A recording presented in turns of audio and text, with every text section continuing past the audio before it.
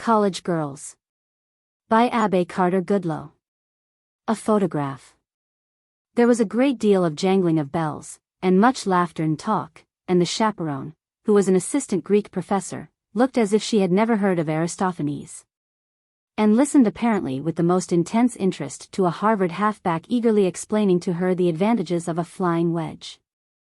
And when the college loomed in sight, with its hundreds of lights, and the sleigh drew up under the big porte-cochere, and while a handsome youth was bidding his sister, the hostess of the party, an unusually affectionate goodbye, she explained to the rest how very sorry she was she could not invite them in.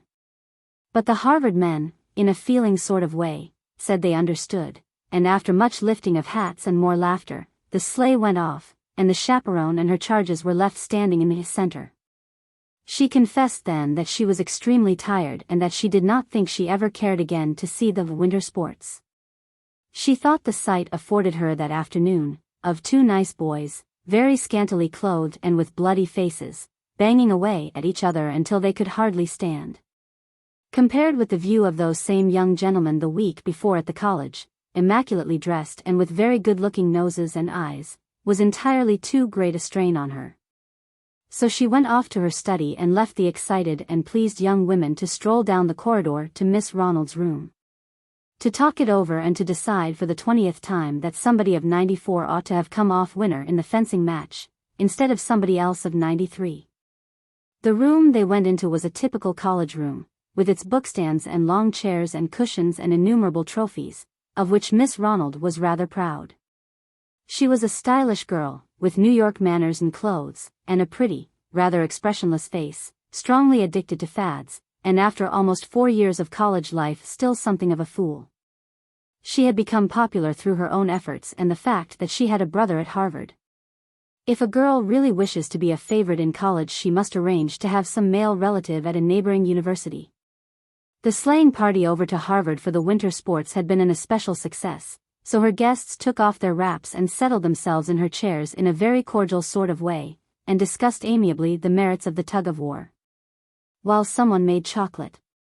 After a while, when they had all had their say about the pole vaulting and the running jumps, the conversation flagged a little and the room came in for its share of attention. There was a comparative stranger among the guests, a Miss Meredith, to whom Miss Ronald could show her numerous souvenirs for the first time. She was especially glad to have them to show to this particular girl because she thought they would impress her, although it would have been a little difficult for a casual observer to understand just why. For as Miss Meredith was led around the room by her hostess, from the screen made of cotillion favors and the collection of lamppost signs presented to her by Harvard admirers afflicted with kleptomania, over to the smoking cap and tobacco pouch of some smitten undergraduate, anyone could see what a handsome girl she was, and though more plainly dressed than the others, that she seemed to be thoroughly at her ease. Perhaps Miss Ronald expected her to be impressed because she had taken her up, and had first introduced her to this set and made a success of her. No one had known anything about her or her people, and she had entered shortly before as a special student, and therefore belonged to no particular class. She was evidently a little older than Miss Ronald and her friends, and her face was somewhat sad, and there was a thoughtful look in the eyes. She seemed to be rather haughty, too, and as if afraid she would be patronized. But Miss Ronald, whose particular craze in the beauty line was a cream complexion, gray eyes, and red-brown hair, had declared the newcomer to be lovely, and even after she had discovered that this handsome girl was not of her own social standing, that her people were unknown and unimportant, she still declared her intention of cultivating her. She had found this harder to do than she had expected, and so, as she led her around the room, she rather delighted in the belief that she was impressing this girl by the many evidences of a gay social career.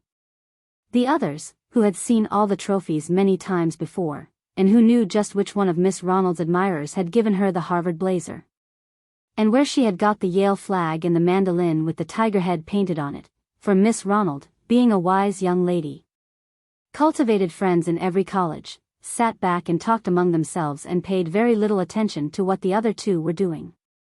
They were a little startled, therefore, by a low exclamation from the girl with Miss Ronald. She had stopped before a long photograph case filled with pictures of first violins and celebrated actors and college men, all the mute evidences of various passing fancies. Miss Ronald, who was putting away the faded remains of some tree flowers and some pictures of hasty putting theatricals, looked over at the girl. "What is it?" she said, carelessly, and then noting her pallor and the direction of her gaze, she laughed in an embarrassed little way and went over to her. "Is it this?" she said, taking a half-hidden photograph from among the jumble of pictures and holding it up to the view of all. It was the photograph of a young man, a successful man, whose name had become suddenly famous and whose personality was as potent as his talents. He was not handsome, but his fine face was more attractive than a handsome one would have been. There was a look of determination in the firmly closed lips and square-cut jaw, and an indefinable air of the man of the world about the face which rendered it extremely fascinating. On the lower edge of the picture was written his name, in a strong, bold hand that corresponded with the look on the face. "My latest craze," said Miss Ronald, smiling rather nervously and coloring a little as she still held the picture up. There was a slight and awkward pause, and then half a dozen hands reached for it. There was not a girl in the room who had not heard of this man and wished she knew him, and who had not read his last book and the latest newspaper paragraphs about him. But their interest had been of the secretly admiring order, and they all felt this girl was going a little too far, that it was not just the thing to have his picture, the picture of a man she did not know. And as she looked around and met the gray eyes of the girl beside her, she felt impelled to explain her position as if in answer to the unspoken scorn in them. She was embarrassed and rather angry that it had all happened. She could laugh at the first violins and the opera tenors and the English actor, they had only been silly fancies, but this one was different. Without knowing this man, she had felt an intense interest in him and his face had fascinated her, and she had persuaded herself that he was her ideal and that she could easily care for him. She suddenly realized how childish she had been and the ridiculousness of it all, and it angered her. "Of course I know it isn't nice to have his picture, in this way," she began defiantly, "but I know his cousin, it was from him that I got this photograph, and he has promised to introduce us next winter." She seemed to forget her momentary embarrassment and looked very much elated. "Won't that be exciting? I shan't know in the least what to say to him. Think of meeting the most fascinating man in New York." "Be sure you recognize him," murmured one of the girls, gloomily, from the depths of a steamer chair. "I met him last winter."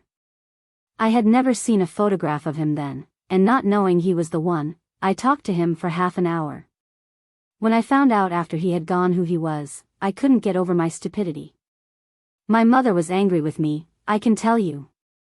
Each one knew something about him, or knew someone who knew him, or the artist who illustrated his stories, or the people with whom he had just gone abroad, or into what thousandth his last book had got. They all thought him a hero and fascinatingly handsome, and they declared with the sentimental candor of the very young girl that they would never marry unless they could marry a man like that, a man who had accomplished great things and had a future before him, and who was so clever and interesting and distinguished looking. The girl who had had the singular good fortune to meet him was besieged with questions as to his looks and manner of talking, and personal preferences. To all of which she answered with a fine disregard for facts and a volubility out of all proportion to her knowledge. They wondered whether his play, he had just written one, and the newspapers were saying a great deal about its forthcoming production, would be as interesting as his stories. And they all hoped it would be given in New York during the Christmas holidays, and they declared that they would not miss it for anything. Only one girl sat silent, her gray eyes bright with scorn. She let them talk on. Their opinions about his looks, and whether he was conceited or only properly sensible of his successes, and whether the report was true that he was going to Japan in the spring, seemed indifferent to her. She sat white and unsmiling through all their girlish enthusiasm and sentimental talk about this unknown god and their ideals and their expectations for the future, and when the photograph, which had been passed from hand to hand, reached her, she let it fall idly in her lap as though she could not bear to touch it. As it lay there, a hard look came into her face. When she glanced up, she found Miss Ronald gazing at her with a curious, petulant expression. Suddenly she got up and a look of determination was upon her face and in her eyes. Their talk was all very childish and silly, but she could see that beneath their half-laughing manner there was a touch of seriousness.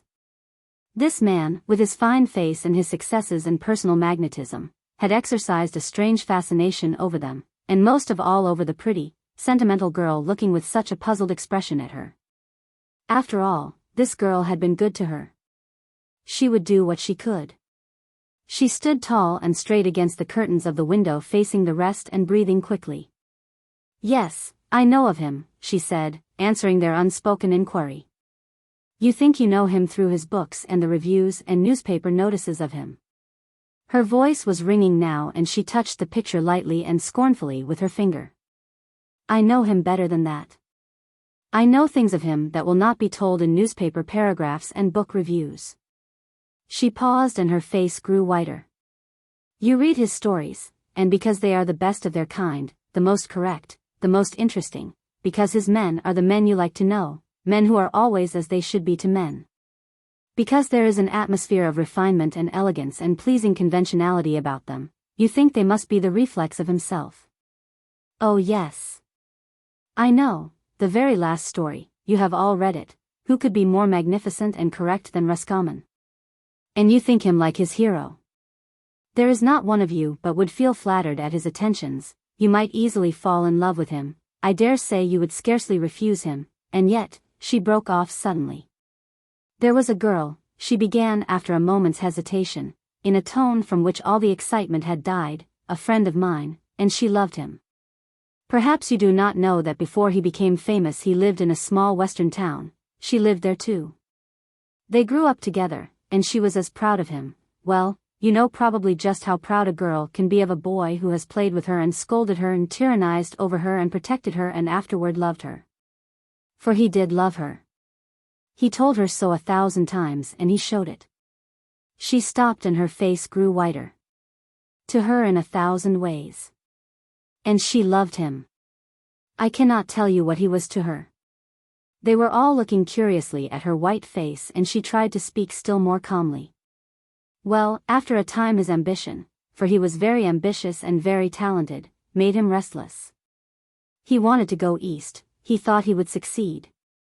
She let him go freely, willingly. His success was hers, he said. Everything he was to do was for her, and she let him go, and she told him then that he could be free. But he was very angry. He said that he would never have thought of going but to be better worthy of her.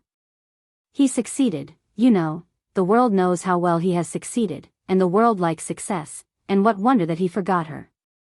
She was handsome, at least her friends told her so, but she was not like the girls he knows now. She was not rich, and she had never been used to the life of luxury and worldliness to which he had so quickly accustomed himself. But, she went on, protestingly, as if in reply to some unspoken argument or some doubt that had assailed her, she could have been all he wished her. She was quick and good to look at, and well-bred. She could have easily learned the world's ways, the ways that have become so vital to him. She stopped, and then went on with an air of careful impartiality, as if trying to be just, to look at both sides of the question, and her beautiful face grew whiter with the effort. But, of course, she was not like the girls he had met. He used to write to her at first how disgusted he was when those elegant young ladies would pet him and make much of him and use him and his time as they did everything else in their beautiful, idle lives.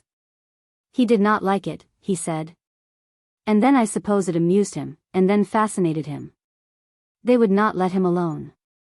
They wanted him to put them in his stories, and he had to go to their dinners and to the opera with them. He said they wanted someone to show off. And at first he resented it, but little by little he came to like it and to find it the life he had needed and longed for. And to forget and despise the simpler one he had known in his youth, dash. She stopped again and pulled nervously at the silk fringe of the curtain. And looked at the strained faces of the girls as if asking them whether she had been just in her way of putting the thing. And then she hurried on. And so she released him. He had not been back in 2 years, not since he had first gone away, and she knew it would be easier to do it. They wanted him to put them in his stories. Before she saw him again. And so when she heard of his success and how popular he was, and that he was the most talked about of all the younger authors, she wrote him that she could not be his wife. But she loved him, and she let him see it in the letter. She bent her pride that far, and she was a proud girl. She told herself over and over that he was not worthy of her, that success had made a failure of him, but she loved him still and she let him see it. She determined to give him and herself that chance.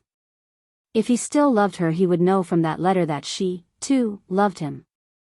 Well, his answer, she told me that his answer was very cold and short. That if she wished to give him up, he knew she must have some good reason. Someone stirred uneasily, and gave a breathless sort of gasp. That was hard, she went on. She was speaking now in an impassive sort of way. But that was not the hardest. She saw him again. It was not long ago. She stopped and put one hand to her throat. She had gone away. She desired to become what he had wished she was, although she could never be anything to him again, and she was succeeding, and thought that perhaps she would forget and be happy. But he found out where she was, and went to her. Something had gone wrong with him. You remember, he was reported to be engaged to a young girl very well known in society, the daughter of a senator, and a great beauty. Well, there was some mistake. He came straight to my friend and told her that he did not know what he had been doing, that she was the only girl he had ever loved, and he asked her forgiveness. He told her that his life would be worthless and ruined, that his success would mean less than nothing to him if she did not love him, and he implored her to be what she had once been to him and to marry him. Miss Ronald looked up quickly, and the petulant expression in her eyes had given place to a look of disdain. What did she say then? She asked. The girl shook her head, mournfully. She could not, she said, simply. She would have given her soul to have been able to say yes, but she could not. When the door had quite closed behind her, they sat silent and hushed. Suddenly Miss Ronald walked over to the window, and picking up the photograph where it had fallen, face downward, she tore it into little bits. An aquarelle. Allardyce felt both aggrieved and bored when he found that his sister had gone off with a walking party and was not likely to return for an hour or two. He had this unwelcome bit of news from the young woman in cap and gown who had come from the office into the reception room and was standing before him, glancing every now and then from his face to the card she held, with a severely kind look out of her grey eyes. I telegraphed her I was in Boston and would be out, remarked Allardyce, in an injured tone. Yes, assented the young woman. Miss Allardyce had left word in the office that she was expecting her brother, but that as he had not come by the 2:30 or 3:10 train, she had concluded he was detained in Boston, and that if he did arrive later he was to wait. She added that he would be obliged to do so in any case, as there was no express back to Boston for 2 hours, and that if he would like to see the college while he waited she would send someone to take him over it. But Allardyce seemed so doubtful as to whether he cared to become better acquainted with the architecture of the college, and so disappointed about it all, that the kindly senior felt sorry for him and suggested sympathetically that he might amuse himself by strolling through the grounds.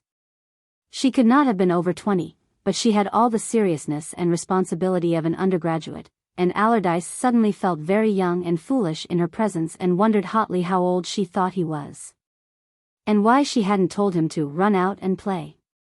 He decided that her idea was a good one, however, so he took his hat and stick and wandered down the south corridor to the piazza.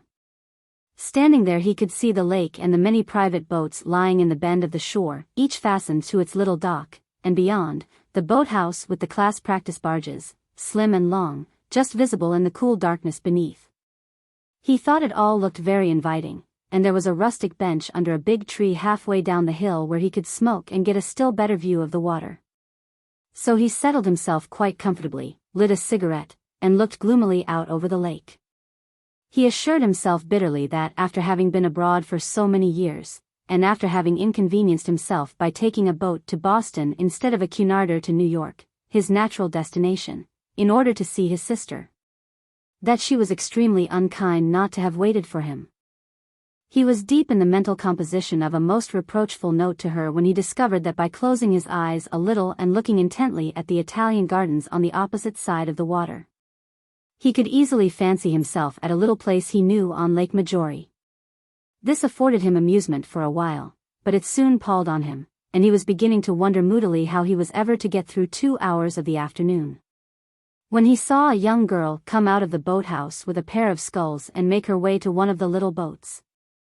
She leaned over it, and Allardyce could see that she was trying to fit a key into the padlock which fastened the boat to its dock, and that after several attempts to undo it she looked rather hopelessly at the lock and heavy chain. He went quickly down the hill and along the shore. He was suddenly extremely glad that he was in America, where he could be permitted to speak to and help a girl, even if a total stranger, without having his assistance interpreted as an insult. "I beg your pardon," he said, lifting his hat. "Can I be of any help?"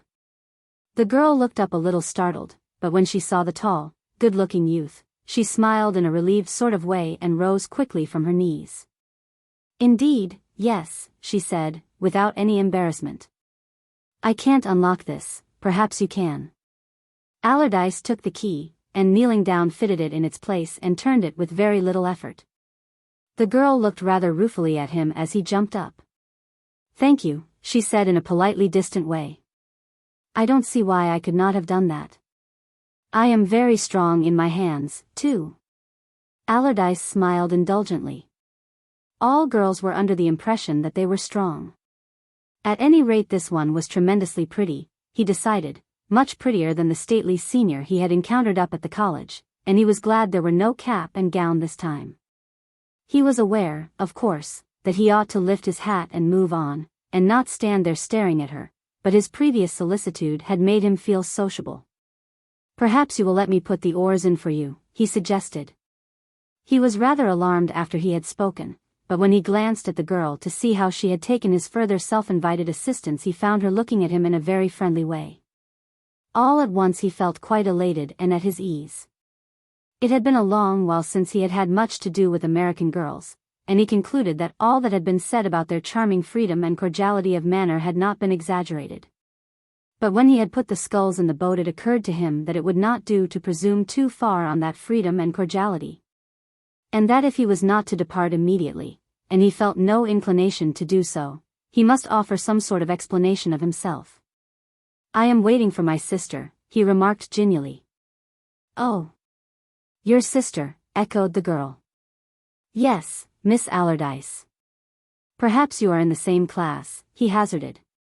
She looked at him for a moment in a slightly surprised way, and then out across the water, and Allardyce saw, as she turned her head away from him, that she was smiling. "No," she said slowly, "but I know her quite well." "Ah. I'm glad of that," said the young man, boldly and cheerfully. "Now I feel quite as if I had been properly introduced. Les Amos de nos Amos, you know." The girl smiled back at him. "I am Miss Brent. By the way, your sister has the distinction of being the only Allardyce in college. It's a rather unusual name." "Yes," assented Allardyce, delightedly. "Scotch, you know." And then in a sudden burst of confidence, "My people were Scotch and French. I have been educated abroad and have come home for the law course at the university. Awfully glad to be in America again, too, for, after all, I am an American through and through." He pulled himself up sharply in some confusion and amusement at his unusual loquacity. But the girl before him did not seem to find it strange, and was quite interested and politely attentive. "And where is your sister?" she demanded. "Oh, that's the essential, and I forgot to mention it," he replied, laughing a little and digging his stick into the soft earth. "She's gone off walking." And then he went on insinuatingly and plaintively, "And I don't know a soul here, never was here before in my life, and there's no train to Boston, and I have to wait 2 hours for her." The young woman smiled sympathetically. "That's too bad," she said, and then she looked doubtfully at Allardyce. He seemed very young and to be having a rather bad time of it, and there is an unwritten law at the college which constitutes every member of it the natural protector and entertainer of lost or bored strangers. "I am going across the lake for water lilies," she went on after a little hesitation. "If you care to come you may, and pull me about while I gather them. It is hard work to do it alone." "You are very kind," said Allardyce promptly, "and it is very nice of you to put it that way. It will be a great favor to me to let me go." He rowed her across the water in the direction of the Italian gardens, and they found a good deal to say to each other, and she seemed very unaffected and friendly. Although Allardyce fancied once or twice that when she replied to some of his remarks her voice trembled in an odd way as if she were secretly amused. But he thought her delightful, and he was very much obliged to her for taking him off his hands in this way, though he could not help feeling some surprise at her invitation. Of course he could not imagine such a thing happening to him on the continent. No French or German girl would have the chance or enough savoir-faire to treat him as this girl was treating him. He told her all this in more veiled terms when they had reached the water lilies, and he had turned around in his seat and was carefully balancing the boat while she pulled the dripping, long-stemmed flowers. Miss Brent laughed outright at his remarks, and Allardyce laughed good-naturedly too, although what he had said did not strike him as being at all amusing. But he was glad that she was so easily diverted. He reflected that perhaps her invitation had not been entirely disinterested, that she considered it as stupid to go out rowing alone, as he did to wander around the college without his sister, and that as she had been kind enough to save him from a solitary afternoon, it was his part to be as amusing and entertaining as possible. "You must not consider us in the light of very young girls," she explained. "You know this is a woman's college." "That's what is so nice," returned Allardyce confidently. "You are girls with the brains and attainments of women. That is a very delightful combination." He gave her an openly admiring, rather patronizing glance. He did not mean to be superior or condescending, but he reflected that in spite of her ease of manner she was yet in college, and so must be very young. He seemed to himself to be quite old and world-worn in comparison. Miss Brent looked over at the college towering up on the other side of the lake. "How do you like it?" she asked politely, after a moment's silence. "Oh, I didn't see anything of it," replied Allardyce easily, leaning his elbows comfortably on the unshipped oars. "I got my walking papers promptly from a young woman up there, and so I left. She rather frightened me, you know," he ran on. "Awfully severe looking, cap and gown, and that sort of thing. I thought if that was only an undergraduate I didn't want to encounter any of the teachers, professors, I believe you call them, and so I fled." "You do have women professors, don't you?" he inquired with a great deal of awe. "Yes," said the girl. "Well, they must be pretty awful," he said cheerfully, after a moment's pause. The girl straightened up cautiously, pulling at the rubber-like stem of an immense lily. "Oh, I don't know," she said carelessly. She was bending over the side of the boat, and Allardyce could not see her face, but he heard the laugh in her voice again. There's a boutonniere for you." Allardyce caught the lily she swung toward him by the stem, and stuck it in his coat. "I suppose that's about the size of the Russian giant's buttonhole flower," he remarked frivolously. They were quite good friends now. Allardyce looked over at the college again. "You must find it pretty slow up there," he said confidentially. "Can't imagine how you girls exist. You ought to go to a Paris boarding school. You can have no end of fun there, you know." He was nodding his head enthusiastically at her. "I have a cousin at one in the Avenue Marceau. Went to see her just before I sailed and it was tremendously amusing. These French girls are awful flirts. When I went away every girl in that school came to the windows and looked at me. It was rather trying, but I felt that for once I knew what popularity was." Miss Brent buried her face in the biggest lily of the bunch. And what did you do?" she inquired, in suppressed tones.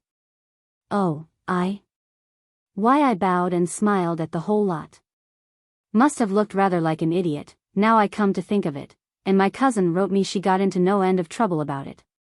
One of the maitresses happened to see me. But it was great fun while it lasted. And after all, where is the harm of a little flirting?" he concluded, judicially. "Where indeed," assented the girl, with a laugh.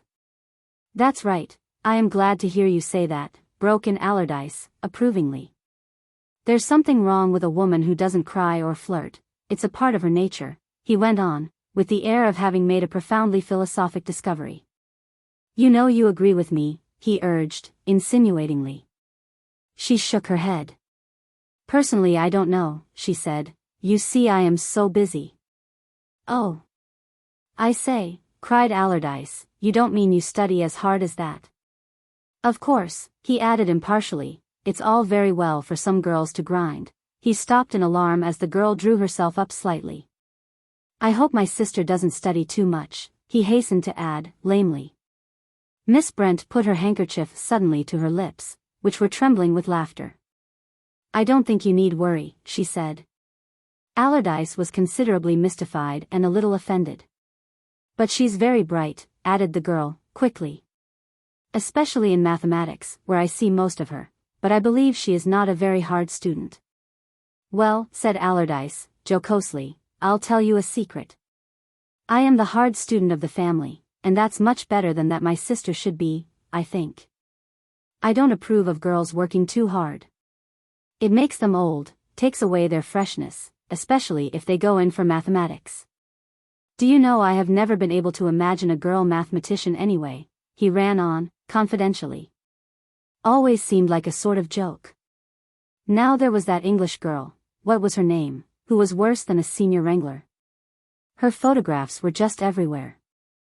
I was in Cambridge that summer and they were in all the shop windows, and I would stop and look carefully to see if they were not different from the ones I had seen the day before. For they were quite pretty, you know, and I was always hoping that there was some mistake and that they had got some other young woman, entirely innocent, mixed up with her. There was so much genuine distress in his tone that Miss Brent made an heroic attempt not to laugh. Well, she exclaimed, don't say that. Some people think I am good at mathematics myself. Allardyce shook his head at her. I'm sure it's a mistake, you are trying to impose on me, he said, with mock severity. At any rate, I am glad my sister is guiltless of any such accusation. We are under the impression that she goes in for a good time at college, at least one would suppose so from her letters. I got one from her just before I left Paris in which she gave me a very amusing account of some blowout here, some class function or other, and she seemed dreadfully afraid that the faculty would get hold of the details. She says you stand tremendously in awe of your faculty. Wait a minute, I've got the letter here somewhere, he went on, fumbling in his pockets. Didn't think much of the affair considered in the light of a scrape, but she seemed to think it exciting and dangerous to the last degree. That's where you girls are so funny, you think you are doing something immensely wrong and it is just nothing at all. I see I haven't the letter with me, but perhaps you were in it all and know a great deal more about it than I do. Miss Brent suddenly twisted herself around in the boat, and reached for an especially big lily. No, she said, I don't think I was there. Will you pull a little on the left or, a little more, please? It's that lily I want. There's another thing about girls, resumed Allardyce meditatively and kindly, when the boat had straightened back. You seem to think it a terrible calamity, a disgrace, to get plucked in an examination. Now a man takes it philosophically. Of course, it isn't a thing one especially cares to have happen one, but it doesn't destroy a fellow's interest in life, nor make him feel particularly ashamed of himself. He just goes to work with a tutor and hopes for better luck next time. That's the best way to take it, don't you think? But perhaps you don't know anything about it. Ever get plucked? I beg your pardon, he added hastily. But the girl did not appear at all offended. Oh, you mustn't ask that, she said, leaning back and laughing at him. At any rate, she added, with an air of careful consideration, I don't think I ever got plucked in mathematics. And now you must take me back. Allardyce gave a shudder of mock horror. Oh, mathematics, he said, picking up the oars. When they were halfway across the lake, Allardyce saw a young girl standing on the shore waving at them. Why, he said, looking intently at the figure, I believe it is my sister. Miss Brent leaned forward. Yes, it is your sister, she said slowly, and she smiled a little. Miss Allardyce kissed her brother with a great show of affection, and told him how sorry she was to have missed him.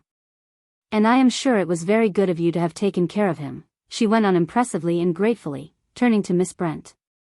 But that young lady disclaimed any merit. We've had a delightful afternoon, she declared, and your brother has been very good to pull me about and keep the boat from tipping over, while I gathered these lilies. I am very glad to have met him. Good afternoon.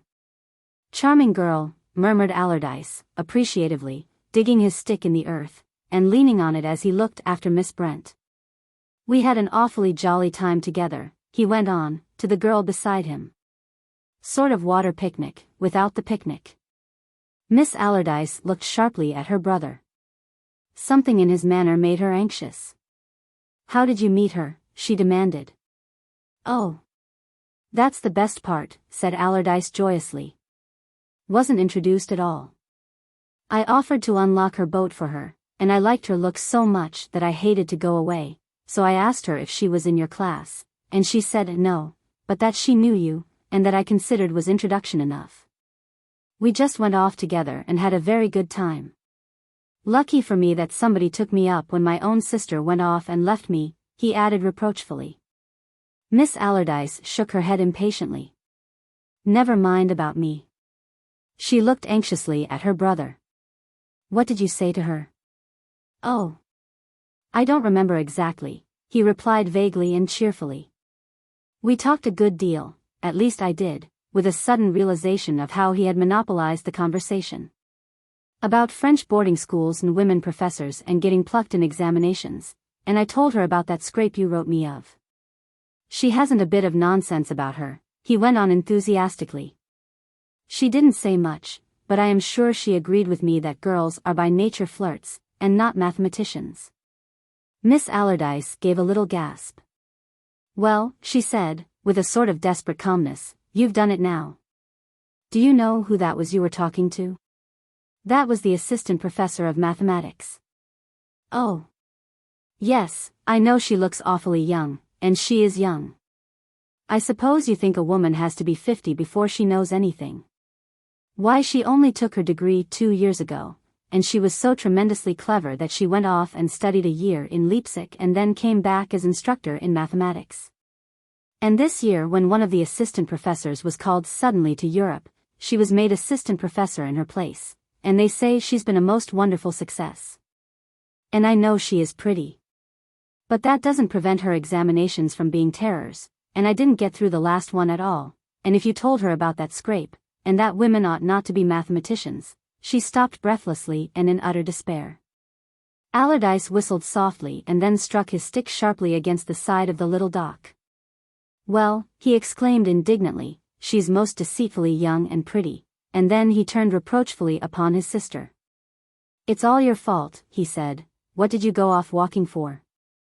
La Belle Helene. Mrs. Olmsted Morrison to Mrs. Franklin Bennett, Rhinebeck-on-Hudson. Baltimore, October 20th. My dearest Alma, as we have been confiding our joys and woes to each other for the last 25 years, it is to you I naturally write about this new trial which has come into my life. You will probably think it peu de chose, but I assure you, my dear, that if you really and truly put yourself in my place you will realize that it is an annoyance. Henry's child has at last written to me that she has finished her studies for the present, and is coming to America to spend the winter with us. You must see, Alma, that this is slightly appalling. I have never seen her, not since she was a little thing with enormous gray eyes and a freckled nose, and I know absolutely nothing about her except what Henry wrote me from time to time. When he stopped his eternal wanderings long enough to remember he had a sister. But judging by the education he gave her, and I consider it simply deplorable, and the evident taste she had for it, and later for the higher education of woman, I feel distressingly positive that I cannot approve of the child. I am very sorry now that I did not make an effort to go to her when her father died in England, 5 years ago, but she wrote me that she had friends there who were doing everything for her. And that she was coming directly to America to enter college according to her father's wishes, and that there was really no need to disturb myself about her. I could see, Alma, the effect of the independent, strange existence she had led, in that letter. It repelled me. Now, Eleanor, I am sure, would have been completely prostrated, the dear child. So she came directly to Boston, and I, being so busy with my own preparations for taking Eleanor and Margaret to Paris, simply could not arrange to go on to Boston to see her.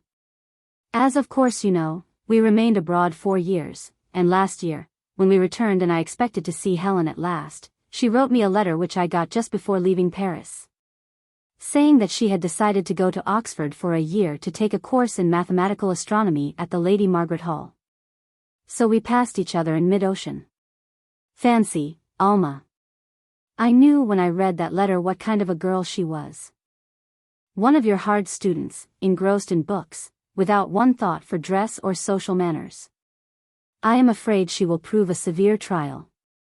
And just when Eleanor is counting on having such a gay second winter and Margaret is to debut. It is a little hard, is it not, dear? Thank heaven, I shall never have to blame myself as Henry would have to do if he were alive. At least I have seen to it that my daughters have had the education which will fit them to ornament society, the education that I still believe in notwithstanding all this talk of colleges for women and advancement in learning. And college settlements and extensions, and heaven knows what besides. My girls have had first, the best of training at Mrs. Meade's, and then 4 years at Les Oiseaux, you know. They speak French perfectly, of course, and Margaret has even tried Italian and German. They both ride and drive well, and Eleanor plays and sings very sweetly. But what is the use of my telling you about them when you know them so well? I only wish, Alma, you could tell me something about Helen. Just think, I have never even seen a photograph of her. It is one of her fads not to have them taken, from which I argue that she is very homely, very opinionated, and very strange. Eleanor has 24 in different poses, I am sure. The only information I have at all about Helen's looks is from Margaret, who saw her for an hour in Brookline. It was 5 years ago, just before we sailed. She had run up to see a Boston friend for a few days, and of course she was very young and has probably forgotten, but she insists that Helen was rather pretty. However, I do not attach the least importance to what Margaret says, because, as you know, she is so good-natured that she always says the best of everyone, and then her tastes are sometimes really deplorable, so unlike Eleanor's. Besides, her description of Helen does not sound like that of a pretty girl. She says she wore her hair parted and back from her face, and was slightly nearsighted. Think of it, Alma. For the hair, encore passé, Mr. Gibson and Mr. Wenzel have made that so much the fashion lately that one might forgive it, but short-sighted. Eyeglasses. Spectacles perhaps. Hard study since may have completely ruined her eyes. I greatly fear she will show up very badly beside Eleanor's piquant beauty and Margaret's freshness. She writes me that she will be here in a month, so that it is time I was seriously considering what I am to do with her. Of course, with the severe education she has had, she probably dislikes society and could not be induced to go out, knowing well that she could not shine in it. But as my brother's child she must be at least introduced properly, and she can then subside gracefully. Of course, where there are 2 such attractive girls in the house as Eleanor and Margaret, she cannot hope to compete in social honors with them, and will probably much prefer in any case to continue her studies or go in for charitable work. Or something of that sort. My dear Alma, I have just read over this letter and am shocked to see how much I have written about this affair. Forgive me if I have wearied you and, yes, do give me some good advice. Are you going to Carlsbad? The girls are out of town for a few days, or would send love as I do. Very affectionately yours, Marian Morrison. P.S. They say a woman cannot write a letter without a postscript, and I believe it. Tell me what to do about H. How had I best introduce her to society? Don't you think a dinner, where she could sit beside someone whom I could especially choose as suited to her, and where she would not be too much an evidence? A dance would not do at all. I doubt if she can dance, poor girl. M.M. Mrs. Franklin Bennett to Mrs. Olmsted Morrison. October 22d. My dearest Marian, how could you think me so cold-blooded as to consider such a piece of news as your letter contains, peu de chose? I feel for you, I assure you. What a dilemma. The dear girls. How do they like the idea? Margaret, as you say, will probably not mind, but Eleanor, so exquisitely pretty and stylish. It will be rather a thorn in the flesh, I imagine. Oh! How I wish I had children. 2 such lovely girls as yours would make life a different thing for me. Of course, the dinner. How could you think of anything else? Invite some of the professors from the university for her, and have the rest of the company of young society people, so that Eleanor and Margaret can enjoy it too. Oh, my dear, I would like to write a long, long letter about this, but I am in such confusion and hurry. Mr. Bennet has been ordered to Wiesbaden for the winter, and we sail in a week. I wish I could be in Baltimore to help you, but it is impossible, of course. I count on your writing me all your plans, and just how Helen appears, and whether it is all as dreadful as you now fear. Address to the Langham Hotel until November 25th, after that, Care Brown, Shipley, as usual. Goodbye. I have 1,000 things to tell you of, but must put them off until I reach London and have a moment to myself. As ever. Devotedly yours. A. B. P.S. Don't look too much on the dark side of things. I knew a Philadelphia girl once, the niece of old Colonel Devereux, you know, and she was rather pretty and quite good form, though a college girl. I think, however, she had been but 1 year to college. A. B. Mrs. Olmsted Morrison to Mrs. Franklin Bennet, The Langham Hotel. London, W. C. Baltimore, November 15th. Dearest Alma, your note, which was so welcome and which came so long ago, would have had an earlier answer had I not been a little sick, and so busy and worried that I have not had time or heart to write even to you. So you can imagine in what a state I am. The girls came back to town shortly after I last wrote you, and we held a sort of family council about Helen. The dear girls were charming, and Eleanor bore it very bravely. She says she will give Helen hints about her hair, and will implore her not to wear spectacles, but rimless eyeglasses. We are very much worried about her gowns. Of course her own taste is not to be depended upon, and I hardly fancy her income would justify her in leaving her toilette entirely with a grande couturière, even if she would dream of doing such a thing, which I very much doubt. Her father, you know, left the bulk of his fortune to found a library in Westchester. He always said he never intended to leave Helen enough to tempt anyone to marry her for her money. Poor Henry, what a strange, misguided man. But then, of course, he could not foresee that his daughter would be an ugly duckling, and strong-minded and college-bred, and all that. Oh, yes, of course he must have known about the college. But at any rate, manlike, he did not realize how unattractive Helen would be. Well, as I say, we talked it over, and the girls agree with me that the best thing is a dinner. Eleanor was for having it a small affair. She said it would be truer kindness to Helen, but Margaret, who is very blunt sometimes, I am sorry to say, said she thought we ought to give Helen a chance, as she rather vulgarly expressed it, and insisted so strongly on it that we gave in. And have decided to have a dinner, and invite some of Eleanor's friends later to a small dance. This will relieve Eleanor of some of her more pressing social obligations, and she will also be able to introduce Margaret to some of her particular set before she makes her formal debut later in the season. A debutante cannot have too many friends. And so, after talking it over, we determined to invite Professor Radnor, of the university. He is a comparatively young man, about 45, I judge, and though far from handsome he is considered very interesting, I believe, to those who understand him. He is of good family, too, one of the Radnors of Cliff Hill, you know. He and Helen can talk biology or whatever it is he professes, I really forget what it is. Then there is Colonel Grey. I shall invite him because he was an old friend of her father, and though very grumpy and disagreeable, and apt to bore one to death with his interminable war stories, still I always invite him to the house once a year. And he is to be depended upon to come. And indeed, Alma, I am so perplexed to know whom to invite that I really cannot pick and choose. Then I think I shall have the new rector at All Souls. He is a young man, an Englishman, and as stupid as the proverbial Britisher. Very high church, and as I have not yet invited him to dinner, I think the choice of him rather diplomatic. It really has been too much of an exertion to get up a dinner party for him alone, and indeed Eleanor cannot bear him, she says.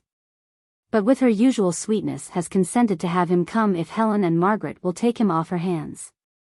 He and Helen will doubtless find much to say to each other about Dr. Bernardo, and the People's Palace, and that sort of thing. I think with these three I can safely let the girls take care of the rest, and invite younger people who will be congenial to them. I say younger people, for Helen must be 23 or 4, and she will doubtless seem much older and graver. You see I shall be prepared. I know this will be an ordeal, but I mean to do the best for her that I can. I shall have everything as handsome as possible. The girls are particularly anxious about it, as Eleanor proposes asking young Claghart, the new artist, you know, who is making such a name for himself. Helen will be here in a week.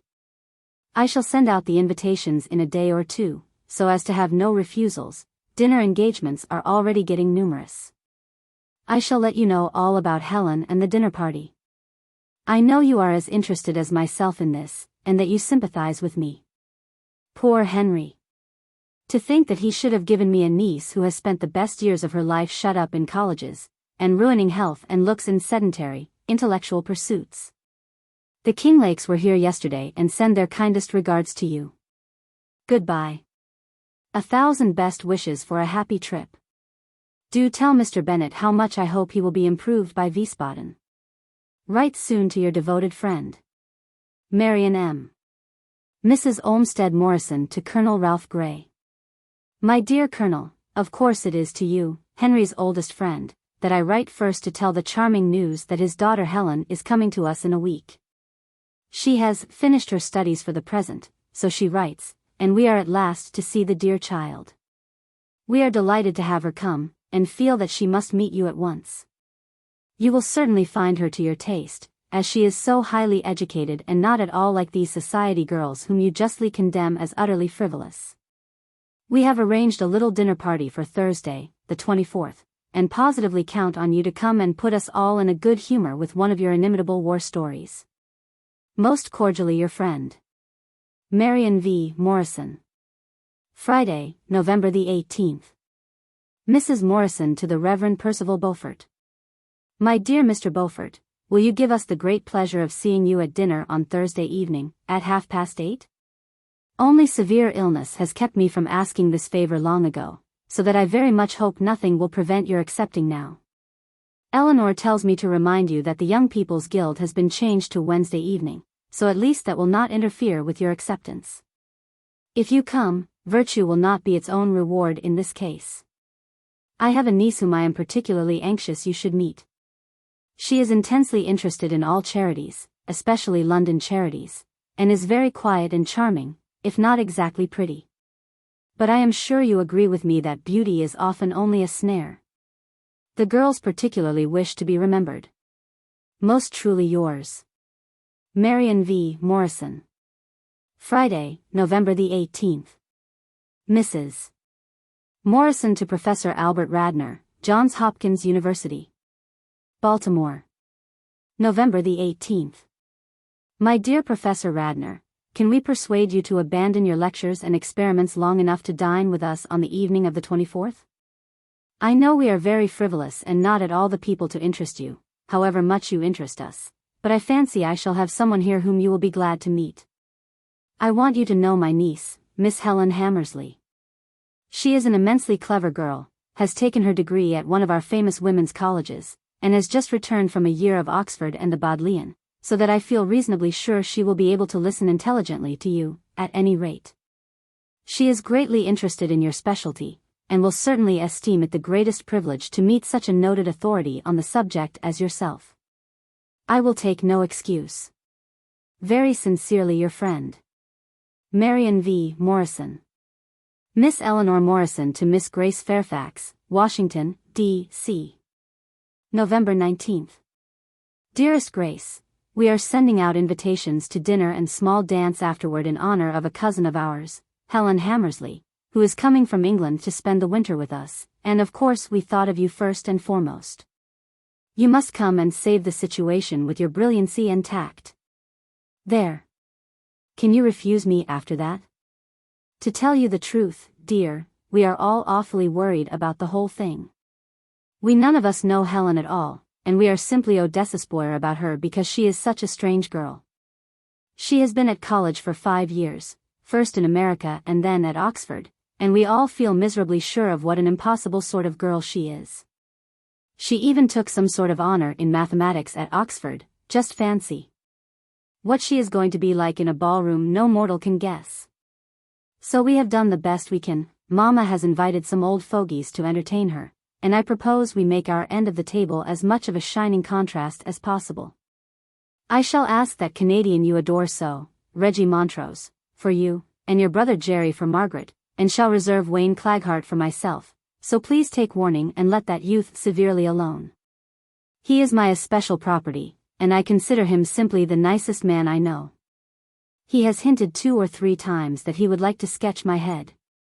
He needn't be afraid of my refusing, if he'd only ask me outright. I shall tell Helen, of course, that I asked him because he has lately returned from England, and she has just returned, etc., etc. But I'm afraid he'll be so far away from her and she'll be so busy talking theologies with Professor Radnor, forgot to tell you Mama has asked him. And the East End with Percy Beaufort, that I don't think she'll have a chance to stun him with her learning. Besides, I don't think he is the man to devote much time to that sort of a girl. Now, don't disappoint me. I count on you. Later there will be a lot of people in, the usual crowd, you know, and if you'll say positively you'll come, we will make it a small cotillion and you shall lead with Reggie. I'll let Margaret write to Jerry, they are such chums, but you be sure and make him come. Don't, for heaven's sake, let him know about Helen's homeliness and flabbergasting attainments, or he won't stir a foot. Goodbye. Expect you down Wednesday. Telegraph me you will come. As ever. Eleanor. Miss Eleanor Morrison to Reginald Montrose, Esq., Murray Hill Hotel. New York City. November 19th. Dear Mr. Montrose, thank you so much for that lovely Filipina present. How charming of you to have thought of that. Won't you take dinner with us next Thursday, at 8:30, and let me thank you in person? After dinner you may dance the cotillion with Miss Fairfax. There. Is not that an inducement? I have a cousin whom I want you to meet, too. She is just returning to America and is very learned, and not quite your style, I fear, but she will doubtless be good for you after me. Most cordially yours. Eleanor Morrison. Miss Eleanor Morrison to Wayne Claghart, Esq., 23rd Street, New York City. Saturday, November 19th. Dear Mr. Claghart, do you remember your promise to run down to Baltimore? Well, I shall expect you to keep it next Thursday. We are to have a little dinner and a dance afterward, perhaps I should say a dinner and a little dance. No, the adjective belongs to both, and I shall certainly expect you to be on hand. Your fame has preceded you, of course, and a great many very nice young women are simply existing on the thought of meeting Mr. Wayne Claghart, the artist. Shall I reserve the very prettiest and nicest of them all to dance the cotillion with you? Hoping to see you without fail. Very sincerely yours. Eleanor Morrison. Miss Margaret Morrison to Mr. Jerry Fairfax, Washington, D.C. November 19th. Dear Jerry, Eleanor has a dinner on for next Thursday, and we want you to throw over all your numerous engagements for that evening and come to us. Do, Jerry, and favor me a lot, I forgot to say there was a German afterward, and be generally nice to your debutante, Margot. As an inducement I will say that we've got a jolly surprise for you. Eleanor don't want me to tell, but I'm going to. Our cousin, Helen Hammersley, is coming to spend the winter with us. It's for her the dinner is being given, and Mama and Eleanor are in despair about her. I don't believe she's half bad, but they say she's awfully ugly, and too smart to be nice. I suppose she is awfully erudite, is that the word? Wears specs, and dresses like everything, I suppose. Wonder if she ever danced the German. She can have a sprained ankle if she don't know how. As ever. Margaret. Telegram, Miss Grace Fairfax to Miss Eleanor Morrison, Baltimore. Washington, November 20th. Delighted to come. Charmed to lead with R. Have 2 new figures. Order little French flags for 1 set favors. Grace. Telegram, Miss Grace Fairfax to Miss Eleanor Morrison. Washington, November 22d.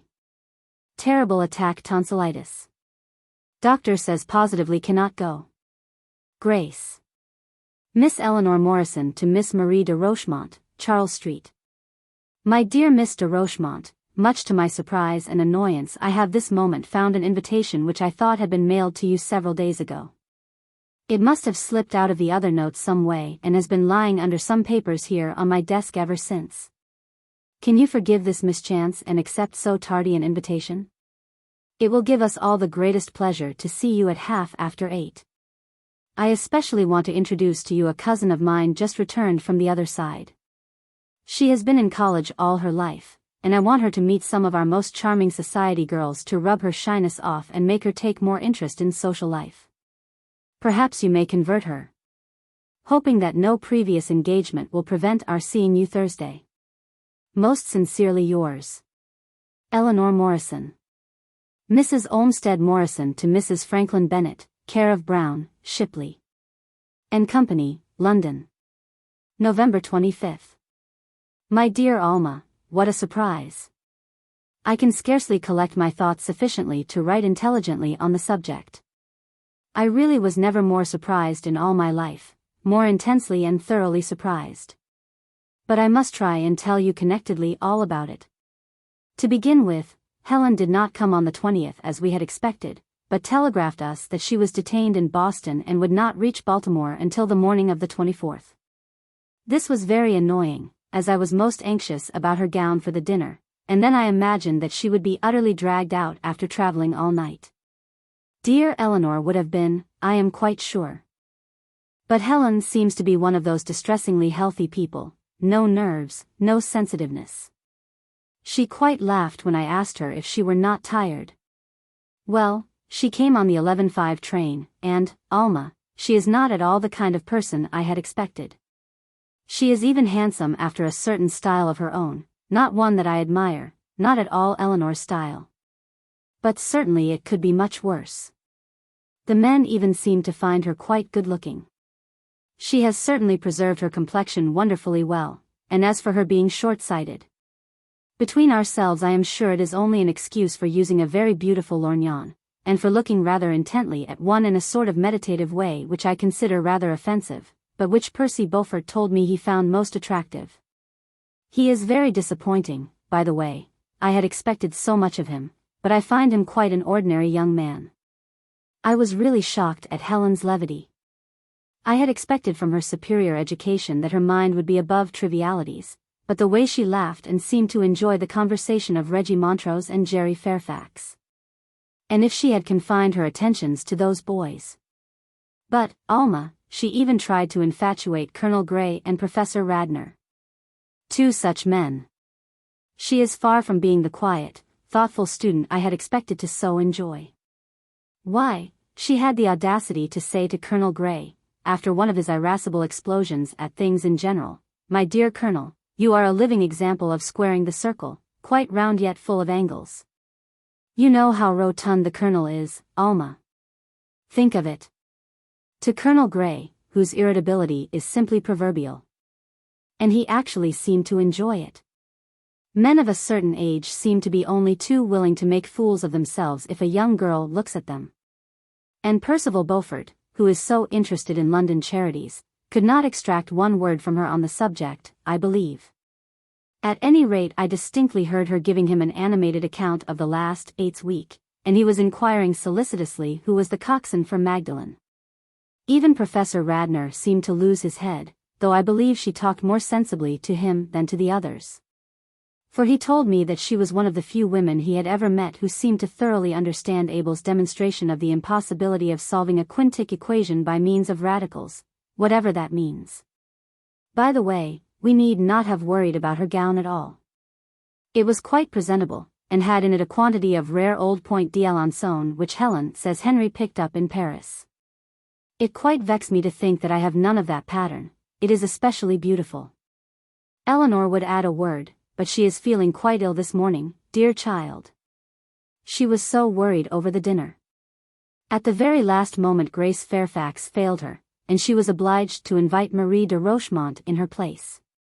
We were especially sorry that Grace could not come, and that Jerry did. He is getting completely spoiled. His assurance and inconsiderateness are truly wonderful. By the way, we have changed our plans for the winter slightly. We are going to the Bermudas for a month, and Helen will visit friends in Boston for the rest of the winter.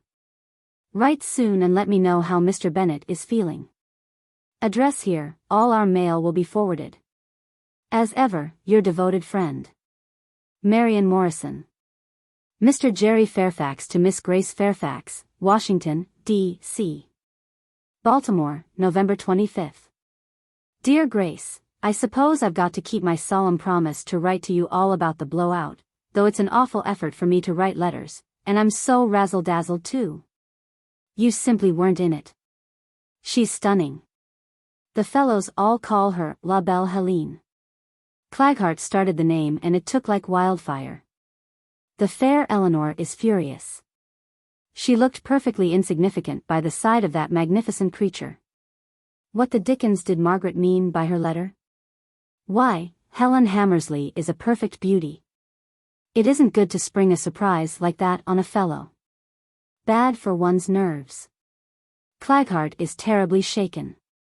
Found out she had met ever so many celebrated artists, English and French, and they jawed for hours.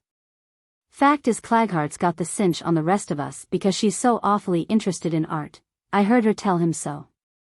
Oh. I almost forgot to tell you the joke. You see, Mrs. Morrison had put her up at her end of the table, with the rector of All Souls on one side of her, the old duffer. And that fossil, Professor Radnor, on the other, and of all people in the world that antebellum specimen, Colonel Ralph Grey, opposite. Think of that, with Montrose and Claghart and myself at the other end, cut off from her by half a dozen married people. Think of the injustice, the tactlessness of such a proceeding. Well, I simply determined to shake things up a bit, so after the bird I said, as sweetly as only yours truly can say, Mrs. Morrison, I was at the Dwights the other evening to a progressive dinner party. Charming idea, don't you think? I knew all the men would back me up, and sure enough Reggie Montrose sang out, yes, indeed, Mrs. Morrison. Why not try it tonight? And before the words were fairly out of his mouth, Claghart had jumped up with his wineglass and his napkin in his hand, and was moving up one seat nearer La Belle Helene. Of course there was an awful muss and Eleanor was furious, I could see, but she pulled herself together and smiled awfully sweetly at Claghart. Marie de Rochemont turned perfectly green, give you my word of honor. Margaret was the only one who seemed really not to mind.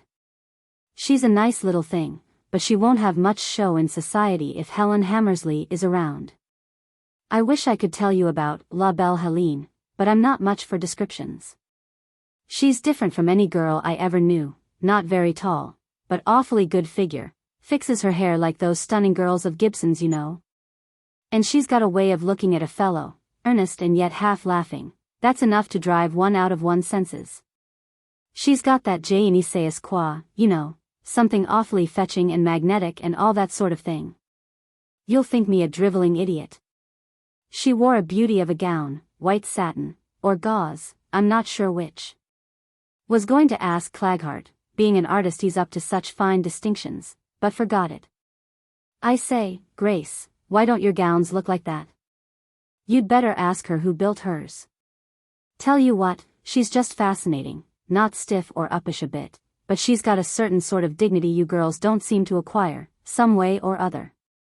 She simply hoodooed old Gray, not to mention Percy Beaufort, the professor, and several dozen others, including your devoted brother. There was one solemn moment at the cotillion when every man in the room was around her. The other girls looked black, I promise you. What the deuce, Grace, makes you girls so jealous? I actually believe Eleanor didn't like her cousin's brilliant success at all, and yet you told me she was so anxious about it. Can't make you girls out. You say she's been to college all her life and is awfully smart? Well, I suppose she is, she looks that way, but she didn't come any of it on us. And yet she's clever, that's sure, for she knows all the points of difference between the rugby and association game, and I heard her talking golf with Claghart and telling Professor Radnor that dancing was a healthful amusement. And he was asking her, in the most idiotic way, if she'd teach him the two-step. Wasn't that rich? And old Gray said to a lot of fellows in the smoking room that, by Jove, she was the handsomest girl he'd seen in a quarter of a century, and that if she was an example of a college-bred girl he wished they'd all go to college. Well, I must stop. I really believe, Grace, this is the longest letter I ever wrote, and I want you to put it to my credit, understand? And the next time I try to arrange a trip to Mount Vernon with certain people, you'll please be more amenable to reason, see? I think I've told you everything except that I'm going to stop here for a few days. They're always asking me, you know, and I told Margaret last night that I'd accept this time. Eleanor looked as if she didn't half like it. Why not, do you suppose? But I can't tear myself away. I'm desperately in love with La Belle Helene, besides I'm awfully interested in watching the running between Claghart and Montrose. It will be a close finish, I think, with Claghart in the lead, Montrose a good second, and a full field not far behind. Excuse sporting instincts and language. As ever, your Aff. Brother. Jerry. How's your throat? Better, I hope. Hers is lovely, like a piece of marble column, at least that's what Reggie confided to me at 3 this morning. J.F. As told by her. The waiters had served the coffee and were retiring in long rows down the sides of the big dining hall. The rattle of knives and forks and the noise of general and animated talk were subsiding, and the pleased, expectant hush which always precedes the toasts, was falling upon the assembly. At the lower end of the room, farthest from the distinguished guest table, the unimportant people began to turn their chairs around toward the speakers and to say, "S.H., and who's that?" to each other in subdued whispers, and the seniors grasped their sheepskins less nervously and began to realize their importance and the fact that they were no longer undergraduates but full-fledged alumni.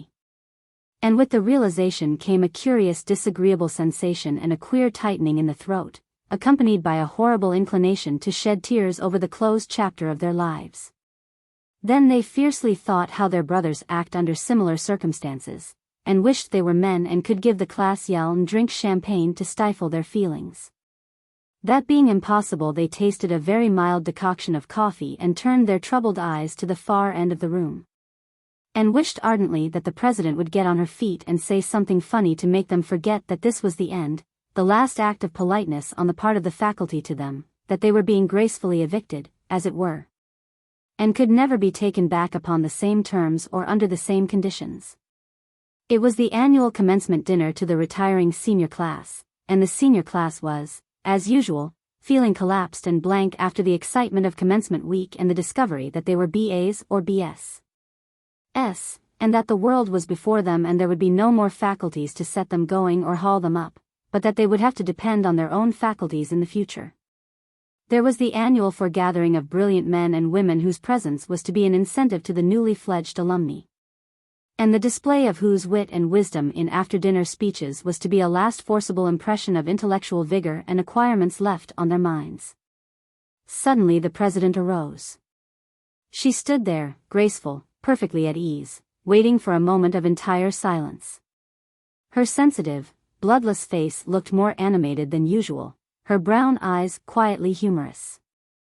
It was a face eminently characteristic, indicative of the element of popularity and adaptability in her nature that made her, just then, so valuable to the college. When she spoke, her voice carried a surprising distance, notwithstanding its veiled, soft quality, so that those farthest from her were able to catch and enjoy the witty, gnomic, sarcastic manner of her speech.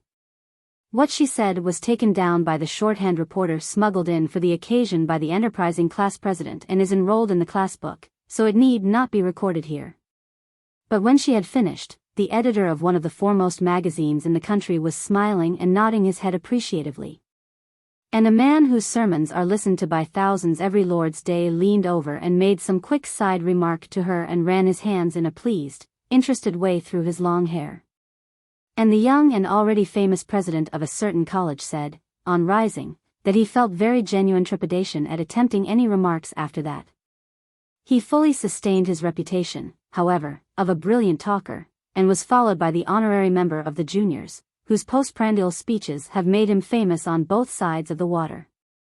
The room became absolutely quiet, save for the voice of the speaker, the occasional burst of applause, and the appreciative murmur of the listeners. Outside, the afternoon began to grow mellow, long shadows thrown by the pointed turrets of the building lay across the green campus, the ivy at the big windows waved to and fro slightly in the cool breeze. Attention flagged. People began to tire of the clever, witty responses to the toasts and to look about them a little. At one of the tables reserved for the alumni, near the upper end of the room, sat a girl dressed in deep mourning. Her face was very beautiful and intelligent, with the intelligence that is more the result of experience than of unusual mental ability. There were delicate, fine lines about the mouth and eyes. She could not have been more than 24 or 5, but there was an air of firmness and decision about her which contradicted her blonde, almost frivolous, beauty and lent dignity to the delicate figure. After a while she leaned back in her chair a trifle wearily and looked about her curiously as if for changes. The general aspect of the place remained the same, she decided, but there were a great many new faces in the faculty, too, where one least likes to find them. Here and there she saw an old acquaintance and smiled perfunctorily, but, on the whole, there was no one present she cared very much to see. She had just come to the conclusion that she was sorry she had made the long journey to be present at the dinner when she became conscious that someone was looking intently at her across the room. She leaned forward eagerly and smiled naturally and cordially for the first time. And then she sank back suddenly and blushed like a schoolgirl and smiled again, but in a different way, as if at herself, or at some thought that tickled her fancy.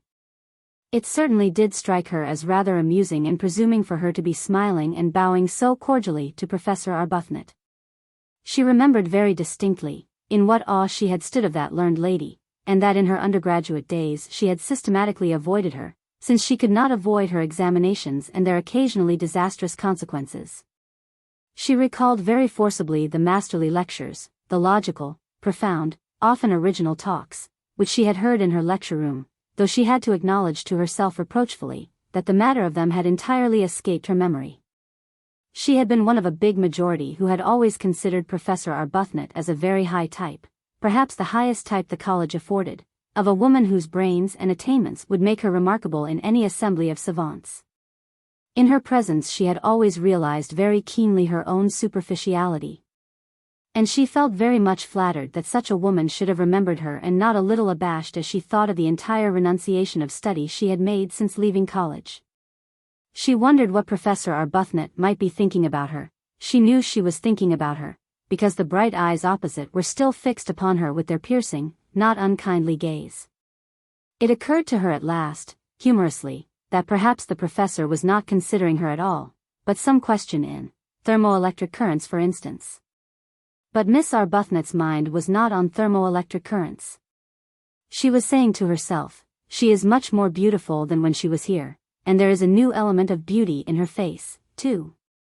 I wonder where she has been since, and why she is in mourning. She was unintelligent, I remember. It's a great pity, brains and that sort of beauty rarely ever go together. Her name was Ellis, yes, Grace Ellis. I think I must see her later. And the professor gave her another piercing smile and settled herself to listen to a distinguished political economist, a great friend of hers, speak. The political economist got upon his feet slowly and with a certain diffidence. He was a man who had made his way, self-taught, from poverty and ignorance to a professorship in one of the finest technical schools of America. There was a brusqueness in his manner, and the hard experiences of his life had made him old. He spoke in a quiet, authoritative way. He declared, with a rather heavy attempt at jocoseness, that his hearers had had their sweets first, so to speak, and that they must now go back and take a little solid, unpalpable nourishment. That he had never made a witty or amusing remark in his life, and he did not propose to begin and try then. And finally he hinted that the president had made a very bad selection when she invited him to respond to the toast, the modern education of woman. As he warmed to his subject he became more gracious and easy in manner.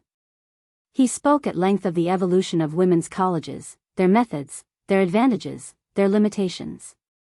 He touched upon the salient points of difference between a man's college life and that of a girl, differences of character, of interests, of methods of work. And then he went on. I believe in it, I believe firmly in the modern education of woman. It is one of the things of most vital interest to me, but my enthusiasm does not blind me.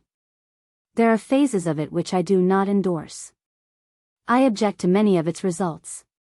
The most obvious bad result is the exaggerated importance which the very phrase has assumed. He smiled plaintively around upon the company. Are we to have nothing but woman's education, toujours l'éducation de la femme? There is such eagerness to get to college, such blind belief in what is to be learned there, such a demand for a college education for women, that we are overwhelmed by it. Every year these doors are closed upon hundreds of disappointed women, who turn elsewhere, or relinquish the much-prized college education.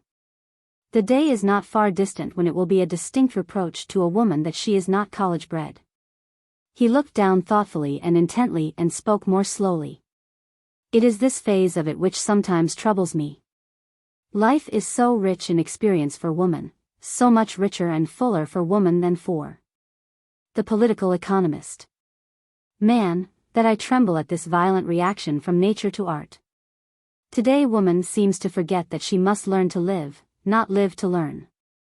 At the risk of being branded as behind the times, of being considered narrow, bigoted, old-fashioned, I must say that until woman rediscovers that life is everything, that all she can learn here in 100 times the 4 years of her college course is but the least part of what life and nature can teach her, until then I shall not be wholly satisfied with the modern education of woman.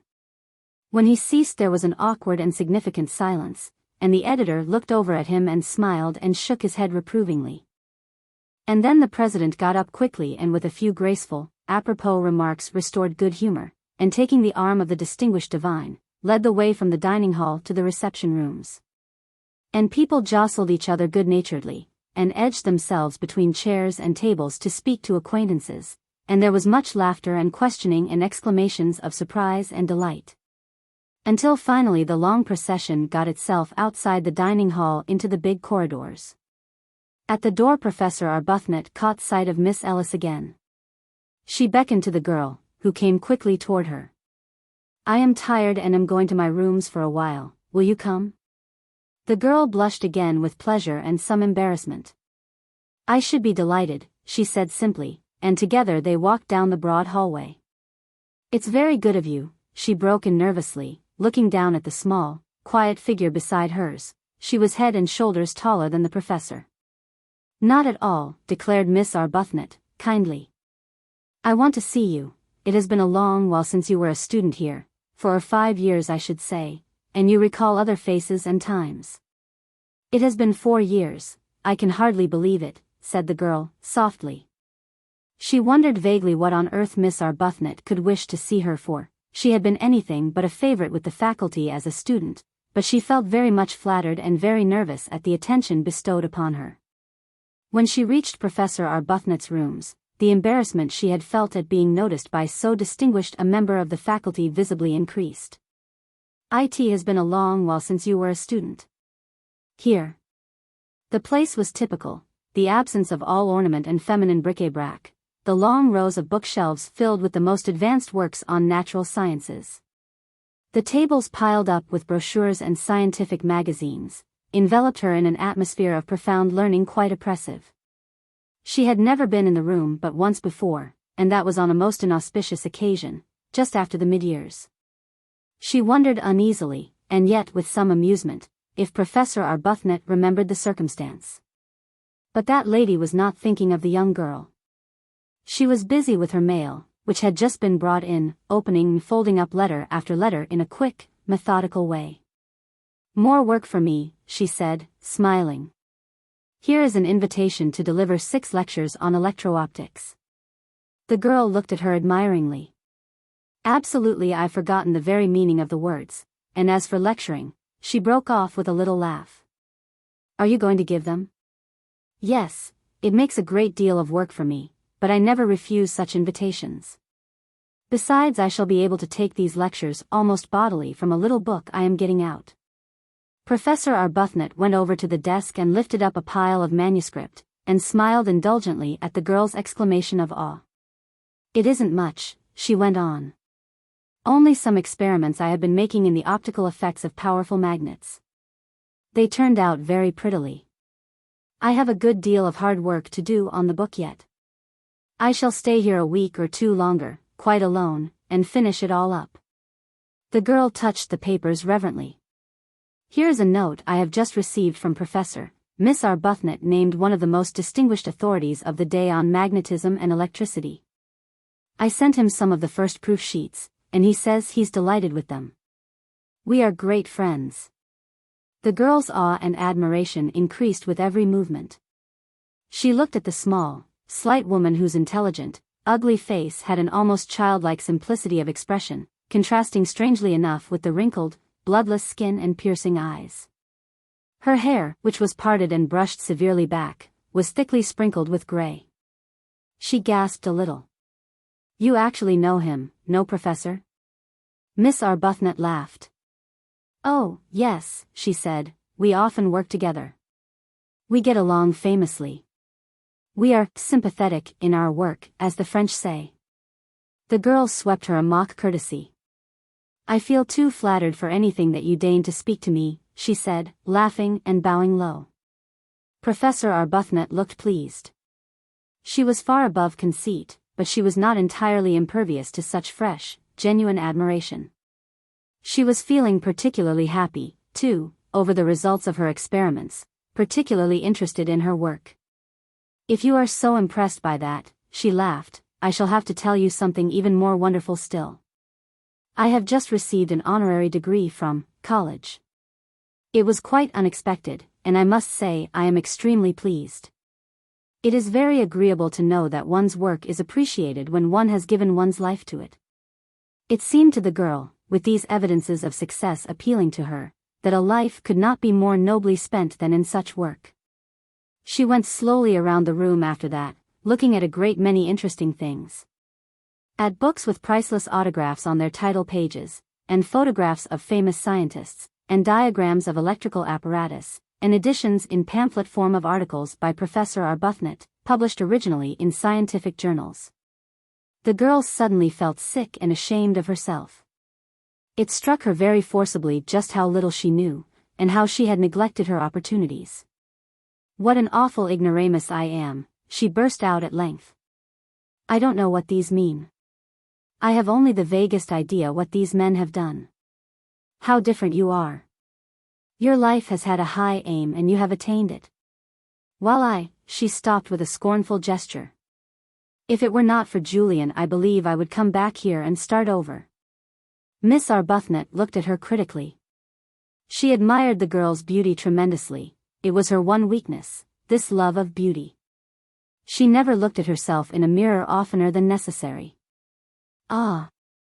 Julian, who is Julian?" The girl blushed again. She had a pretty way of flushing quickly. "Julian, why, he's my husband. I forgot to tell you that I married my cousin, Julian Ellis, as soon as I left college." "Really?" Miss Arbuthnot came over and sat down on the divan beside the girl. "You look so young," she said, rather wistfully. "And you have been married 4 years?" The girl nodded. "It seems much longer," she said. "I have had a great deal of trouble." "Tell me about it," said the older woman kindly. But the girl was much embarrassed at the idea of talking of her own little affairs to Professor Arbuthnot. "I am afraid it would only bore you," she said, hurriedly. "Your interests, you are interested in so many." But Miss Arbuthnot was firm. "Let me hear," she insisted. "I'm sure I hardly know what there is to tell," the girl began nervously. "My father was much opposed to my marrying Julian. He did not wish me to leave college, and he did not believe in cousins marrying. He said that if we did he would disinherit me, you know he is rich. But Julian and I were in love with each other, and so of course we got married." She stopped suddenly and drawing off her glove looked at her wedding ring. Professor Arbuthnot watched her curiously. The girl's simple statement, "and of course we got married," struck her forcibly. She wondered what it would feel like to be swayed by an emotion so powerful that a father's commands and the loss of a fortune would have absolutely no influence upon it. She could not remember ever having felt anything like that. "Julian was awfully poor and I of course had nothing more, and so we went to Texas. Julian had an opening there," she went on. "It was awfully lonely. We lived 10 miles from the nearest town, and you know what a Texas town is." Miss Arbuthnot shook her head. She had never been west of Ohio. The girl gave a little indrawn gasp. "Well, it's worse than anything you can conceive of. I think one has to live in one of them and then move away and have 10 miles of dead level prairie land between you and it to know just what loneliness is. But we were so happy at first, until Julian was taken ill. She leaned back against the couch and clasped her hands around her knees. It was awful, I can't tell you, she went on in a broken voice. But you know what unspeakable agony it is to see what you love best on earth ill and suffering, and you nearly powerless to do a thing. And how I loved him. I never knew until then what he was, how much of my life he had become. You must know what agony I went through, she looked interrogatively, beseechingly at the woman beside her. Miss Arbuthnot looked away. I am not sure, I was never in love, she said uncertainly. A curious wave of jealousy swept over her that she who had been such a student, whose whole life had been a study, should have somehow missed experiences that this girl had lived through already. The girl shook her head softly, pityingly, as if she could hardly believe her. I shall never forget it, and that night, she went on, closing her eyes faintly. I thought he was dying. I had to have a doctor, but I was afraid to leave him. I remember how everything flashed through my mind. It was a decision for life or death. If I left him I knew I might never see him alive again, and yet if I did not, she opened her eyes wide and clasped and unclasped her hands. It was the most horrible moment of my life. My poor child. Miss Arbuthnot put her hand timidly on the girl's arm. She suddenly felt absurdly inexperienced in her presence. I got Ivan's saddle on him, I don't know just how, and we started. It was about 2 o'clock, I remember. The prairie looked just like the sea, at night, only more lonesome and quite silent. I was horribly frightened. Even Ivan was frightened. He trembled all over. It's a terrible thing to see a horse tremble with fright. Do you mean to say, demanded Professor Arbuthnot, that you rode 20 miles in the dead of night, alone upon a Texas prairie? Yes, answered the girl mechanically. It was for Julian, she added as if in entire explanation. Miss Arbuthnot looked at her. She could not realize such wealth of courage and devotion. She wondered with a sudden, hot shame whether she would have dared it had she been in this girl's place. I don't think I ever prayed before, really prayed, you know, she ran on meditatively as if she had forgotten the professor's presence. It was dawn when we got back. She stopped entirely and looked out through the window onto the cool green campus. Miss Arbuthnot scarcely dared move. There was something so intimate, almost sacred in the girl's revelations. Did he live? She inquired softly at length. The girl turned her face toward her. An almost illuminated look had come into it. Yes, the doctor saved his life, but he said if I had been 2 hours later. You saved his life. Professor Arbuthnot got up and walked to the window. She could not quite take it all in. The girl appeared entirely different to her. She was looking at a woman who had saved the life of the man she loved. And then, the girl gave a little laugh. I fainted. Wasn't it ridiculous? I am such an idiot. It makes me ashamed to think of it now, when there was so much to be done, and for me to faint. She gave an impatient little shake of the head. I am sure you never did anything so silly as to faint. She glanced admiringly at Professor Arbuthnot. I don't think I ever experienced any emotion sufficiently strong to make me. Miss Arbuthnot spoke so grimly that the girl jumped up hurriedly. I'm awfully afraid I am boring you and keeping you from your work. She gave a glance at the manuscript upon the desk. I'm sure you are wanting to get at it, and think me very troublesome to tell you all this about myself. Professor Arbuthnot looked at her a moment. Sit down, she said imperiously. I am learning more than if I were working on the physical principles of the nebular theory. The girl gave a gay, puzzled little laugh. Are you making fun of me?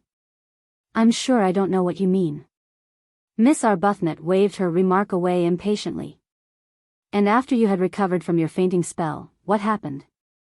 Oh, I helped the doctor and we pulled Julian through together somehow.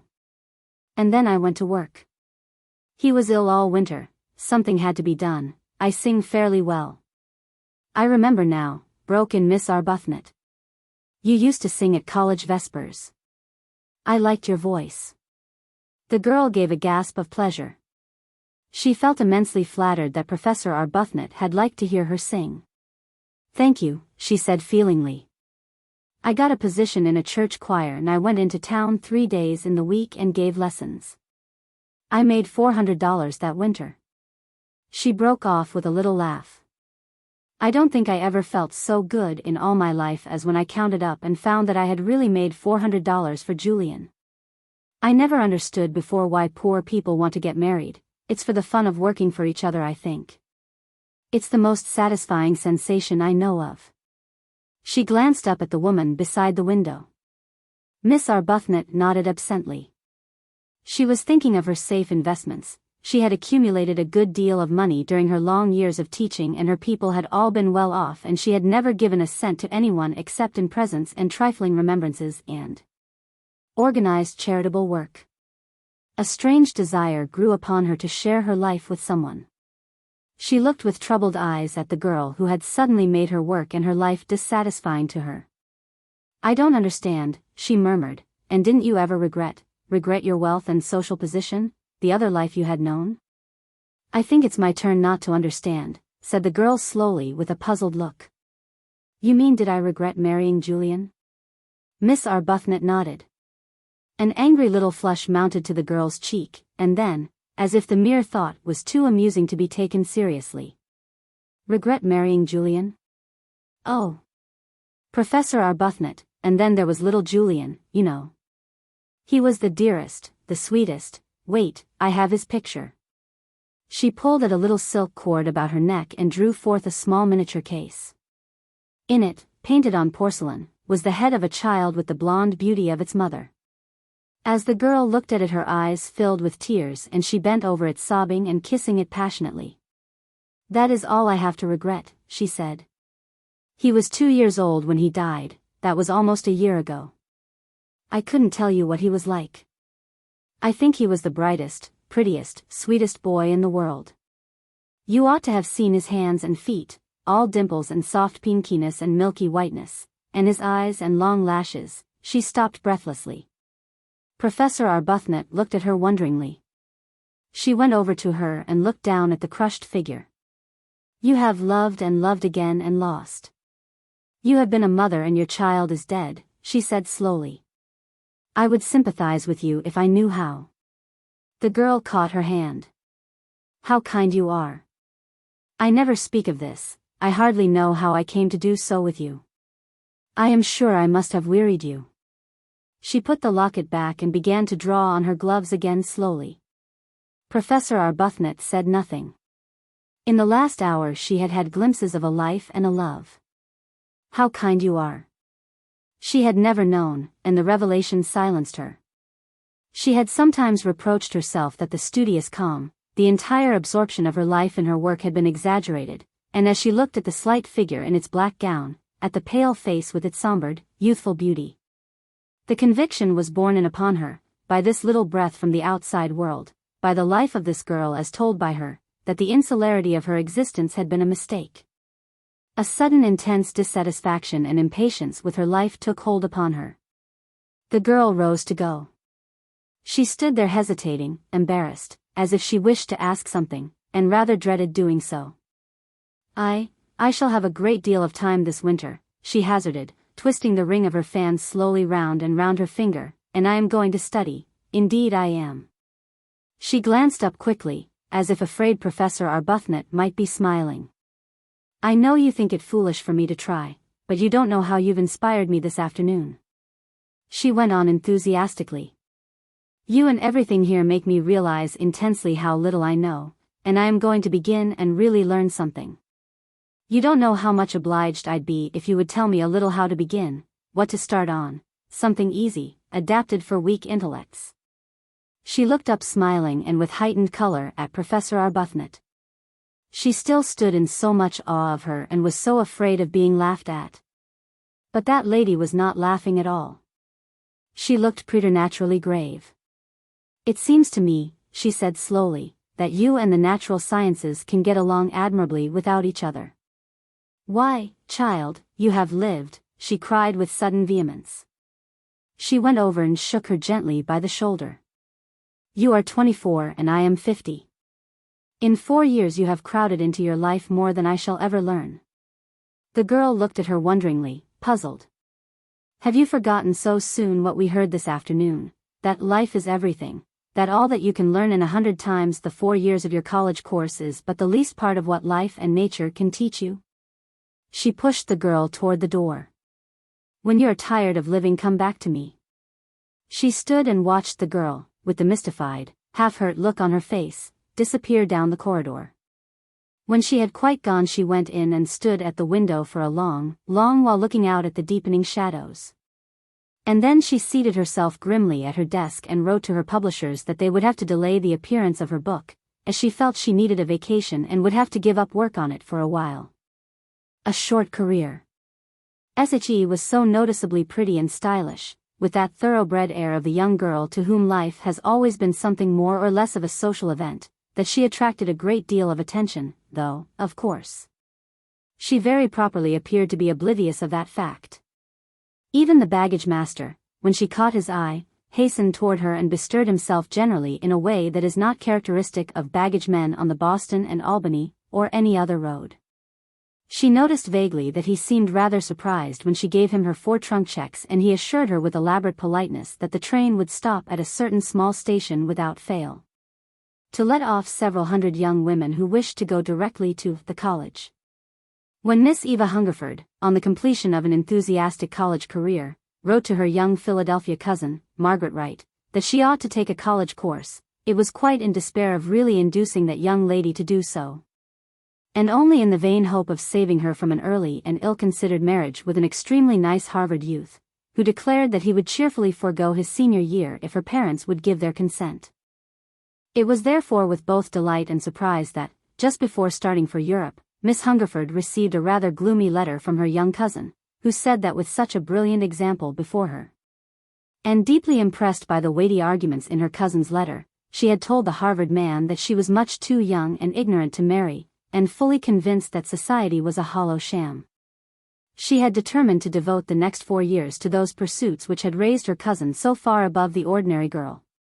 She was even greatly interested, she said, in her preparations for the entrance examinations which she would take at Philadelphia, and the chances of her being admitted. Miss Hungerford was quite touched by the little tribute to herself contained in the letter, and wrote a most cordial answer, and rather upbraided herself for having thought so lightly of her cousin. But her mother seemed to be distressingly skeptical about Margaret's heroic determination, and said she shouldn't wonder if some misunderstanding with the Harvard man were not at the bottom of it. But Miss Hungerford was confident that such a lofty purpose could have been born only of some noble sentiment, and refused to have her faith in her young cousin shaken by such a supposition. When Miss Wright got off the train at the pretty little station, she found herself in the midst of a sufficiently large crowd of young women, all of whom seemed to be aggravatingly well acquainted with each other, and who set about in a most businesslike way to get where they wanted to go, some taking barges and omnibuses, others striking out easily over the roads in the direction of the college. Being totally unfamiliar with the place and somewhat bewildered by the number of girls, Miss Wright thought she would simply take a carriage and get up to the college as quickly as possible. She never told anyone but her best friend what were her sensations on reaching the big building and being numbered for an interview with one of the assistant professors, instead of seeing the president herself, as she had expected to do. Or how hurt she felt at being totally ignored by the vast majority of busy, rather severe-looking young women, or how grateful she felt to a patronizing sophomore who talked to her kindly, if condescendingly, for a few moments, and who took her through unending corridors to her rooms.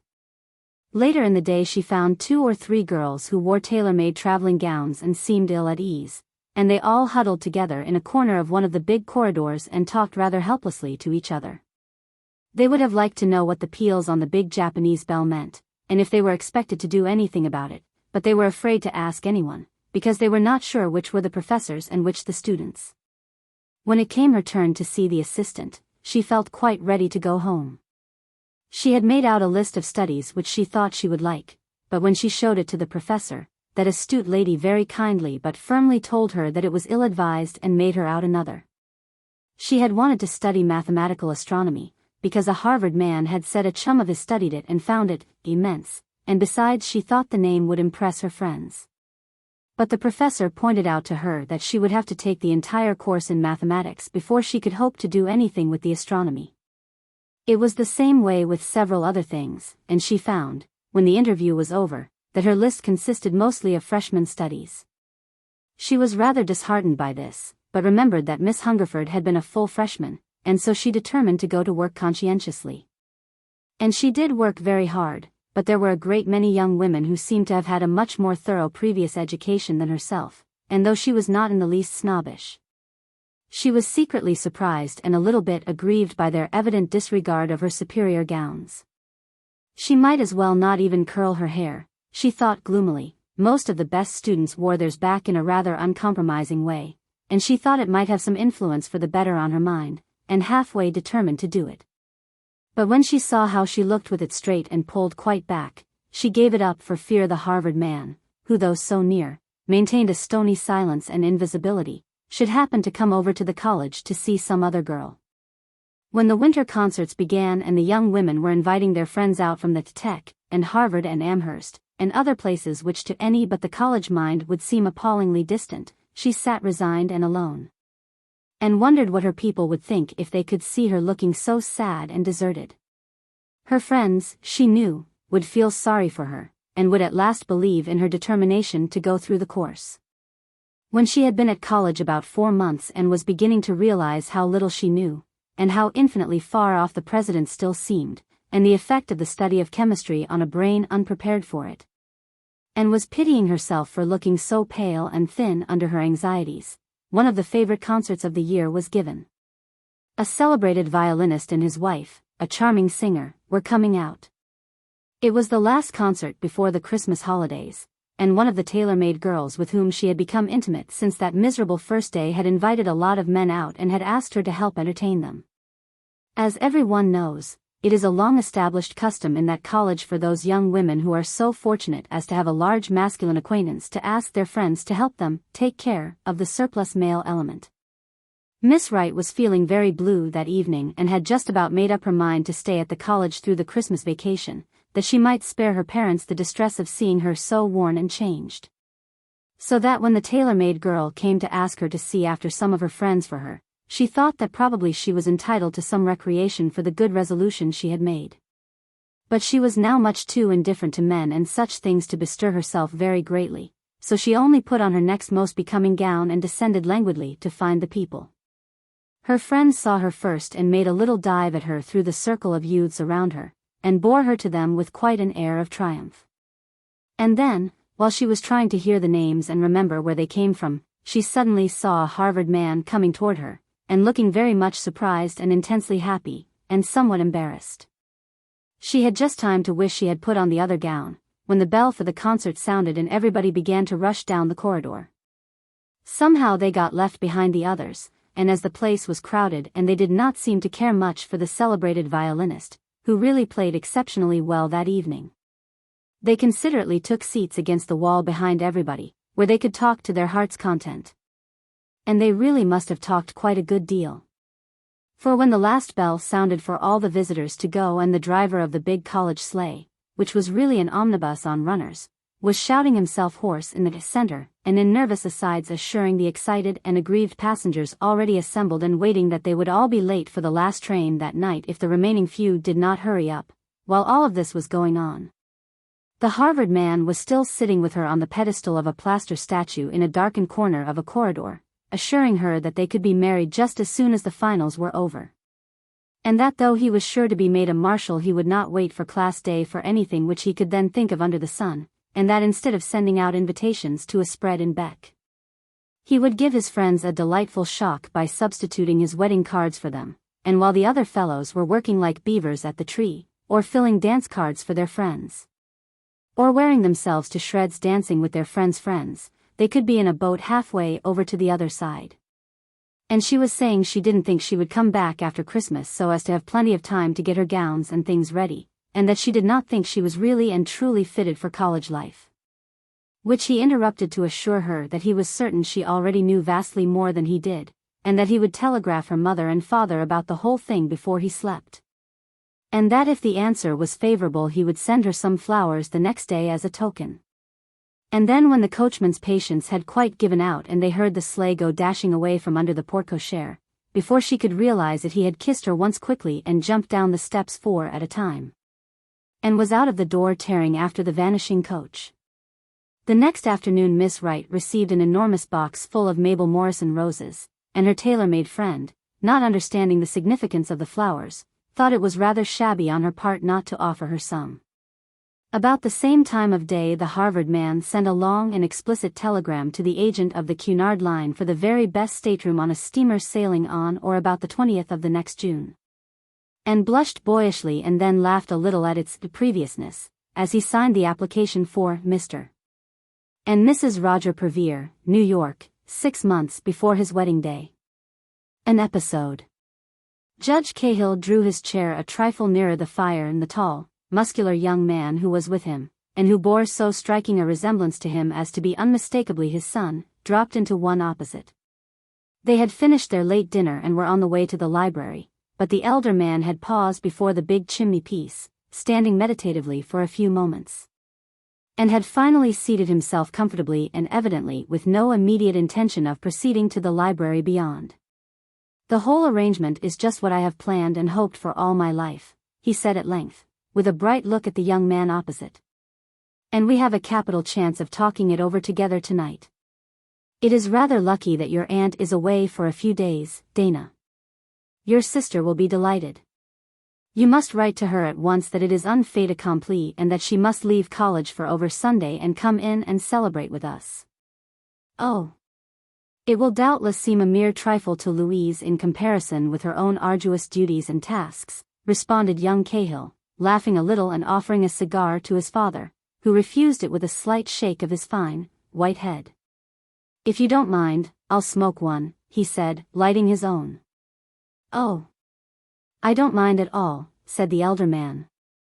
And then absently and sadly, as he pushed the thick, silvery hair back from his forehead with a quick decisive motion habitual with him, "I wish your mother could have lived to see this, Dana."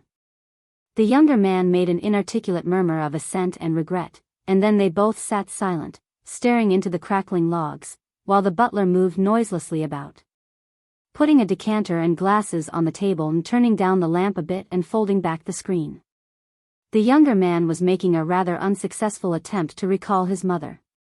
He remembered her vaguely as a boy of 8 remembers, and she had always seemed to him rather like some beautiful woman of whom he had read than his own mother. And the portrait of her in the drawing-room, although he could recall every feature, every line of it, was like the picture of any other beautiful woman he might have seen in a gallery abroad or the Year's Academy. At last he looked up, and shaking the ash from his cigar, said, with rather an effort, "You have been most kind, sir. I scarcely think I deserve so much at your hands. I shall try to be all you wish." Judge Cahill looked quickly around. "That's right. That's right, my boy," he said heartily, and with a touch of surprise in his voice. "You have always been what I wished, not very studious, perhaps," he laughed indulgently, "but you always stood fairly well at the university. And although you have doubtless done a great many things of which I know nothing and of which I do not wish to know," he added quickly and decidedly, "still I believe you have lived a life which you have no need to be ashamed of. I know that you are honest, and truthful, and straight, and that I can trust you, and that the responsibilities which you are to assume will make you even more upright and square, if possible."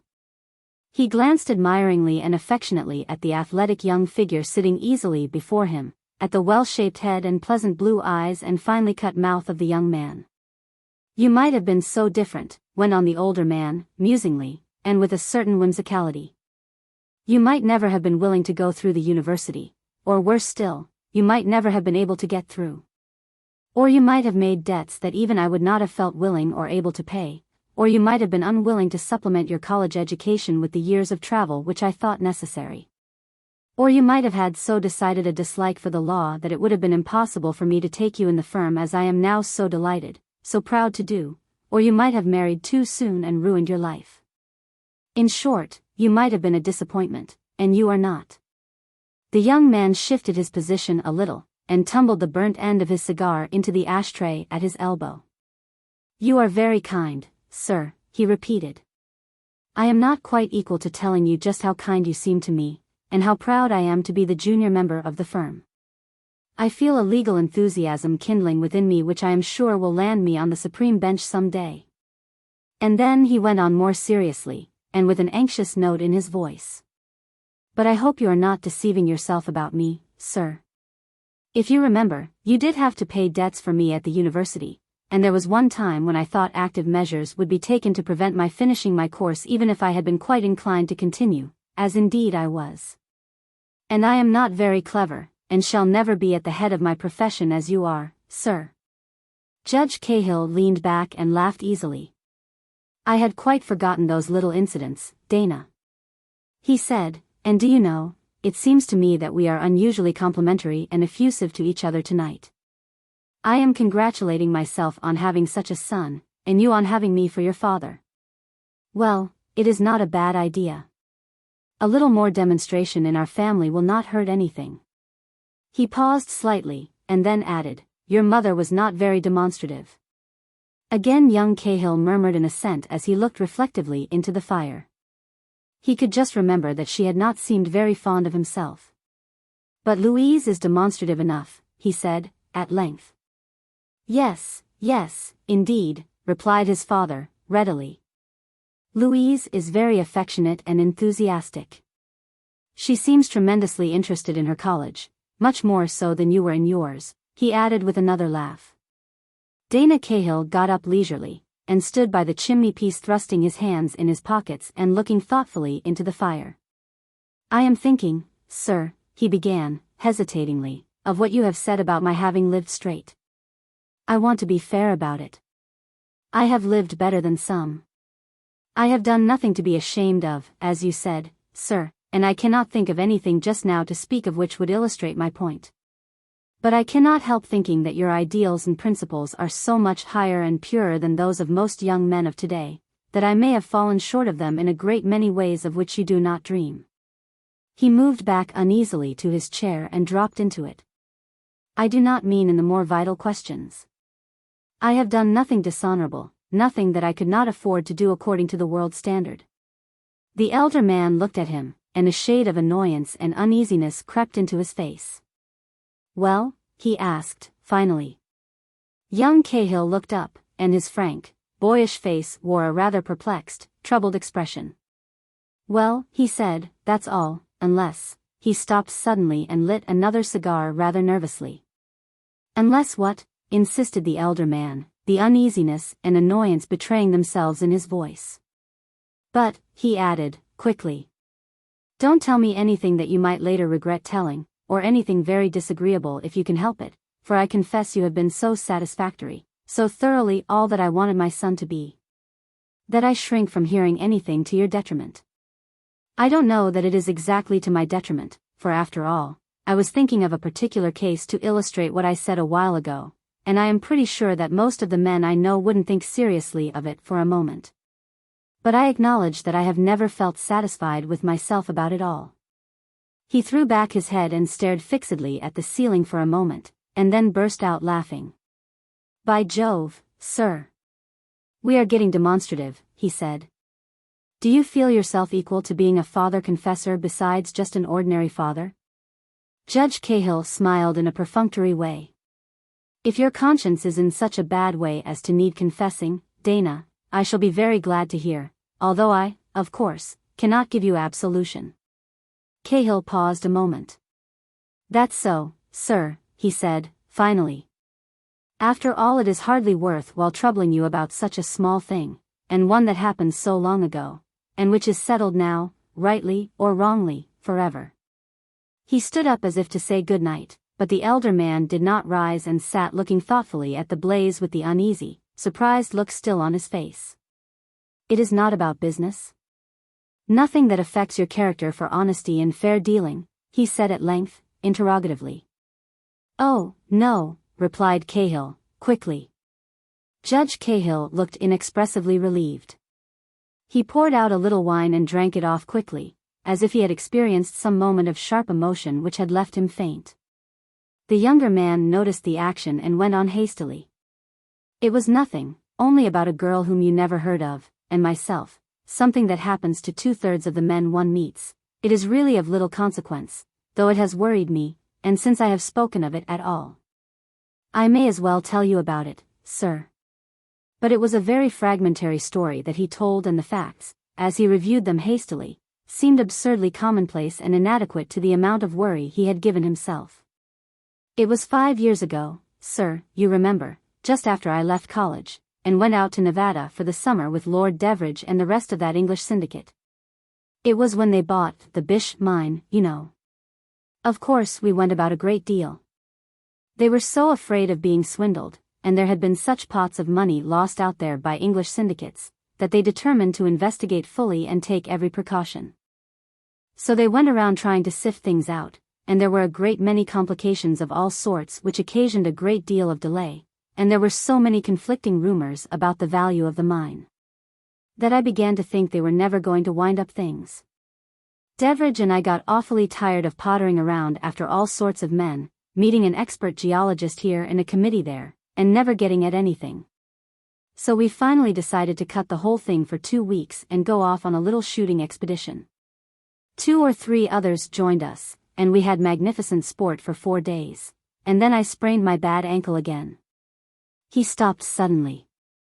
"It is very curious how things happen," he said at length, with a little laugh. "If it hadn't rained the morning of the Springfield game, the ground wouldn't have been wet and I wouldn't have slipped in that last scrimmage, and my ankle wouldn't have been sprained, and I wouldn't have wrenched it on that mountain road. And I wouldn't have been laid up 2 weeks in the house with her, and none of this would have happened." But the elder man was in no mood for trifling. "You were saying," he began, anxiously, "that I hurt my ankle and had to limp to the nearest inhabited place and stay there until it got better." Of course the others went on. They were coming back that way and stopped for me. I was all broken up at not being able to enjoy the shooting, but my ankle gave me so much trouble at first that I didn't have a great deal of time to think about it. And then it began to dawn on me that she, the daughter I mean, was unusually pretty and refined and quite different from her parents seemingly, and there was nothing else to do, sir. And I am afraid that I acted as most young men would act under similar circumstances." "You mean," said his father, with an uncompromising directness which Cahill thought rather brutal and unnecessary, "you mean that you made love to the girl?" The young man nodded. "She was very pretty, you know, and it was only for a short time, and she must have realized, that there was a difference, that there was nothing to it. It was only the most incipient flirtation, the same thing that goes on at Bar Harbor and the Pier and Newport among a different class of people." Judge Cahill said nothing, rather to the young man's discomfiture, so he ran on, hurriedly. "They were very poor, and I paid them liberally for what they did for me. I confess I rather lost my head about the girl for a week. She was strikingly pretty, but she had only the most elementary education and was absurdly unconventional. Of course it was nothing, sir, and I don't flatter myself that she felt any worse when I left than I did, at least she never made any sign," he added, meditatively. "I can see how, from your point of view, it appeared nothing, Dana," said the elder man, gravely, at length. "But I hope this is the only episode of the kind in your life," he continued, after a moment's pause. The younger man stood up with a rather relieved look on his face. "Indeed it is, sir. And I think the fact that I have let it worry me so much is proof that I am a novice at it. The whole thing was so unimportant that I feel rather ridiculous for having spoken of it. There was never anything serious in the affair, and of course, sir, I did not dream, I knew it would be impossible to bring her here. You, my sister," he stopped and looked around him rather helplessly. "Of course," assented the elder man, readily. "I am glad you got yourself so cleanly out of such an entanglement. As you say, it was commonplace and unimportant. Have you ever heard anything of her since?" "Oh, no. I saw her for 2 weeks and then we parted with mutual regret, and that was all, sir." Your 2 complimentary remarks recalled the whole episode to my mind, and made me feel rather hypocritical, for I confess that I consider that sort of thing extremely caddish. There's no excuse for it." "There is not, indeed," assented the elder man, rising. "And it has further surprised me, because you have always seemed rather indifferent to women, Dana, almost too much so. Well, I am glad you told me. Your life has been clean, indeed, if you have no worse things to tell of than a 2 weeks flirtation with a little Western girl. He laughed again, a deep, hearty laugh, with a relieved ring in it. Good night, he said. Tomorrow you will please get to the office promptly as a junior member should. Cahill, Crosby, and Cahill sounds very imposing, doesn't it, Dana? Much more so than merely Cahill and Crosby. I'm delighted, my boy. And it is especially good to think that you are back with me. What with your college life and travels, and law study, I have hardly seen anything of you for 10 years, and at my age one cannot spare 10 years, it is too big a slice out of the little cake left. Good night. Good night, sir. Responded the young man, heartily, as he held the door open for his father to pass into the library. And then he reseated himself before the fire and smoked another cigar and recalled a great many details that had somehow slipped his memory when talking to his father. And he felt distinctly relieved and glad to get away from his own thoughts when he remembered an engagement which took him out immediately. At Easter, Miss Louise Cahill left college to spend the vacation at her home in Boston. It was possibly because she was small and blonde and quite irrepressible that her most intimate friend, Edith Minot, of Baltimore, whom she brought home with her, was tall and rather stately, with a dark, severe beauty quite in contrast to that of Miss Cahill. They were alike, however, in a great many ways, in their young enthusiasms and in their devotion to art. They worshipped Israels and Blommers and Herzog, and in their vast interest in electrical inventions and discoveries. And in their sympathy with whatever was weak or ill or oppressed, and in modern charities and college settlements. They had been great friends at college, where Miss Minot had taken her degree the year before, but they had seen little of each other since. Miss Cahill having returned to finish her college course and Miss Minot having been abroad until late in the fall, and having then been much taken up with the social life of Baltimore. Miss Cahill was very much afraid that society had spoiled Miss Minot, and that she would be less interested in art for art's sake, and in university extensions and college settlements and organized charitable work. She was therefore much delighted and very enthusiastic to find that her friend was not at all changed in the 10 months of absence. But that in the midst of her travels and social pleasures she had contrived to devote a great deal of time to the things that had always interested her, and that she had studied the Guildhall Loan Exhibit and the East End with equal enthusiasm, while in London, and was greatly interested in Nikola Tesla's latest experiments and in college settlements. It was the college settlements that interested her most, however. But I think, she explained earnestly that evening to her friend and young Cahill, after the judge and his sister had gone into the library, I think that although there are more interesting and dreadful things to be contended with at the Chicago settlement, and although Rivington Street is on a much larger scale, still I think I like the Boston College settlement the most. Perhaps it's because I know it better, or because it is not quite in the slummiest slums, or because I'm so interested in my protégé there. At any rate, I like it best. Miss Cahill looked plaintively at her brother. Just think, Dana, when Edith was at college she used to spend her Christmas vacations in Tyler Street. Don't you think she's very brave and good? I'm sure I'm only too glad to give my money, and I'm greatly interested in it, and awfully pleased when the others go, but I don't think I could possibly stay there myself. And I actually believe she came near refusing my invitation to come here, because she thought she ought to go to the settlement. Cahill laughed easily. That is hard on us, Miss Minot. Think of having to compete in attractions with the college settlement, and only just managing to come out ahead. He was not thinking very much of what he was saying, he was looking at the somber, beautiful eyes, with the lids slightly lowered over them, and the sensitively cut lips and air of thorough breeding of the girl before him. And he was saying to himself that he had been singularly unfortunate to have always been away in Japan, or at the law school, or in Paris, when Miss Minot had visited his sister.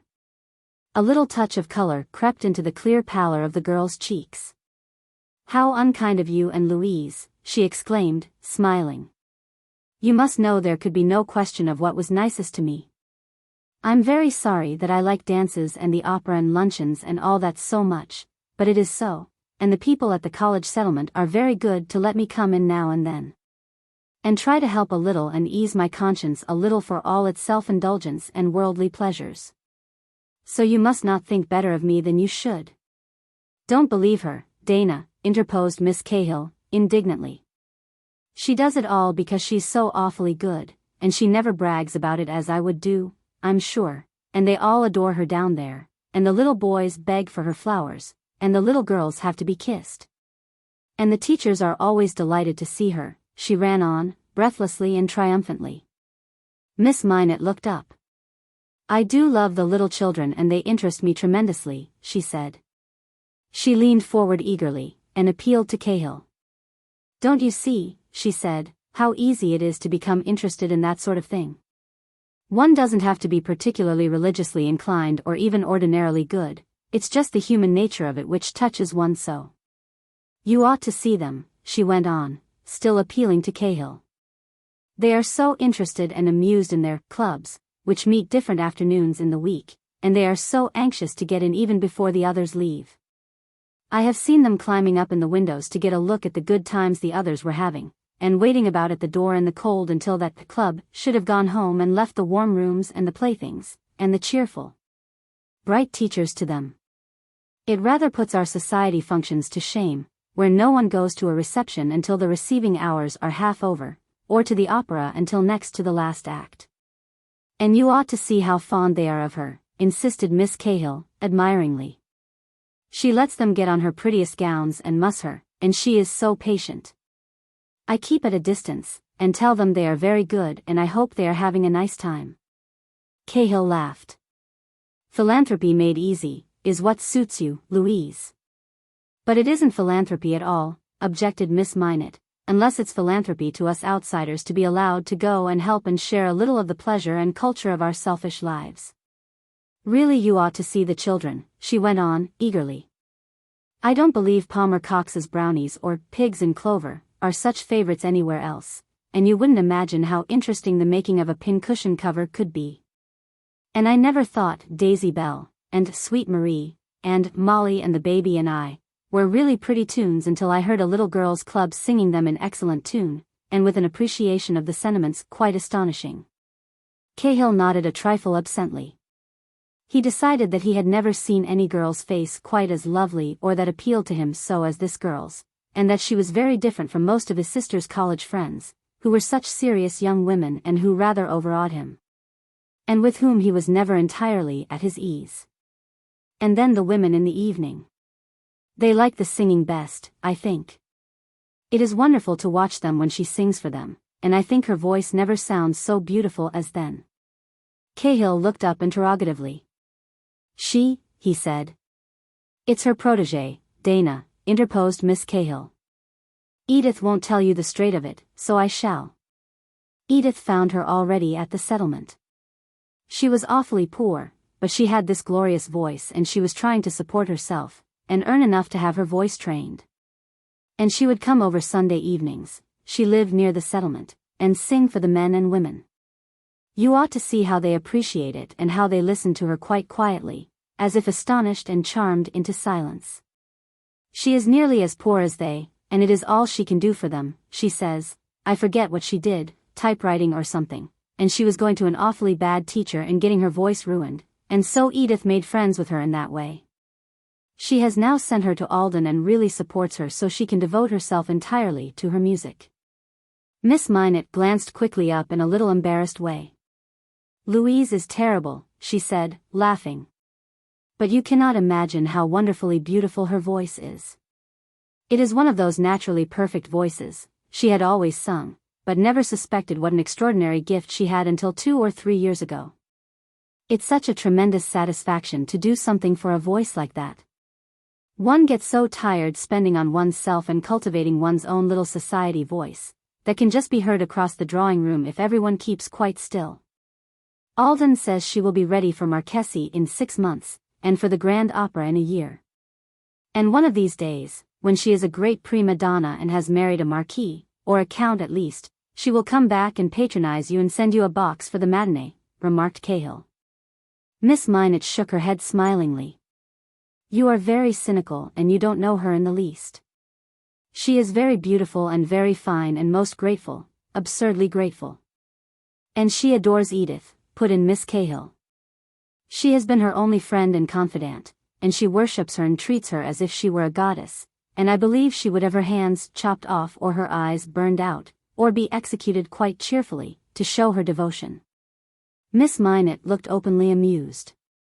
I don't know about all that, I'm sure, she said, but I don't think she would patronize me. Besides, it would not be strange if she were cynical and hard like yourself, Mr. Cahill, she went on, smiling over at him, for she has had a great deal of trouble already. The girl pushed her chair back a little, and her fine, earnest face grew grave and perplexed. Miss Cahill gave a little gasp. I knew she had a history, Edith. She looks like it. She is awfully pretty, she went on, turning to her brother. I have seen her several times at the settlement, but we are not friends yet. I doubt if she even knows my name. I would like to know her, though. There is something so sad about her eyes and mouth, and her voice makes one cry. And Alden, you know Alden, Mr. Cahill? Well, he's rather brutal, sometimes, thinks only of his art, and he told her one day that she was particularly fortunate to have had a great trouble in her life, and that it would do more for her voice than 10 years of training. You ought to have seen how she looked at him. But men are brutal. It was a man who made her suffer first. She only told me part of the story. I don't quite understand, but I know it nearly broke her heart, young as she was, and that she will never get over it or be the same again. I am not sure, went on the girl thoughtfully, it was before she came to Boston, but I don't know the details, and of course I could ask no questions. She met him quite a while ago, out west, I believe, where she lived, and she thought he loved her. He led her to believe so, and she loved him, I know. He must have been quite different from the men she had known. He had everything and she nothing. It was a sort of King Cophetua and the beggar maid episode, only the king was not kingly at all, and when the time came for him to go, he left her quite calmly. Her face was flushed now and her eyes wide open and shining with the indignation she felt. It struck Cahill again that she was the handsomest girl he had ever seen, and he liked her so, aroused and animated, even better than coldly beautiful. He was not listening very much to what she was saying, but he was watching her quietly and intently, the nobly poised head and low forehead with the hair growing so beautifully on it, and the rounded chin and firm, rather square jaw. As he looked at her, the conviction was borne in upon him that she was a girl who would be capable of entire devotion or utter renunciation, and that she would be implacable if her confidence were once destroyed. It must be a fine thing for a man to do, she went on, scornfully, to make a girl love him and believe him nobler, and better, and stronger than he is, and then to undeceive her so cruelly. And a girl like this one, too. That was the worst of it. It is bad enough when the girl and the man have equal chances, when they know each other's weapons and skill, and when they can retire gracefully and before it is too late. Or when they are already so scarred up that one wound more makes no difference. But when the advantages are all on one side, when one is so much stronger than the other. It may be because I am so fond of this girl, or it may be because I am even yet unused to the world's ways, and the 4 years spent in college and away from such things may have made me supersensitive, but however it may be, it seems a despicable thing to me. She stopped short, and the indignation and scorn in her voice rang out sharply. Cahill moved uneasily and looked around him. He had been so absorbed in watching the girl's face that he had hardly taken in what she had been saying, but in some vague way he felt jarred and restless. And then, continued Miss Minot, if only she did not take it as she does, if she were only angry, or indifferent, or revengeful even, but she loves him still and she would do anything for him.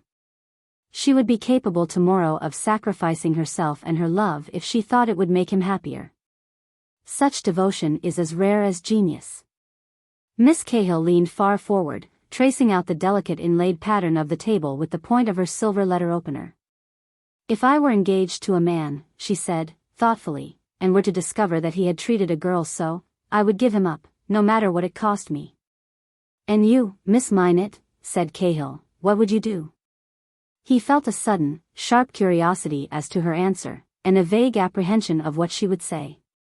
The girl lifted her head proudly. It would not be any effort for me to give such a man up, she said, quietly. Cahill stood up restlessly. This girl had touched upon something which he would have liked to forget. Of course it had been greatly different in his case, he assured himself, but he felt uneasy and sore. And then he smiled. There was something which struck him as pathetically amusing in the seriousness of these two girls. They were so young and untried and utterly unworldly, and they took such a tragic view of such a commonplace affair, and were so ready to be sacrificed for their high ideals and principles. "You are very severe," he said at length, with a rather forced laugh. "If we are all to be judged like that, it will go hard with us." But he could attempt no excuse or explanation with the girl's beautiful, indignant eyes upon him, and presently the talk drifted off in other channels. It was about 2 weeks after this that Cahill began to realize just how deeply in love he was with Edith Minot. She had interested him from the first, and her very dissimilarity from most of the society girls he knew, the nobility and seriousness of her nature beneath a rather cold and conventional manner. And the young purity of her presence had struck him as being the finest and most attractive things he had ever seen. He had been with her a great deal in the 2 weeks she had spent with his sister, and he had had a great many opportunities of finding out just how superior she was to most girls, how witty and clever she could be, and what native dignity and fine simplicity of character she possessed, and how sincere and truthful she was. They had gone together to teas and receptions, and small dances, and the numerous post-Easter weddings, and the fact that she was his sister's guest made it very easy for him to see a great deal of her without any gossip or talk. But delightful as all that had been, he was glad now that she was going back in a few days to her own people, and that he could go down in a decently short time and tell her what he could not tell her in his father's house and which he had found so hard to withhold. The uncertainty in which he was as to whether she cared for him or not made him restless and very properly despondent, although he sometimes fancied that she was less cold to him than to the others, and that if she talked with him about certain things of particular interest to her, it was because she valued his opinion and friendship. And he was much pleased and very flattered when she appealed to him about her different schemes, and was even ready to sacrifice their last day to the college settlement. "I really must go to Tyler Street today," Miss Minot had said. "It's my last chance. I have been very selfish, and have been having entirely too good a time. Why, I haven't even seen my boys or heard the prima donna Contessa." She turned and smiled at Cahill as she spoke. "By the way," she continued, "why don't you and Louise come with me and hear her sing? I have sent her a note telling her to meet me at the settlement at 4 o'clock, and I know she will be only too pleased to sing for us. It is quite wonderful, you know." "Of course we will go," assented Miss Cahill briskly, while her brother acquiesced cheerfully, if less enthusiastically. It occurred to him that it would be as well for him not to be alone with Miss Minot any more, if he intended to hold to his resolution of not speaking just yet. It was rather late when they started for the settlement, and by the time they had walked down Tyler Street from Neeland, they left the carriage at the corner of Neeland, they found that it was quite 4 and time for a club, the members of which were enthusiastically crowding around the door waiting for permission to enter, and playing leapfrog and tag and imperiling life and limb by walking on the spiked iron fence in their frantic attempts to see in the windows. But when they caught sight of Miss Minot they stopped playing and jumped down from the fence and threw away their shinny sticks, and began to all talk at once at her, and to tell her what they had been doing during the winter. And that they hadn't been absent from school but twice or 10 times, or not at all, as the case happened to be, and they all seemed to have had a surprising number of deadly diseases, of which fact they were inordinately proud. And there were several still on the waiting list, who wanted her to intercede for them to have their names put in the club books, so they could go in and have a good time with the others. To all of which, and a great deal more, she listened sympathetically and interestedly. And as she stood so, the eager, softened expression on her face, laughing and talking with the children crowding around her, the boys grabbing at her hands and the little girls touching shyly the gown she wore, it seemed to Cahill that he had never seen her quite so lovely and lovable.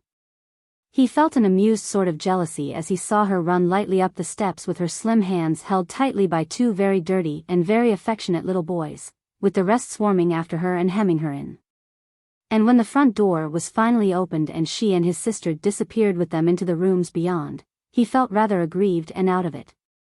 He found himself in a narrow little hall and was just wondering what he should do with his hat and stick, when she came out from the inner room, closing the door behind her. She was laughing in a breathless, pleased way, and her face had a little flush on it as she turned to him. "Please take off my coat," she gasped, leaning against the balustrade of the steep little stairs. "I'm going to amuse them until the prima donna comes. She isn't here, at least I don't see her anywhere. Louise is playing for them now." Cahill could just catch the sounds of a piano above the shrill laughter of the children. They were quite alone in the little hallway, and as he bent down to take off her coat, a sudden, wild impulse overcame him. He forgot everything except that he loved her and must tell her so, and he held her tightly while he spoke rapidly and earnestly. It suddenly seemed preposterous to him that he could have dreamed of waiting another week to find out whether she loved him or not. She must tell him then and there, he said, quick, before anyone came. And although she did not, in fact, tell him anything at all, he was so content with her eyes as she turned toward him that, bending down, he gave her one quick kiss after another. And then the sound of the piano ceased and they heard a scramble of running feet at the door, which was thrown open by Miss Cahill. "Where are you?" "Come in," she cried. As Cahill and Miss Minot went into the room beyond, a girl came slowly down the stairs which they had just left. Her face was pitifully white and drawn, and there was a scared, surprised look in her eyes which was not good to see. When she reached the lowest step she stopped thoughtfully, leaning heavily against the stairs rail. "I saw them," she said, softly and tremulously to herself. "I saw them, and there is no possibility of a mistake. I don't understand anything about it, how it has happened, but it was he. It was he. If she loves him, and she does love him, I saw it in her face. There is but one thing for me to do, there is no other way now." She put both hands on the banister and swayed slightly toward it in her effort to control herself. "She has been everything to me, has done everything for me. And if I love him, and I do love him, there is a million times more necessity for me to do it." Her lips worked painfully and silently for a moment. An instant later she had crossed the narrow passageway, and throwing open the door, stood there smiling faintly, with the hurt, frightened look still on her pale face. Miss Minot was the first to see her. She moved toward her, swiftly catching both the girl's hands in her own, and dragging her forward to where Cahill and his sister were standing. "The prima donna Contessa," she said, gaily. "May I introduce Miss Cahill, Mr. Cahill," but she stopped suddenly, for she saw Cahill take a step forward while a dull red suffused his face. "You," he said, "you." His voice sounded an octave higher than usual and there was a queer, excited ring to it. The girl drew back in a puzzled, half-offended way. But Cahill left his sister's side and crossed quickly to where the girl was standing. "Great heavens, you, aren't you?" he began, but the girl interrupted him quickly. "Excuse me," she said, in a politely distant tone. "Don't pretend," he began again with a curious insistence in his voice. And then he stopped, putting his hand heavily on the back of a chair near him and looking at Miss Minot and the girl standing beside her. An agony of apprehension took hold upon him. The girl made a little gesture of surprise and turned proudly and indifferently to Miss Minot. "I don't think I understand," she said quietly to her. The nonplussed, vacant look on her face made Cahill hesitate. He looked fixedly at her. The red had left his face now and it showed a strange pallor. He was just conscious of the cold, astonished look on Miss Minot's face, and that his sister was staring blankly at him. He pulled himself together sharply. "I beg your pardon," he said, with slow difficulty. "I have made a stupid mistake, I thought." He stopped and drew a sharp breath. The girl's eyes met his steadily for a moment, and then she smiled again slightly. "Oh, certainly," she said, easily. "I have reminded so many people of so many other people that I am getting quite used to it. Resemblances are so often deceiving." Cahill looked at her in a curiously relieved way. "And here we are, standing talking," she ran on, "while the children are waiting to sing. They have learned some very pretty Easter hymns. You shall hear them." She spoke rapidly and directly to Cahill as though she wished to prevent him from talking, and her voice sounded strained and monotonous. She went over to the piano quickly and seated herself, and presently, when the children had got through their songs, she began to sing alone. And that evening both Miss Minot and Miss Cahill agreed enthusiastically that she had never sung like that before, and that if the director of the Grand Opera had heard her he would have signed a contract with her on the spot. Miss Minot was rather disappointed that Cahill did not seem more impressed. "I don't believe you enjoyed it half as much as I thought you would," she said, reproachfully to him. It was late, and they were just leaving the drawing room, but he had held her back for an instant while the others passed on into the big hall. "And isn't she lovely and a great artist?" she insisted. Cahill looked down at the severely beautiful face beside him, and for an instant the feeling of dread and apprehension which had swept over him that afternoon returned with redoubled force. He felt again the sudden, awful shock the sight of that girl's face had been to him, the intense relief on discovering his mistake. He realized acutely and for the first time just how impossible it would ever be to tell her of that episode in his life which the girl's face had recalled, and which he had once felt impelled to tell his father. And he determined to make up to her in every way that a man can, for his silence. The possibility which had faced him for a moment, of losing her, had made her inexpressibly dear to him, and in that instant he had realized passionately all that the loss of her would mean to him. He had felt unutterably glad that the danger had been averted and that she need never know. He did not mean to deceive her, but as he held her hand and looked at her, he had but one thought, one fierce desire, to keep that look of trust and happiness forever on her earnest and beautiful face. He leaned forward slightly. "How can I tell anything about any other woman when you are there?" he said, argumentatively, smiling at her. "You didn't expect me to take much interest in the timbre of her voice or her trill when you had just told me." "Oh, yes, I know. I never told you anything," objected the girl, laughing and drawing away her hands. "And you were so dramatic, so curious when you met her, that if I had known you longer, I think absolutely I would have demanded an explanation." "Isn't that what they say in books, demand an explanation?" He shook his head. "I don't know what they say in books. No book ever told me anything about this." The girl turned her shining, happy eyes upon him. "How unutterably silly of me," she said, breathlessly. "For a moment you said she was so like someone, and she had told me her story. I hardly know what I thought, imagined." She spoke in little, broken pauses, and as she finished she laid her hand timidly on Cahill's arm. "You said she reminded you of..." The young man laughed happily. "The mere idea," he said, touching her hand softly, and then he added lightly, as they moved toward the door, "What she reminded me of was an episode in my life that happened long ago and which was very uninteresting and unimportant." Her decision. Miss Eva Hungerford was having a mauvaise quart d'heure, or to speak more exactly, un mauvaise demi-heure. She was lying in a long chair near her dressing table, the pale green satin cushions tucked closely around her, and her hands held tightly over her eyes to keep out any ray of sunlight that might enter the spectrally darkened room. She was thinking hard.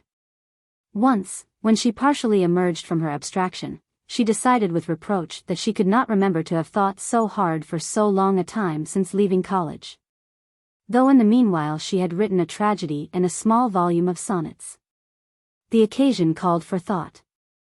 In half an hour he was to be there, and she had understood from his manner the evening before that she must have an answer ready for him. It was all very tiresome. She had warded him off so far, but that could not go on forever. She had felt a little frightened. He had looked at her in a way she had never imagined he could look. And she had been devoutly thankful that just then her most intimate friend, even authors have intimate friends, had come in with her brother to make arrangements about a coaching party for the following Saturday. But she could not hope for a much longer reprieve. There was a note in his voice that she could not mistake, as he asked her when he could see her alone. She wondered now why she had told him at 4:30 the next day. Why had she not said next week, or after she got back from Mexico, or any other time more remote than the present? Yes, she acknowledged to herself, I was afraid, and not of him but of myself. That is the humiliation of it. What was it I read in Ruskin? That it all ends with Tom, Dick, or Harry? I don't believe it. At any rate, I shall not give up my career for any man. Miss Hungerford always spoke of her career to her friends with a sad sort of expression, as if it cut her off from them in some unexplainable way, and made her not of this world.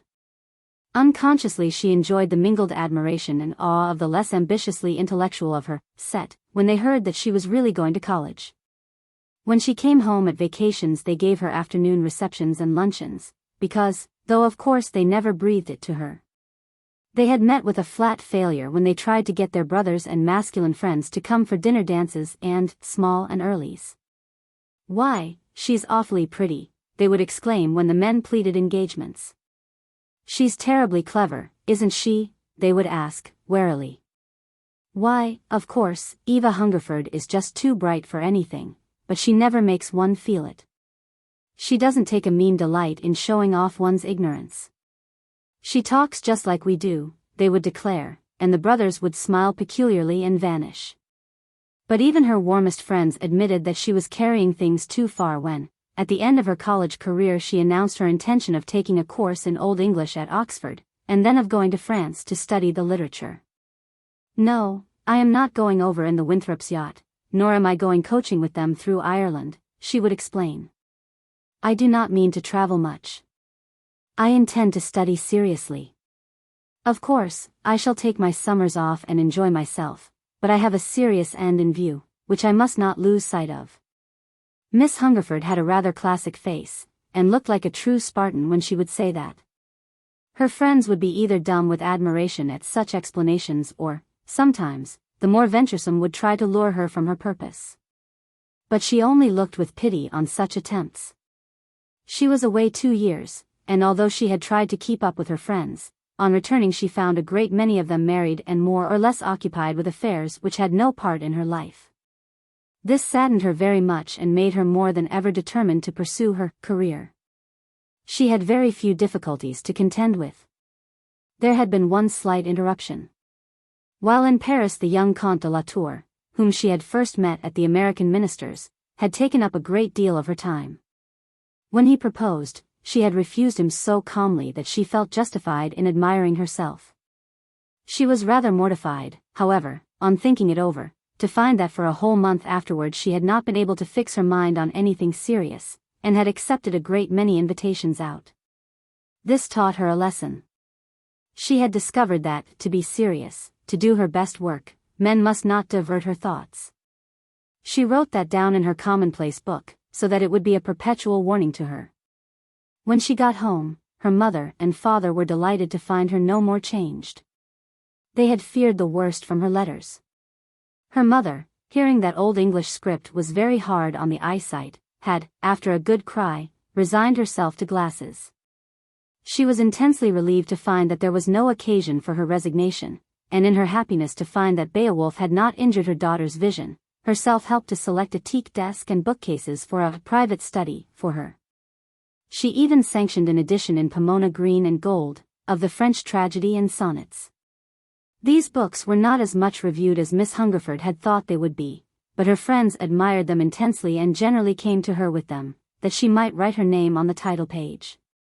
But scarcely had the room been arranged for hard work, Miss Hungerford had determined to spend the next few months in writing a curtain raiser for dailies, when another and more serious interruption occurred. She never knew just how it happened. Certainly she had never encouraged him, though she had sometimes suspected her mother of doing so, and assuredly Paul Stanhope in no way corresponded to her ideal hero.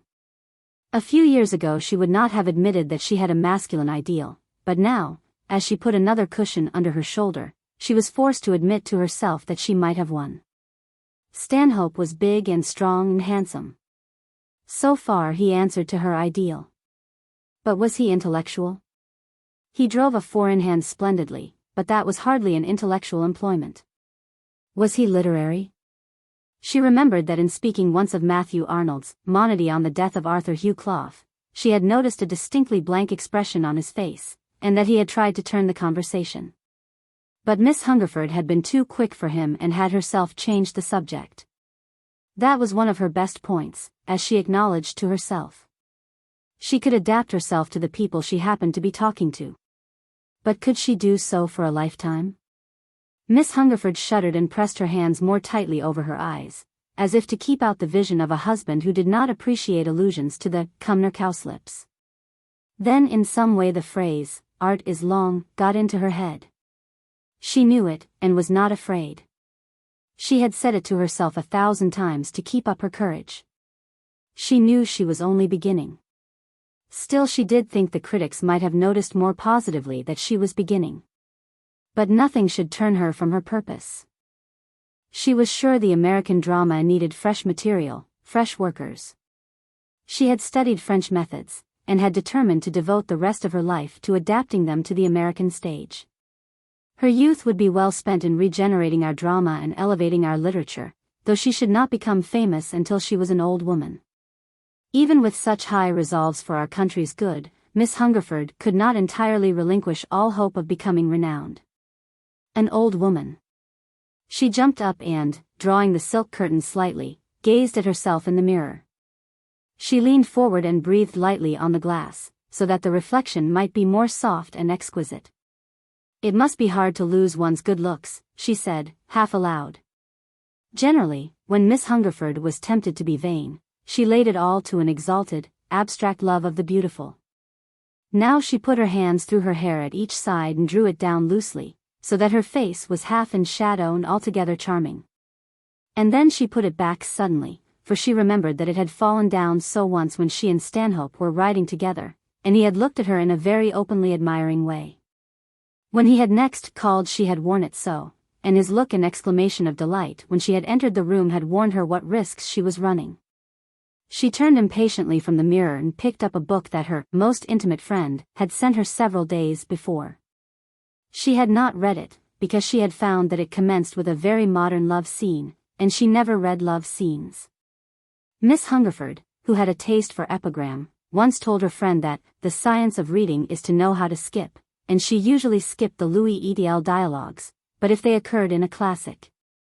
And she felt that she had no right to omit anything. She was a very conscientious sort of person. She summoned all her fortitude to aid her in getting through. Now she opened the book and read a few pages. After all, it did not seem absolutely repulsive. She decided that she had not given the book a fair trial, and she noticed with some surprise that, curiously enough from the description of him, the hero of the story must resemble Paul Stanhope. But when she found that she was thinking of Stanhope, she put the book down. "I am certainly getting frivolous," she thought severely. "I will go up to my study. I can think better there." As she passed her little French clock, she noticed with a slight shudder that it was 20 minutes after 4. She stopped suddenly and rang a bell. "I will make it easy for both of us," she decided. "I will order tea served as usual, and I will just tell him very calmly how impossible it is for me to take upon myself any other career than that of a student and writer. No one can possibly be sentimental over a tea-urn and champagne biscuits," she thought with relief. When the man appeared, she gave him instructions to bring in the tea things at 5 precisely. "That will make our interview short and yet give me time to settle it all at once and forever," she thought. "Afterward we can discuss everyday affairs, and I am sure he will recognize how wisely I have acted, and we can be very good friends," and she passed slowly up the stairs to her particular den. She felt stronger now, more certain of herself. The first sheets of her curtain raiser were lying on her desk, and the sight of them encouraged her. For a moment a bewildering vision of a crowded theater, a storm of applause, and herself, seated behind the curtains of a box, hearing her own piece, took possession of her. She even heard cries for the author, but of course her duty to herself and her family would prevent her appearing publicly as the writer of the play. She could see no objection, however, to being pointed out as Miss Hungerford, you know, the brilliant young authoress. Yes, life was a failure, art was everything. Nothing should ever come between her and her work. Then she sat down at her desk and tried to write. She remembered the keen sense of pleasure she always experienced when she had finished a sonnet or scene of a play, but she was thinking now of how she would receive Stanhope. "I will give him my hand in a very quiet, friendly way that will show at once what my decision is. Nothing shall make me alter or give up my career."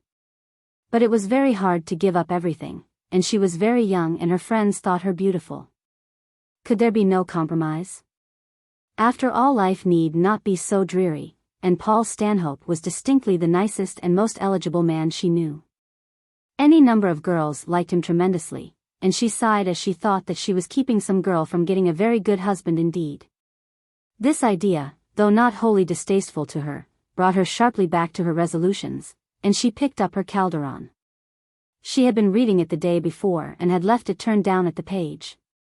Suddenly a great pity for Calderon took possession of her. After all, he was so dead now. Could he know how famous he was? Was he famous while he lived? Did his fame bring him love and happiness? She did not even know. Underneath the Calderon lay a copy of a poet's works, a poet now famous and beloved, but who had died miserably poor and unknown. By the side of this volume lay the last number of a popular magazine. She had bought it because it contained a story by a man whom all the world was talking about. She had read in the morning's paper that he had just been divorced from his wife. The sight of the book sickened her. She turned away and opened the case where she kept her Shakespeare, and took out a book at random. It was the sonnets. He, too, the greatest and wisest, had been wretchedly unhappy. Suddenly the futility of all effort took hold of her. Suppose she should drudge her life away, never taste of happiness, die, and be only known as Hungerford the dramatist. She shuddered. In the years to come many people might not even know whether Hungerford had been a man or a woman. But she could never hold up her head again if she should relinquish her career now. What would her friends think? She felt that she had burned her ships behind her when she had published her tragedy, and that the eyes of her world were upon her. She wished she were not so stylish and so distressingly well off in this world's goods. Geniuses, she reflected, were always ugly and poor. Only lately had it come to be considered not infra dig. To grow rich off one's brains. She would have liked to be an old-time ugly, poverty-stricken genius. As that could not be, however, her family might have objected to being dispossessed of a most generous income. The best thing she could do was to work on to the end. Better to die in harness, nobly striving after perfection, than to live to an ingloriously happy old age. She saw herself a melancholy woman, whose youth and beauty had fled before the exhausting demands of her genius. Fame had come, but too late. Her name was on every lip, but death awaited her. Nothing was left her but to choose her biographer and epitaph. She had long thought that the lines, adapted from the Adonais, would be very appropriate. Peace, peace. She is not dead, she doth not sleep. She hath awakened from the dream of life. She considered them very sweet, and Shelley had always been one of her gods. There was a sort of poetical justice in the selection. She felt very sad and firm. Just then someone tapped at the door, and a card was handed her. She trembled a little as she took it, but there was no change in her voice as she told the man to take Mr. Stanhope to the library and that she would be down immediately. But she did not go at once. She stopped at her own door and went to the mirror, where she loosened her hair a little at the sides, and after looking critically at the effect, she went slowly down the stairs. At each step she repeated to herself, "I must be firm. My career before everything." She was saying this over to herself for the 20th time when she found, rather to her dismay, that she was at the door. Pushing aside the curtains, she extended her hand as she planned to do, but something in Stanhope's expression as he came quickly toward her made her falter and let it drop to her side.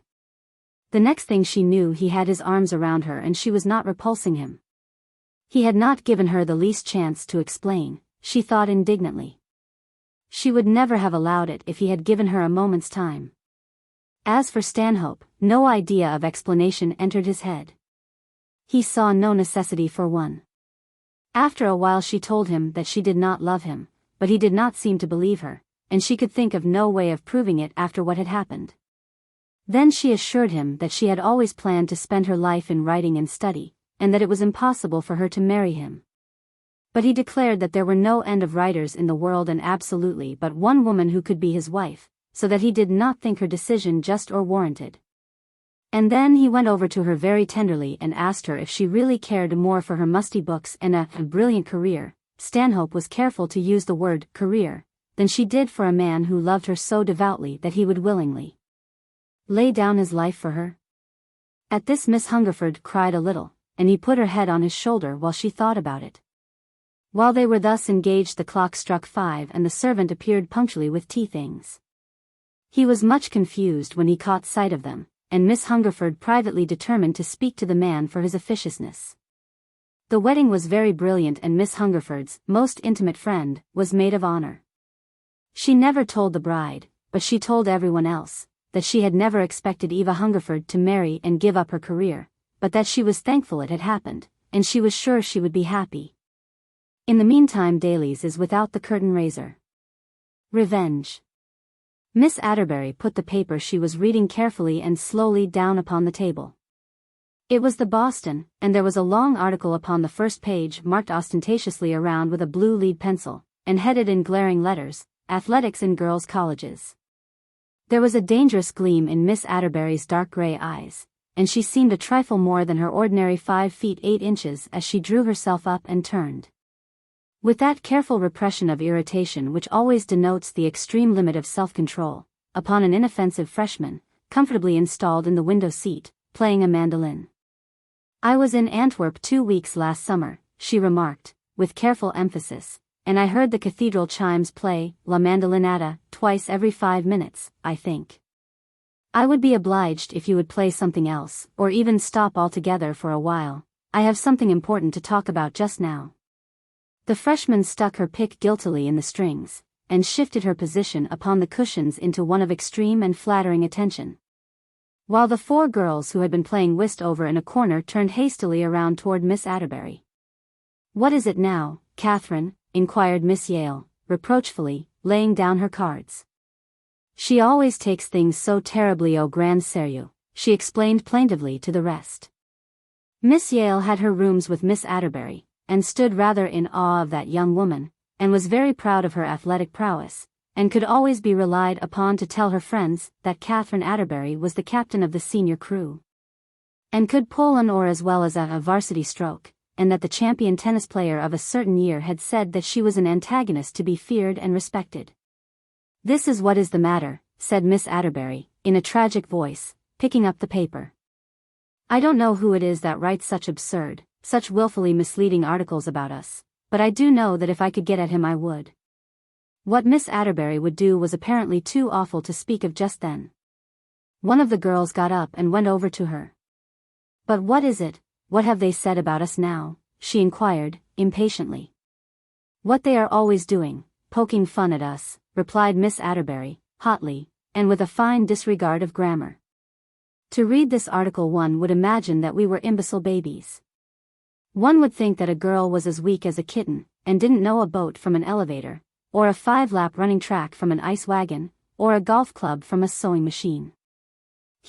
Whoever the man is who wrote this ridiculous article, seems to think that all our training and physical development is a huge joke. He don't even know how stupid he is. That's the worst of it, he isn't even aware of his unutterable, his colossal ignorance. Wouldn't it be fun to have him drawn and quartered, as an awful example, a sort of warning to the other newspaper men not to write about what they are totally ignorant of, and to leave us alone," suggested the inoffensive little freshman. With a base but entirely successful attempt to get back into Miss Atterbury's good graces. The senior gave her a brief but cordial glance, and then ran on. "Something must be done about it. I'm tired of reading this sort of trash about women's colleges. It is time the public was learning the true state of things, that girls can and do swim, and row and play golf and tennis, and run and walk about, just as their brothers do, and that we have courage and muscle enough to go in for football even. Except that we have some little regard for our personal appearance. And it's so degrading and irritating to go home in the vacations, and have one's brother tease one to death about it all, and try to be funny, and ask one if the color of one's gymnasium suit is becoming. And if the golf captain knows the caddy from a clique," interposed Miss Thayer, a pretty blonde girl who got up slowly and sauntered over to Miss Atterbury, putting her face over that young lady's shoulder to get a look at the unfortunate paper. As she did so she gave a little cry of surprise. "Why, I know the man who wrote that," she gasped. "There. J.E.N. See those initials at the end, they mean Jack Newbold. I remember now, he is writing for that paper. He told me this summer at the seashore that he was going in for newspaper work. His grandfather owns this paper, you know, and has promised him $500,000 when he is 25 if he will go through the whole thing, learn everything a newspaper man must know. He didn't want to do it much, but, of course, he would go in for almost anything sooner than lose all that pile of money. Miss Atterbury looked thoughtfully and intently at Miss Thayer.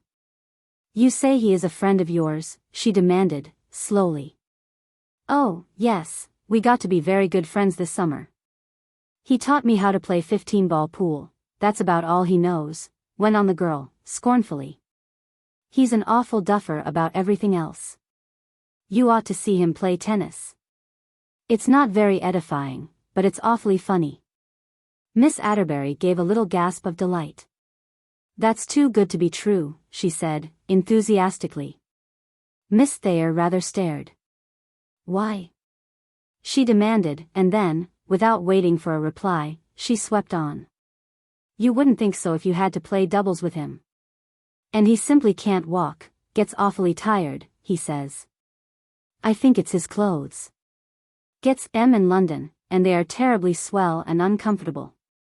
And he is always afraid his collar is going to melt, it's quite painful to be with him on a warm day. And I couldn't induce him to come out in my catboat with me.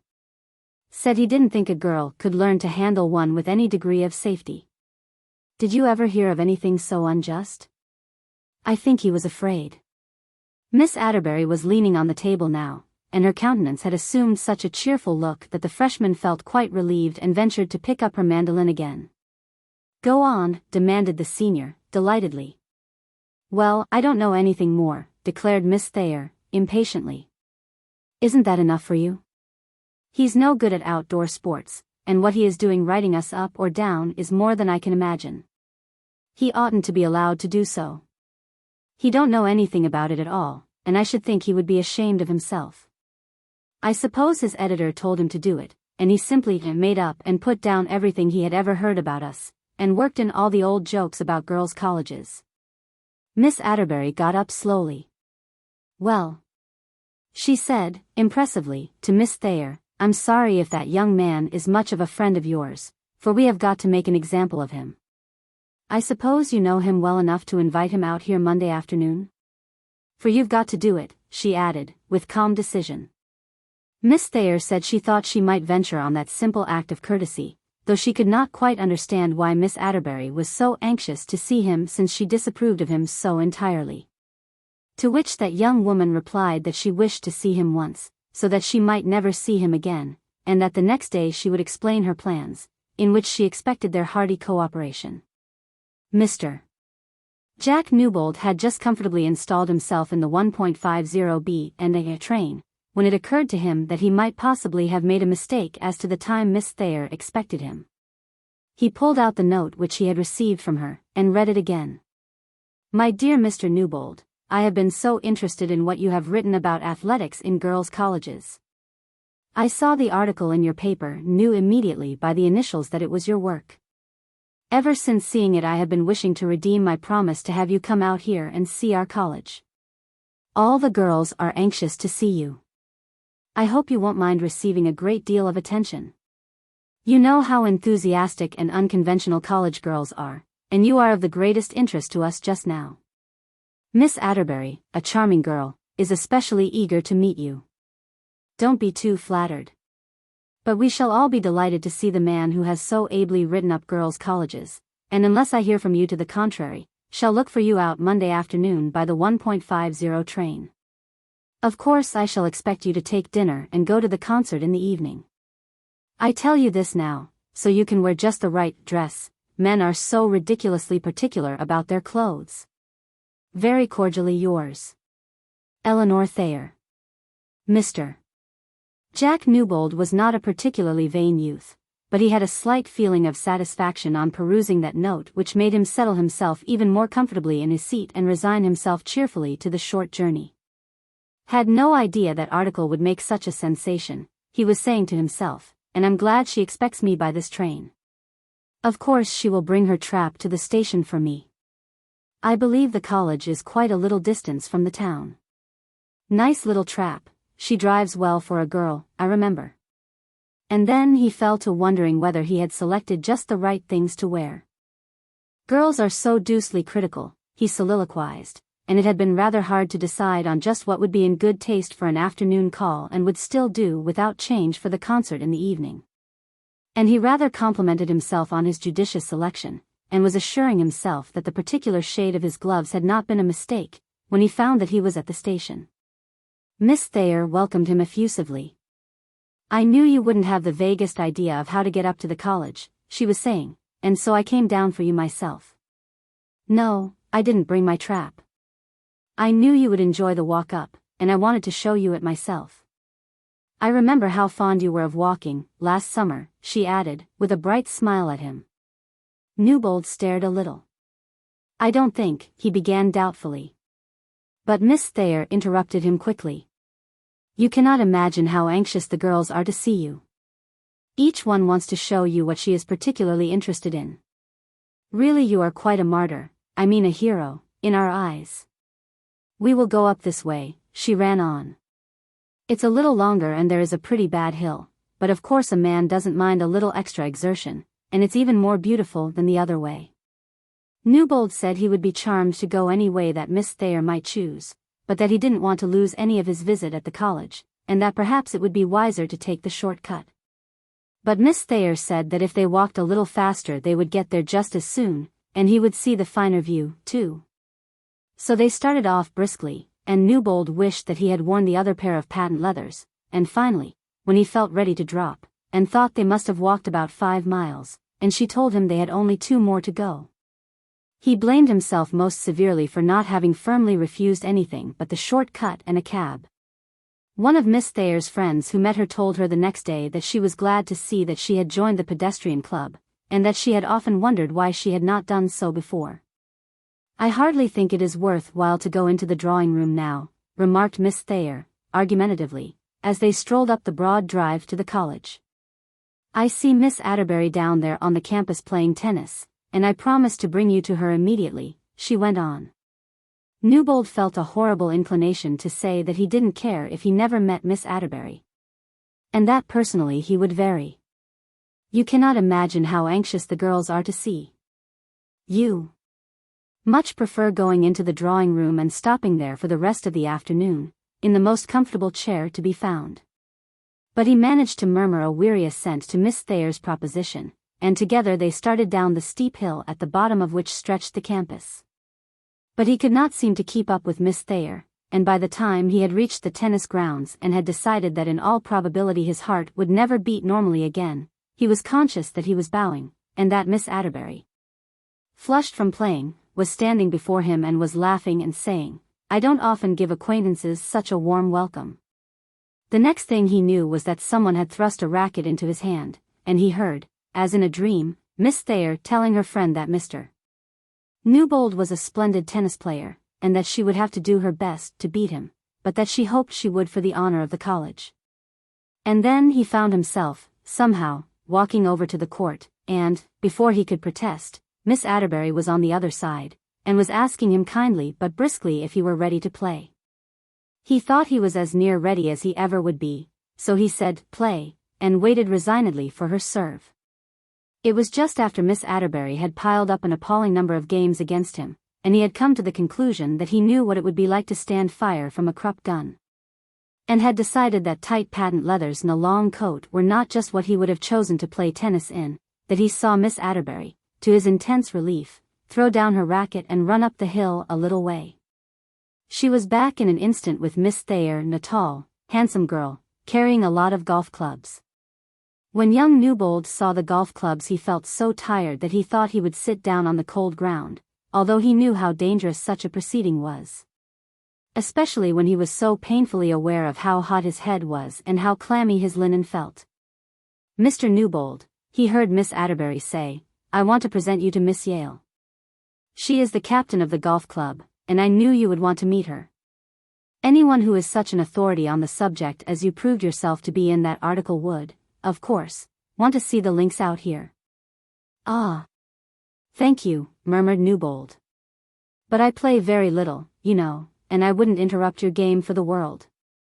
But Miss Yale told him how interested she play had been in his article, and that she wouldn't feel that she had done her duty by the college unless she showed him the links. And that he really must come with them and tell them whether the meadowland was too stiff a bit of ground to be gone over.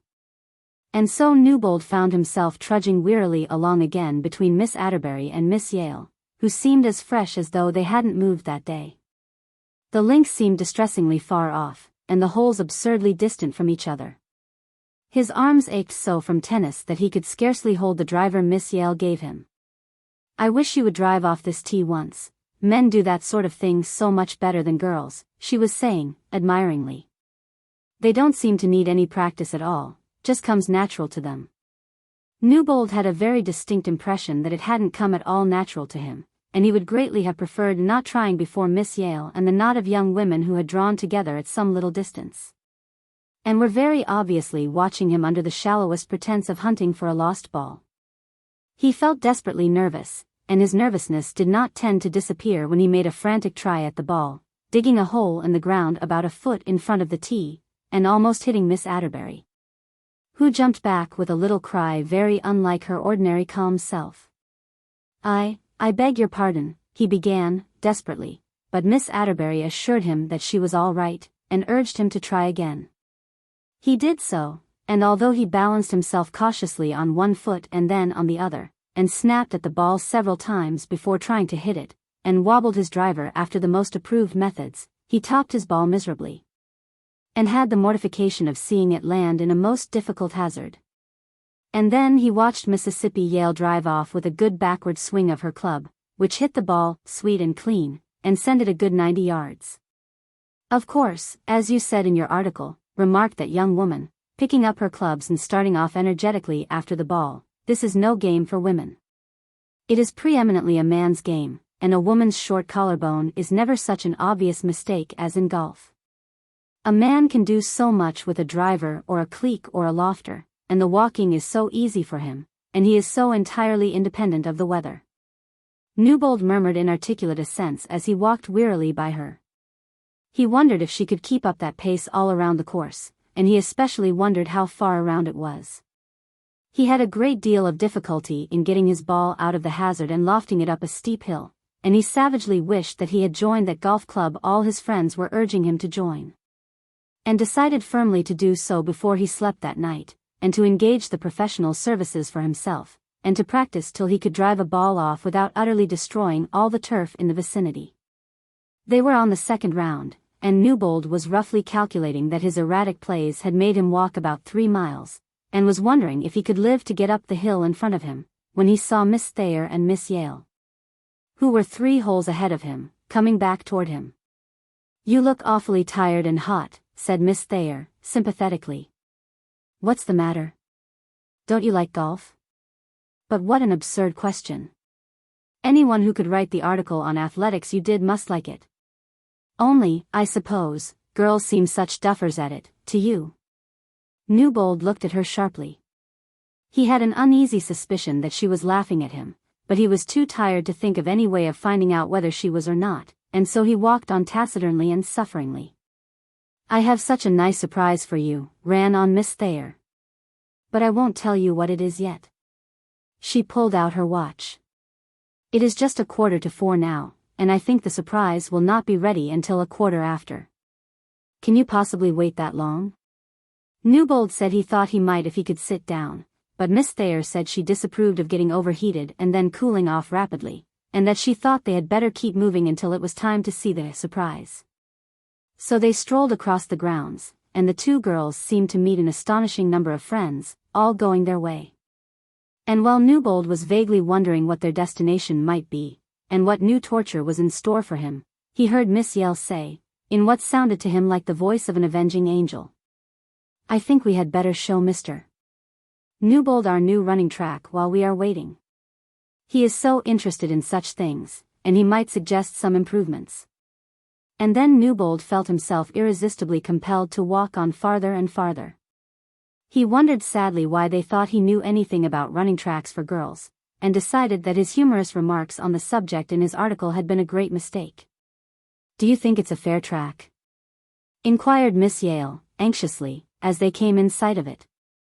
It is an 8-lap track, you see, and of course a great many girls only go around 4 times at first. Girls get tired so absurdly easy. Now I suppose men think nothing of making 2 miles at a time, it is just play for them. Men are so strong, that is their greatest fascination, I think, she ran on enthusiastically. Haven't you seen football players after a hard practice game start off and run 2 miles around the track, and seem to think absolutely nothing of it? Oh, that's nothing, said Newbold, unwarily and warmly. Fellows are so different from girls, you know. A girl cries when she's tired, doesn't she? Well, a man just keeps going, you know, and doesn't let it make any difference to him. I am so glad to hear that, Mr. Newbold, said Miss Yale, with prompt and suspicious sympathy, and a sudden firmness of tone, because I wanted dreadfully to ask you to try the track, but hated to do so, for I knew you were tired, at least you look so. But since you just keep going, and it doesn't make any difference to you, why I would be so awfully obliged if you would run around 3 or 4 times. I want to see just how you hold your head and arms. I don't believe we do it in the best way, you know. It was a rare and pleasingly curious sight that Miss Yale and Miss Thayer and a great many other young women assembled near the track, apparently by a strange coincidence, looked upon. It is not often that one has the chance of seeing an immaculately dressed youth, with flushed and desperate countenance, tear madly around an 8-lap track in the presence of a number of flatteringly attentive young women. It occurred to Newbold as he dashed around and around that it would be far preferable to keep going until he fainted away or dropped dead, than to stop and encounter the remarks and glances of those young women. They would at least feel sorry for him in that case, he thought, gloomily. But even that modest and simple desire was not granted him. As he started on the 5th lap he heard Miss Yale call to him to stop. He had a wild inclination to pay no attention to her, but to keep going on, but as he got nearer he saw her step out toward him and put up a warning hand. Thank you so much, she said, warmly. I think we have all had a lesson in running which we shall not forget soon. I hope you are not tired, she went on, anxiously. Newbold said, oh, no, but he felt very tired indeed. His feet ached horribly and his head felt hot and dizzy, and there were queer, sharp pains shooting through his body which made him think forebodingly of pneumonia. The surprise is ready, Miss Atterbury is going to have the crew out for your especial benefit, went on Miss Yale, triumphantly. Don't you feel complimented? And you are to pull Miss Thayer and myself about while they go through a little practice for you. Not much, you know, but just enough to show you the stroke and speed we get. The boat is a beauty, but then, of course, you know so much more about it than we do. I imagine from your article that you must pull an oar capitally. Miss Thayer says a catboat is your especial hobby, though. Did Miss Thayer say that? Began Newbold, hotly. Beastly things, I think, hate em. Miss Yale smiled incredulously and brightly at him. How modest you are, she said, admiringly. Ah. There is Miss Atterbury. Newbold saw someone waving frantically at them. Come on, exclaimed Miss Yale, we want to see them start off, that's the best part. Newbold never remembered afterward how he got across the intervening space, or how he got into a boat with the 2 young women. The first thing he heard was Miss Atterbury asking him anxiously how he liked the new sliding seats, and what he thought of the proportions of the boat, and about outriggers in general, and where he thought they could be built best and cheapest. Newbold felt about as capable of instructing her on such points as of judging the pictures at a salon exhibit, and he longed, with a longing born of utter exhaustion and desperation, to get away. As he wearily pulled the heavy, unwieldy boat about after the light practice barge, which kept an appalling distance ahead of him, he decided within himself that the physical development of women had been carried to an absurd and alarming extent. And that men simply were not in it with them when it came to endurance and enthusiasm, and that he had made the mistake of his life when he wrote that article on athletics in girls' colleges. And that his chief might talk until he was blue in the face before he would ever consent again to write about anything of which he knew so little.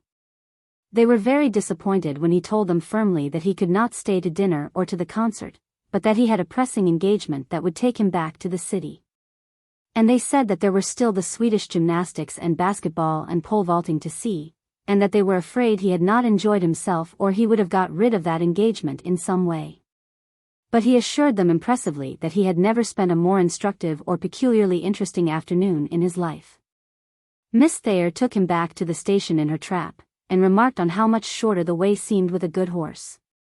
And when she bade him goodbye she told him that she would be looking out for another article in his paper, and that she would be much disappointed if his visit had not inspired him to write something. To which Newbold replied that that was his pressing engagement. He was going back to the city to write another article on athletics in girls' colleges, and that he thought it would be different and better than the former one. But that he would not put his initials to it this time. The college beauty.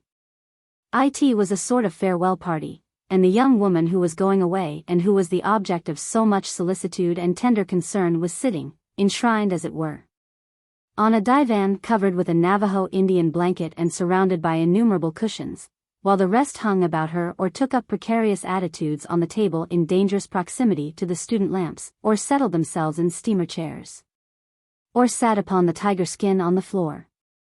That is, the American girls did. Kanato. The pretty Japanese who had come arrayed in a gorgeous new kimono, dull blue embroidered splendidly in silver, sat upright and very stiffly in the window seat with the dark red of the curtains showing off her jet black hair and her gown wonderfully well. While the tall Scotch girl, a cousin of the guest of honor, had trusted her generous proportions to the only large, comfortable American chair in the room. There was a great deal of noise and confusion and questioning, and Miss Lavington, as she leaned back against her cushions, half wished that after all the doctor had not let her come. She had been very ill, a short, sharp attack of typhoid, and although she had enjoyed tremendously the wine jelly, and the violets, and the hushed, anxious tones of her friends as they inquired after her at the infirmary, and the many remarks about her good qualities and how clever she was in conic sections, just as if she were really dead, as she said, still she felt rather too weak properly to appreciate her friend's enthusiastic sympathy at such close range. And then the thought of going away, and so far away, had made her feel blue and dispirited. She was a very pretty English girl, whose father, a colonel in an Indian regiment, had sent her to America in the care of a sister of his who had moved to the States. And so it had come about that, instead of being a Girton or Newnham girl, she had matriculated at this American college. And now her father had written decisively for her to come out and join him in India, and her college friendships and ties were all to be broken. He had been writing about it for some time, and her illness had finally precipitated the affair. She had only waited until she grew strong enough to start, and the following day had been decided upon. The long sea voyage would be the very thing for her, the doctor had thought. She was trying to explain to the interested young women just what route she would take, and was rapidly filling their souls with envy at the familiar mention of Brindisi and Cairo and Aden. When there was a knock and a quick opening of the door and a girl came into the room. She was a very beautiful young woman, and when she sat down on the divan beside Miss Lavington she seemed suddenly to absorb all the attention and interest, and to become in some magical way the guest of honor and center of attraction. She met with a very enthusiastic reception, for she had that afternoon gained the tennis championship for her class. She was a senior, and had not yet changed her white flannel suit with scarlet sumac leaves worked on it. And as she dragged off her soft cap, one could see that her hair still lay in damp curls upon her forehead. After she had entered the room one would have realized that they had really been waiting for her. Her mere presence seemed to make a difference. It was this magnetic quality which rendered her so irresistible and all adverse criticism of her so absurd. People might differ as to her beauty, there were some indeed, who said that she was too large, or that her eyes were not very expressive, or that her mouth was too small, but they all fell under her influence in some remarkable way, and were very much flattered when she asked them to drive with her, and never failed to point her out to their friends as the college beauty, you know. And even those who honestly wondered how she ever got through her examinations were forced to admit that she had a great deal of natural talent, which she did not always care to exercise. She was a fine tennis player too, using either hand equally well, and when the Tennis Association got itself into debt and she saved the situation by beguiling, in some inexplicable way, the famous musical organization of a certain university into giving a concert for its benefit, her popularity reached its climax. To the less sought-after girls, her composure and ease of manner while surrounded by an admiring circle of college men was nothing short of marvelous. And the recklessly generous disposal which she made of these youths to her less attractive friends seemed to betoken a social prodigality little short of madness. Miss Lavington looked at her imploringly. "Make them keep quiet, won't you?" she said. The beauty looked around her. "Are you trying to make her ill again, so she can't go?" she asked. Her words had the desired effect, and the girl who had been twanging abstractedly at a banjourine put it down. "She oughtn't to leave," she declared, plaintively. "It's a shame. Here we are, just beginning the semester, and she's only half through her college course anyway, and just because her father wants her she has to give up everything and go."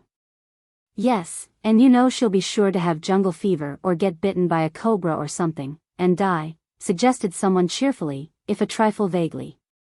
The girl lying on the tiger skin looked up. "I know why her father wants her," she began calmly.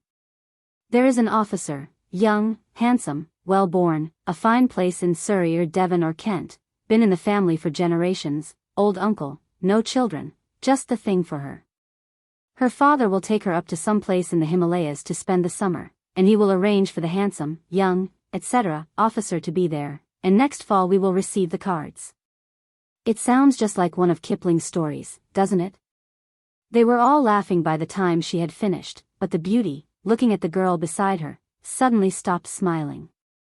There was a conscious flush on Miss Lavington's face which set her to thinking, and then she glanced over to the big Scotch girl and waited an instant. "Tell us all about it," she said finally to Miss Lavington. The girl looked up quickly and then dropped her eyes again. "There isn't much to tell," she began. The others were listening now. Even Kanado, smiling in her pensive, oriental way, leaned far forward so as not to lose a word. "He isn't rich and he hasn't any place in Surrey, or anywhere else that I know of, except perhaps in India," she went on. "But he is young and handsome. We used to know each other when we were children. He is a sort of cousin, but I haven't seen him for years. We used to be very much in love with each other." She smiled. "My father writes me that he says he is still in love with me, and so, perhaps we are to be married." "I knew it," sighed the girl on the tiger rug, in a satisfied sort of way. The beauty looked at the English girl curiously. "And you haven't seen him for years? And yet you think of marrying him? How do you know you will love him now? You are both changed. You may be two totally different people from the children who fell in love." She had spoken vehemently and quickly, and Miss Lavington gazed at her with languid surprise. "You are not in love with him yourself," she said, smilingly. The girl made a quick, impatient gesture. "I am speaking seriously," she said. "You are several years younger than I am, and you don't know what you are doing. Don't let your father, don't let anyone, persuade you to bind yourself to a man you don't know, whose life has been so vitally different from your own as to render the possibility of sympathy between you very slight." Miss Lavington looked at her rather coldly. "You are interesting yourself unnecessarily," she said. "I loved him not so many years ago. It cannot be possible that so short a time would change us completely." The beauty leaned her head back with sudden wearied look on her face. "A few years at our time of life makes all the difference in the world," she said, earnestly. "What pleased and interested and fascinated us at 18 might very possibly disappoint and disgust us at 20 or 22. I do not mean to preach," she said, smiling deprecatingly and turning to the rest, "but you know as well as I what an influence this college life has on us, and how hard it is to go back to former conditions. If we get stronger here we also get less adaptable. We are all affected by the earnestness and the culture and advancement of the life we lead here for 4 years, whether we will or no, and it is very hard to go back."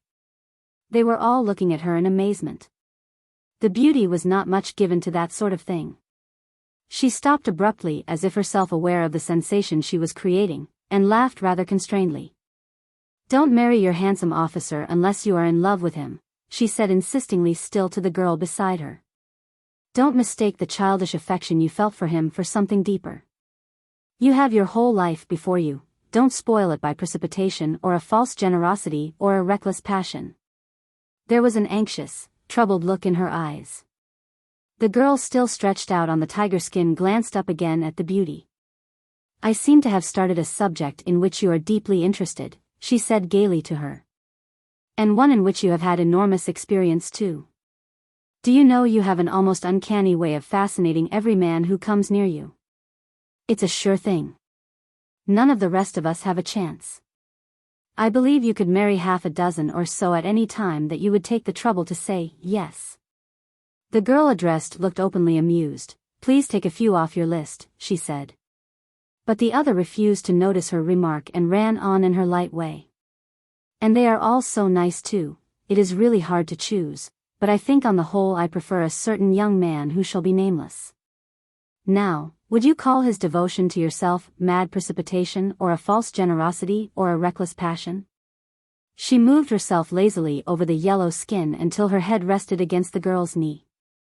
"And he is such a nice, eligible youth too. I hope you are not going to spoil his life by refusing him. Only think how lovely it would be to have one's father-in-law representing the majesty of these United States at an emperor's court," she went on, turning gaily to the others. "And he is so handsome and clever. He will be representing Uncle Sam himself some day, and she will be reading up the rules of court etiquette and receiving invitations from the Lord Chamberlain to dine with the Queen. And fuming because the Grand Duchess of something or other has the right to walk in to dinner before her." She was not noticing the girl's significant silence. "Of course he is just the man for you. You wouldn't make any but a brilliant match, you know, with your beauty and society manner.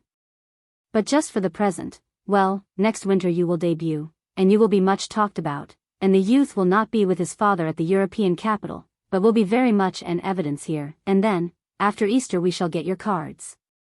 She twisted her head around, smiling, so as to get a look at the girl's face above her. It wore so grave and hopeless an expression that she gave a little cry. "Forgive me," she said, confusedly, "but you do love him, don't you?" The beauty turned her eyes away and shook herself slightly, as if awakening from a dream. "As confession seems to be the order of the hour," she said in a dull tone, and smiling peculiarly, "I don't mind owning that I do love him very much."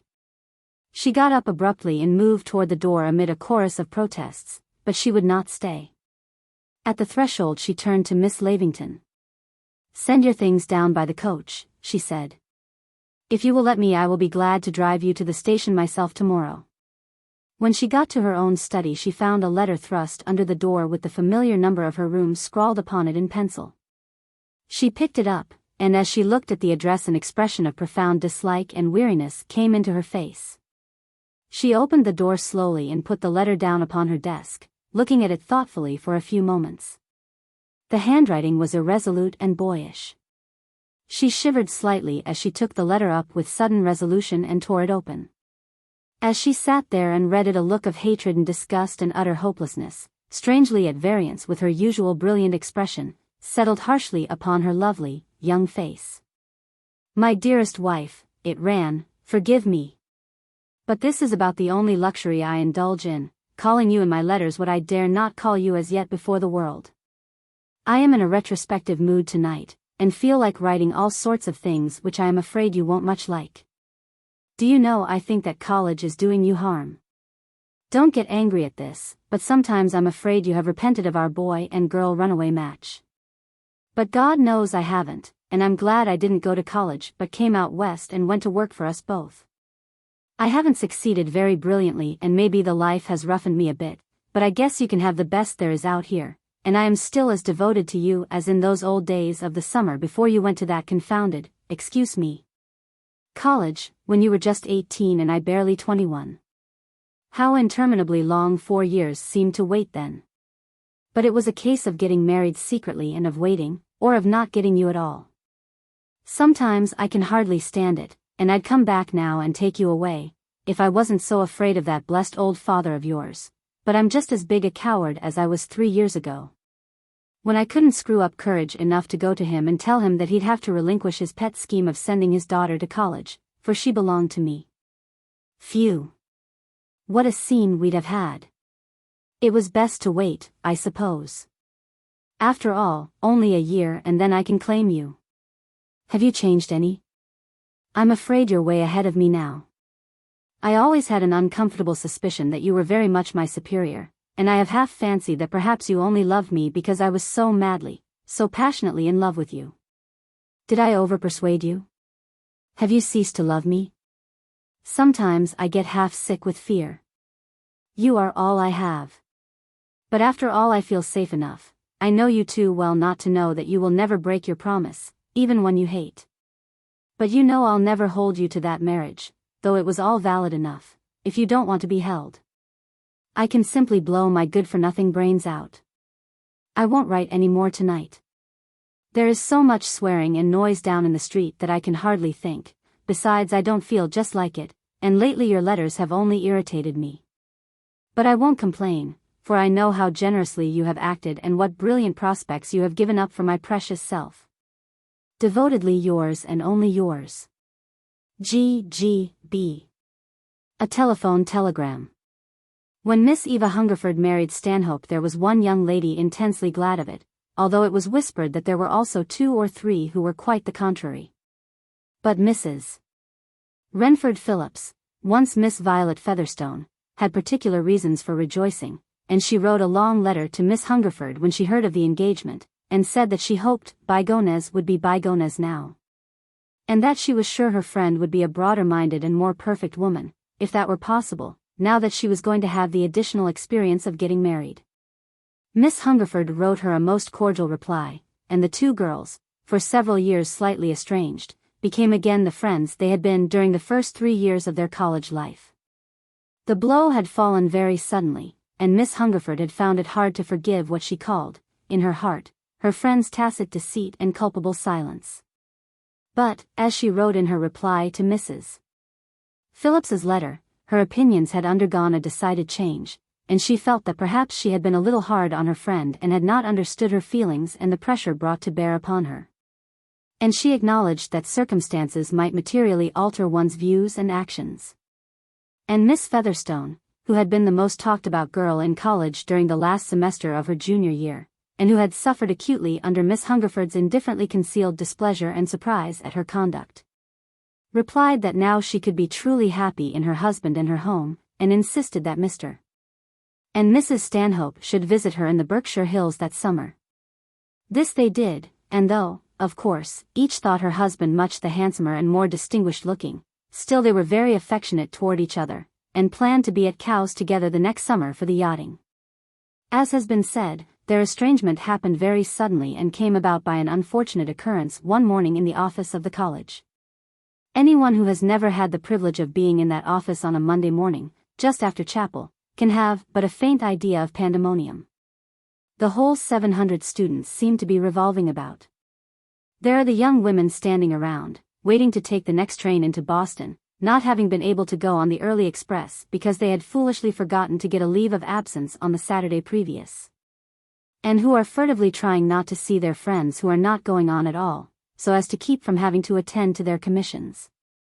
And there is the girl who is telephoning for roses to wear at the concert that night, and those who are booking boats and tennis courts, and others reading bulletins.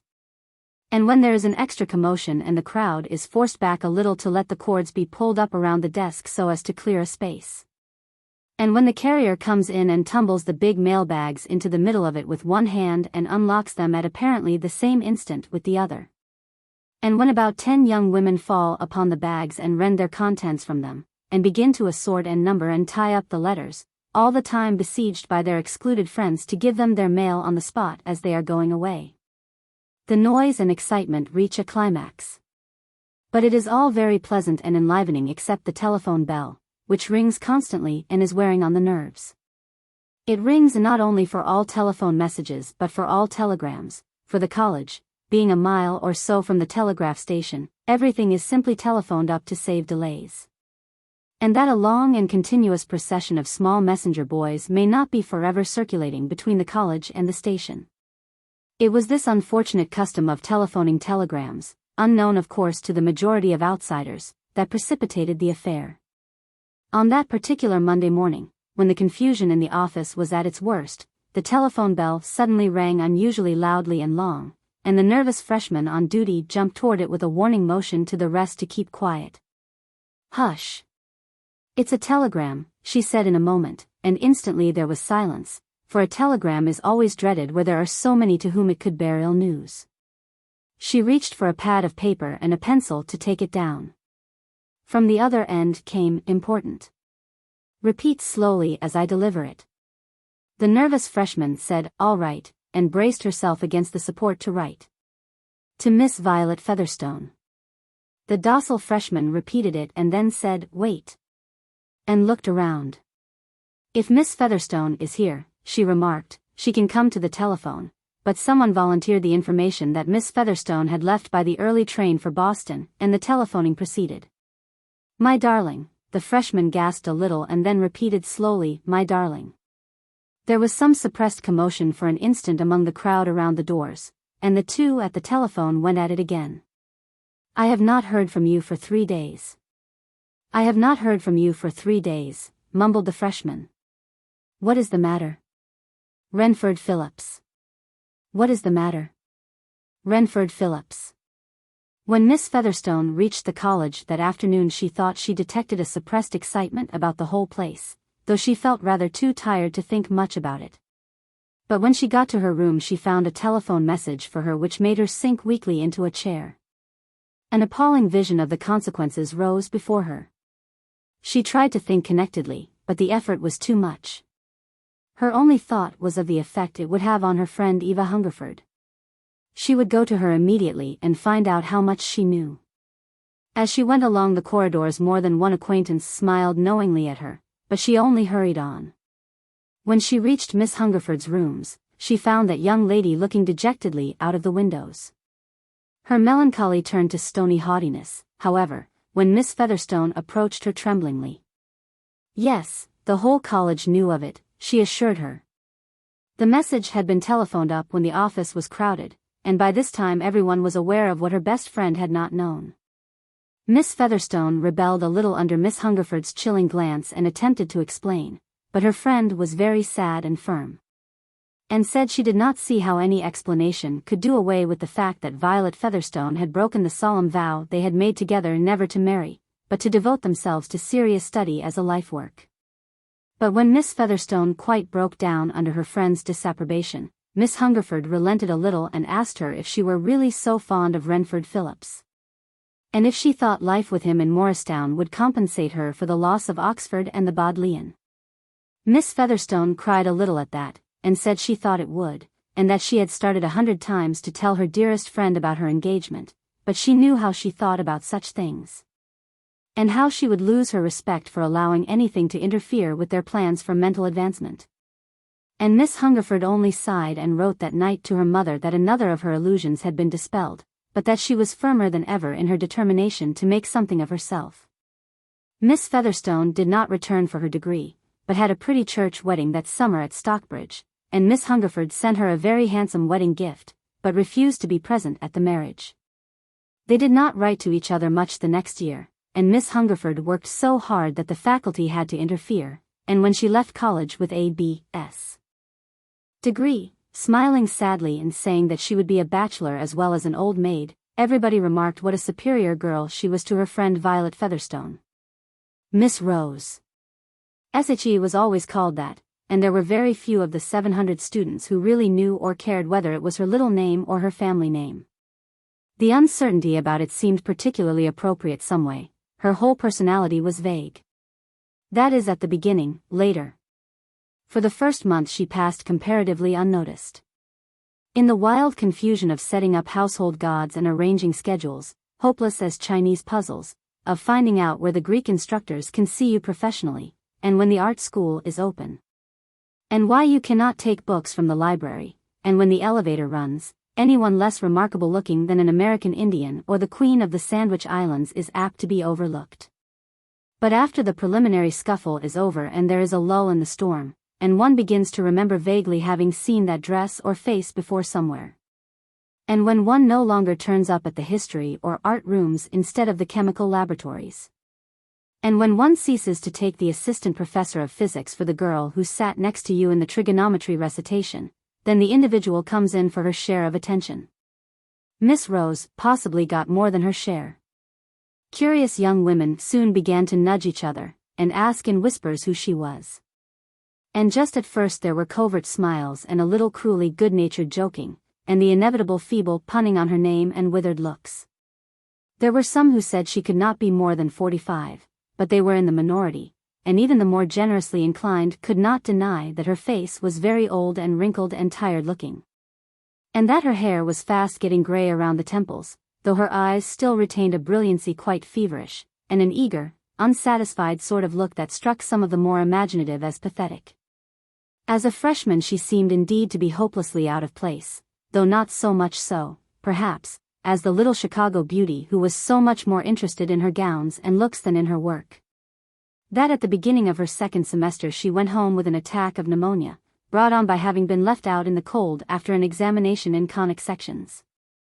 That type, however, is not uncommon, while Miss Rose was especially puzzling.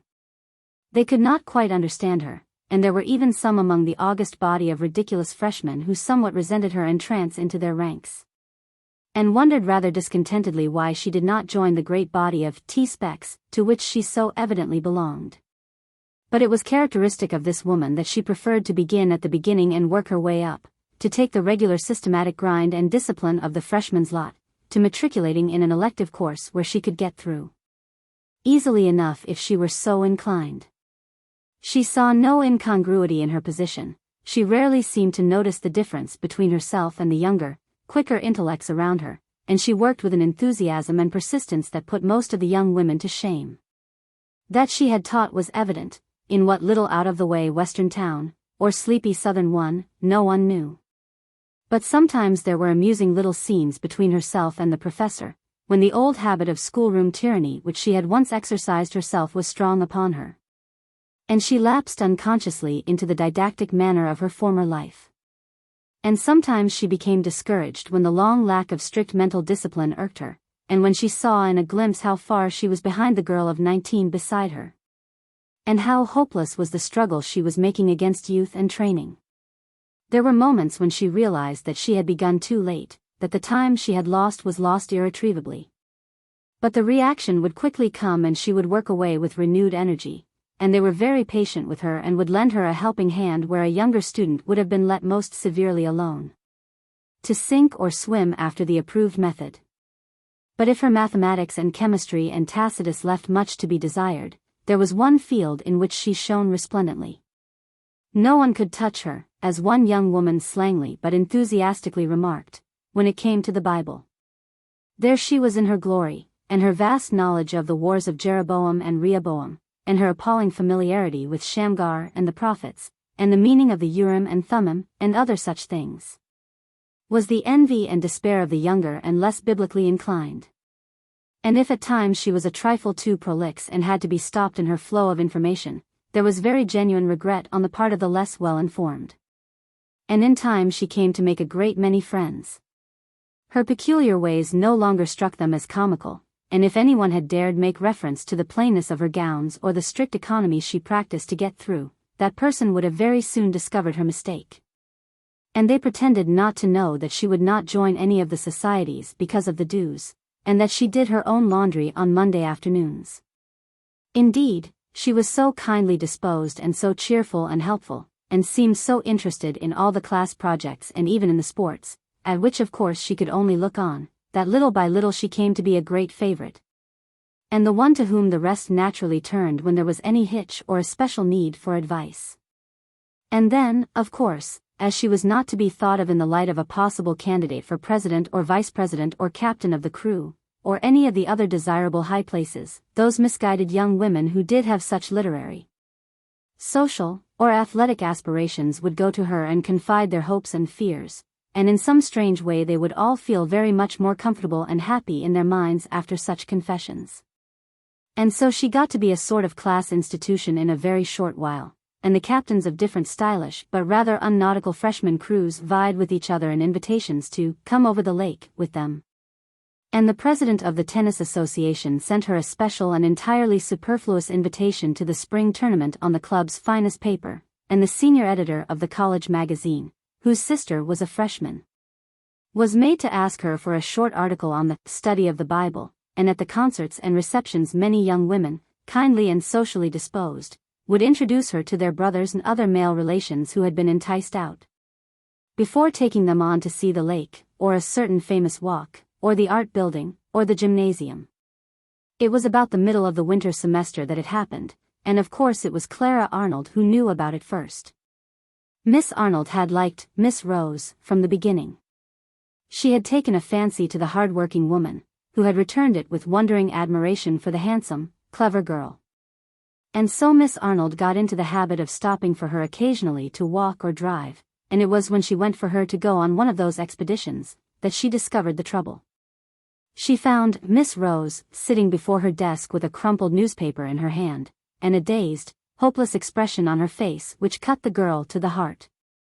Her things were scattered about the room, on the bed and chairs. An open trunk half-filled stood in one corner.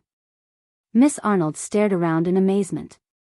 "The bank's broken," said Miss Rose simply, in answer to her questioning glance, and pointed dully to the paper. "I might have known that little bank couldn't hold out when so many big ones have gone under this year," she went on, half speaking to herself. Miss Arnold picked up the paper and read an article on the first page marked around with a blue pencil. She did not understand the technicalities, but she made out that the city bank of a small town in Idaho had been forced to close, and that depositors would not get more than 5 or 10 cents on the dollar. "Every cent I've saved up was in that bank." The woman turned herself slowly in her chair and laid her face down on the desk with her arms above her head. She spoke in muffled tones into which a strange bitterness had crept. "I've worked all my life, ever since I was 20. To get enough money to come to college on. I had barely enough to stay here at all, and now," she stopped suddenly, breathing hard. "I haven't been here a year yet," she broke out at last. "Well, I'll have to go back to teaching." "Great heavens! I thought I'd finished with that." Miss Arnold seated herself on a clear corner of the bed. "Look here, Miss Rose," she said, excitedly, "of course you aren't going to stop college now, when you're doing so well and we all like you so much and you're just beginning your course." She stumbled on, "Has everything gone? Can't you do something?" Miss Rose looked up slowly. "Everything," she said grimly, and then, with the pathetically resigned air of one who has been used to misfortunes and has learned to accept them quietly, "I've worked all my life, I suppose I can go at it again." She looked around her.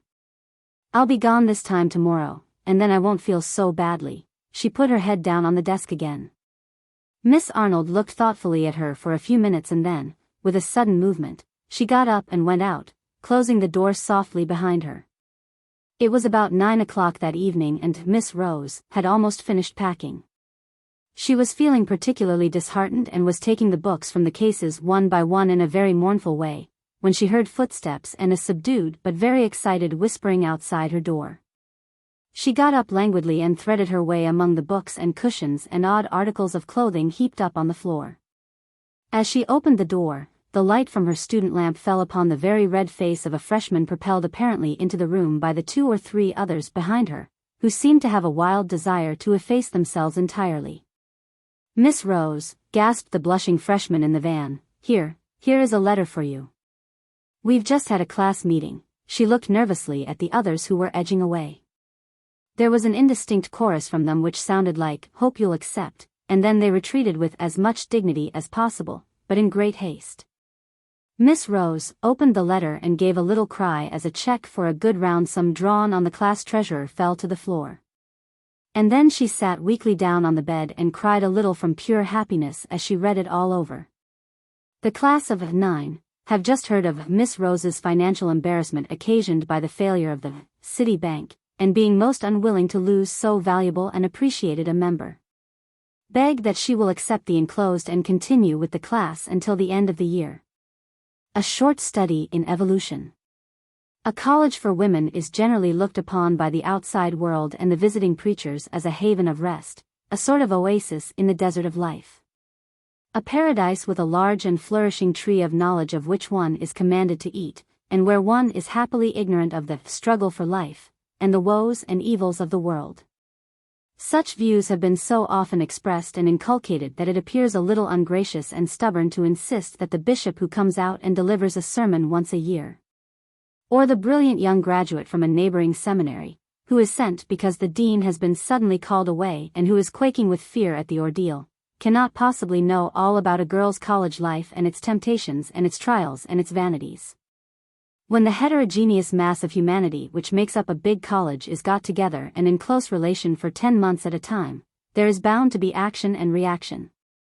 When New York society girls and missionaries' daughters from India, and Boston Latin school girls and native Japanese, and Westerners and Georgians and Australians and teacher specials, and very young preparatory school girls are all mixed up together, it inevitably happens that there is some friction and many unexpected and interesting results.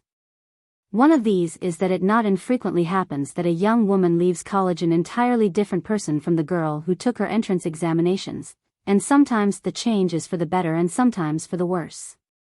Or it may be unimportant and relate only to the way she has got to wearing her hair, or the amount of extra money she considers necessary. At any rate, a noticeable change of some sort always operates in a girl during her 4 or 5 years' stay at a college, and when she goes home, for good, her friends will criticize her from their different points of view, and will be sure to tell her whether she is improved or not. When Miss Eva Hungerford returned for her senior year at college, having been greatly disappointed in one of her friends, she determined to make no new ones, but to work very hard and keep a great deal to herself. She succeeded so well in her efforts that, after she had been there 3 months, she became aware that she knew absolutely none of the new students. They were an indistinguishable mass to her, with the exception of 2 or 3 noticeably pretty, and about the same number of extremely homely young women whose physique rendered them conspicuous. To her uninterested gaze the large majority seemed to be distressingly like all previous freshman classes, and endowed with the same modest amount of good looks and intellectual foreheads. But in college life it is a strange fact that while upper classes find it rather difficult to become acquainted among the lower ones, owing, of course, to the unwritten code which prevents a senior from appearing interested in any but those of her own class, yet the incoming students are allowed and take every opportunity of ingratiating themselves with upper-class girls, without injury to their dignity. But Miss Hungerford, who had surrounded herself with quite an impenetrable air of seniority, and who was so extremely handsome and distant-looking, by her appearance and bearing had exercised a rather chilling influence on young aspirants for an introduction, and was secretly very much looked up to and feared. She was not entirely unconscious of the effect she produced, and was therefore decidedly surprised one day to receive a call from a freshman who lived only a few doors from her, but of whose existence she had not been aware. She thought the child, she was very young, not more than 16, uninteresting, and that it was an evidence of extremely bad taste and unconventionality on her part to call in that unprovoked way. But she was very polite to her uninvited guest, and asked her the usual questions, and the girl, who was very naive, replied with a loquacity quite trying to her hostess. Miss Hungerford was rather indignant after her visitor had gone, and wondered why she had had to be interrupted in an analytical study of Prometheus Unbound, to listen to a child tell her that she had never been out of Iowa before, and that her mother had not wanted her to come to college, but that her father had always said she should have a higher education, and so, after presumably much domestic wrangling, she was there.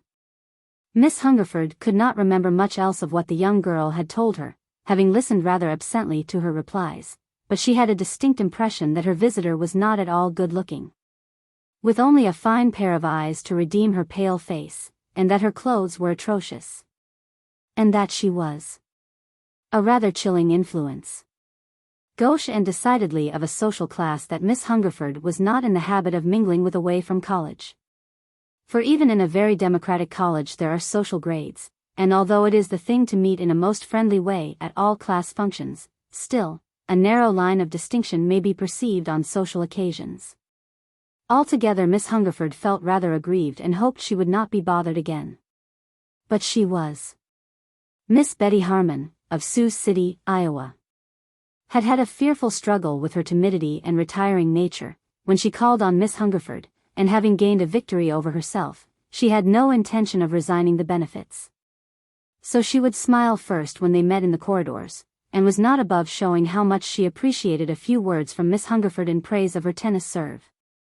And that young woman was even uncomfortably conscious that her youthful admirer had more than once followed her to the library, where, under pretense of reading, she had stolen furtive glances at her. Later there were notes, and roses, and requests to go boating. Miss Hungerford strongly objected to such proceedings, not only because she did not wish to be rendered ridiculous by an insignificant freshman from Iowa, but also because she was a very sensible girl, and entirely disapproved of the eclectic affinity business, and she had no intention of allowing the young girl's admiration for herself to develop into that abnormal sort of attraction that exists between girls in so many schools and colleges. The temptation to exalt some upper-class girl into an ideal and lavish upon her an affection which in society would naturally fall to the lot of some very unideal boy, or man, is one of the greatest ordeals a college girl goes through. And one who successfully resists all inducements to become a divinity student, or who gets out of the entanglement without damage to herself, is as successfully proven as was Lieutenant Ollis after his little affair with Private Orthrus. Even the least romantic girl is apt to find unexpected possibilities in her nature in the way of romantic devotion, so that it was not surprising that Miss Betty Harmon, unimaginative and unsentimental as she was, should have admired so extravagantly as handsome and interesting a girl as Eva Hungerford. The crude Western girl found something extremely attractive in the senior, grace, a social ease and distinction, and that indefinable magnetism which a wealthy, consciously beautiful girl possesses. She had stolen furtive glances at her. But Miss Hungerford, who had no notion of getting herself talked about, and whose Eastern sensitiveness and prejudices were continually being shocked by the younger girl's crudities, so persistently frowned down upon and ignored her underclass admirer, that even Miss Harmon's devotion paled, and the roses and notes and boating excursions ceased. She began to perceive that the faint line of social distinction, so rarely perceptible in the college, had been drawn in her case. During the last semester of the year Miss Hungerford, who was very tired and busy, seemed almost oblivious of the young girl's existence, and even forgot to smile at her when they met on the campus. And when on her baccalaureate Sunday a box of white roses, the last mute expression of Miss Harmon's expiring affection, was handed her without any card, she wondered who had sent them and concluded they must have been ordered by a man she knew. 3 years after leaving college Miss Hungerford married, much to her friend's surprise, and a year after that she and her husband went abroad. Of course they went to Paris, where Mrs. Stanhope, who had spent much time there after leaving college, had a great many friends, and innumerable dinners were given to them and they enjoyed themselves very much, until it got so cold that Mrs. Stanhope said she must go to Cannes. Of course it immediately struck Stanhope, who adored his wife, that it was entirely too cold to stay in Paris, and so they went south, though their friends made a great fuss over their departure. They stayed away much longer than they had intended, having been enticed into going to Malta by some American acquaintances, and when they got back to Paris hundreds of interesting things seemed to have happened in their absence. And a great many people and events were being talked about of which they knew nothing. But the wife of the American minister, who was an old friend, went to see Mrs.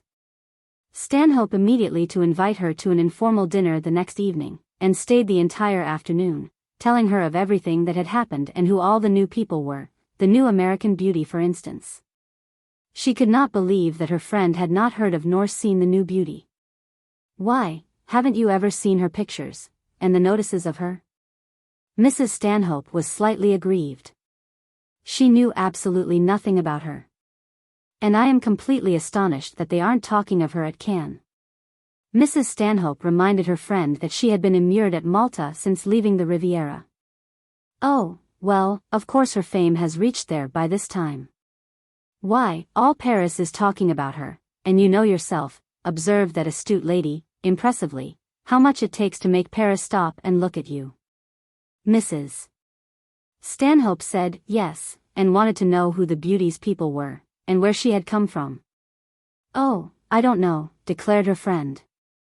"No one seems to inquire. She is so beautiful and sufficient in herself that one does not care much for the rest. They are immensely rich, recently, I believe, though you would never know it from her manner. She is charming and thoroughly well-bred. Her father, I hear, is a typical American businessman, not much in evidence, you know. He leaves that to his daughter, and she does it very well.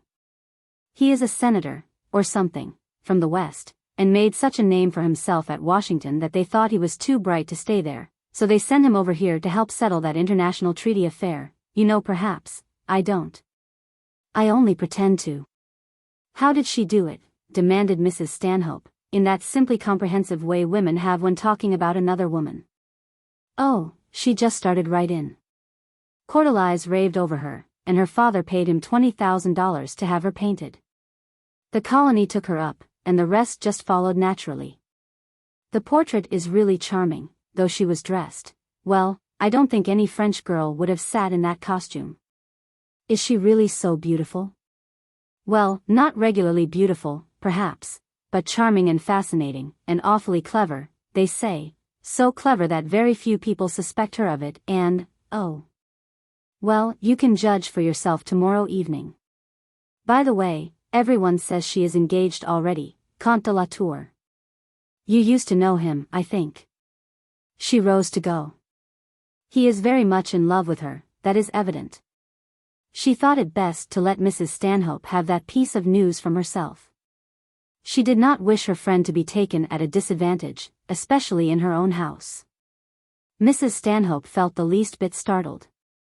She had known the Comte de la Tour very well indeed in Paris, several years before, and he had been very much in love with her, and had appeared quite genuinely broken-hearted when she refused him. She had not seen him, he had not been in Paris when she was there during the earlier part of the season, but with the comforting faith of people who have never been in love, she had always believed that he would get over his devotion to her.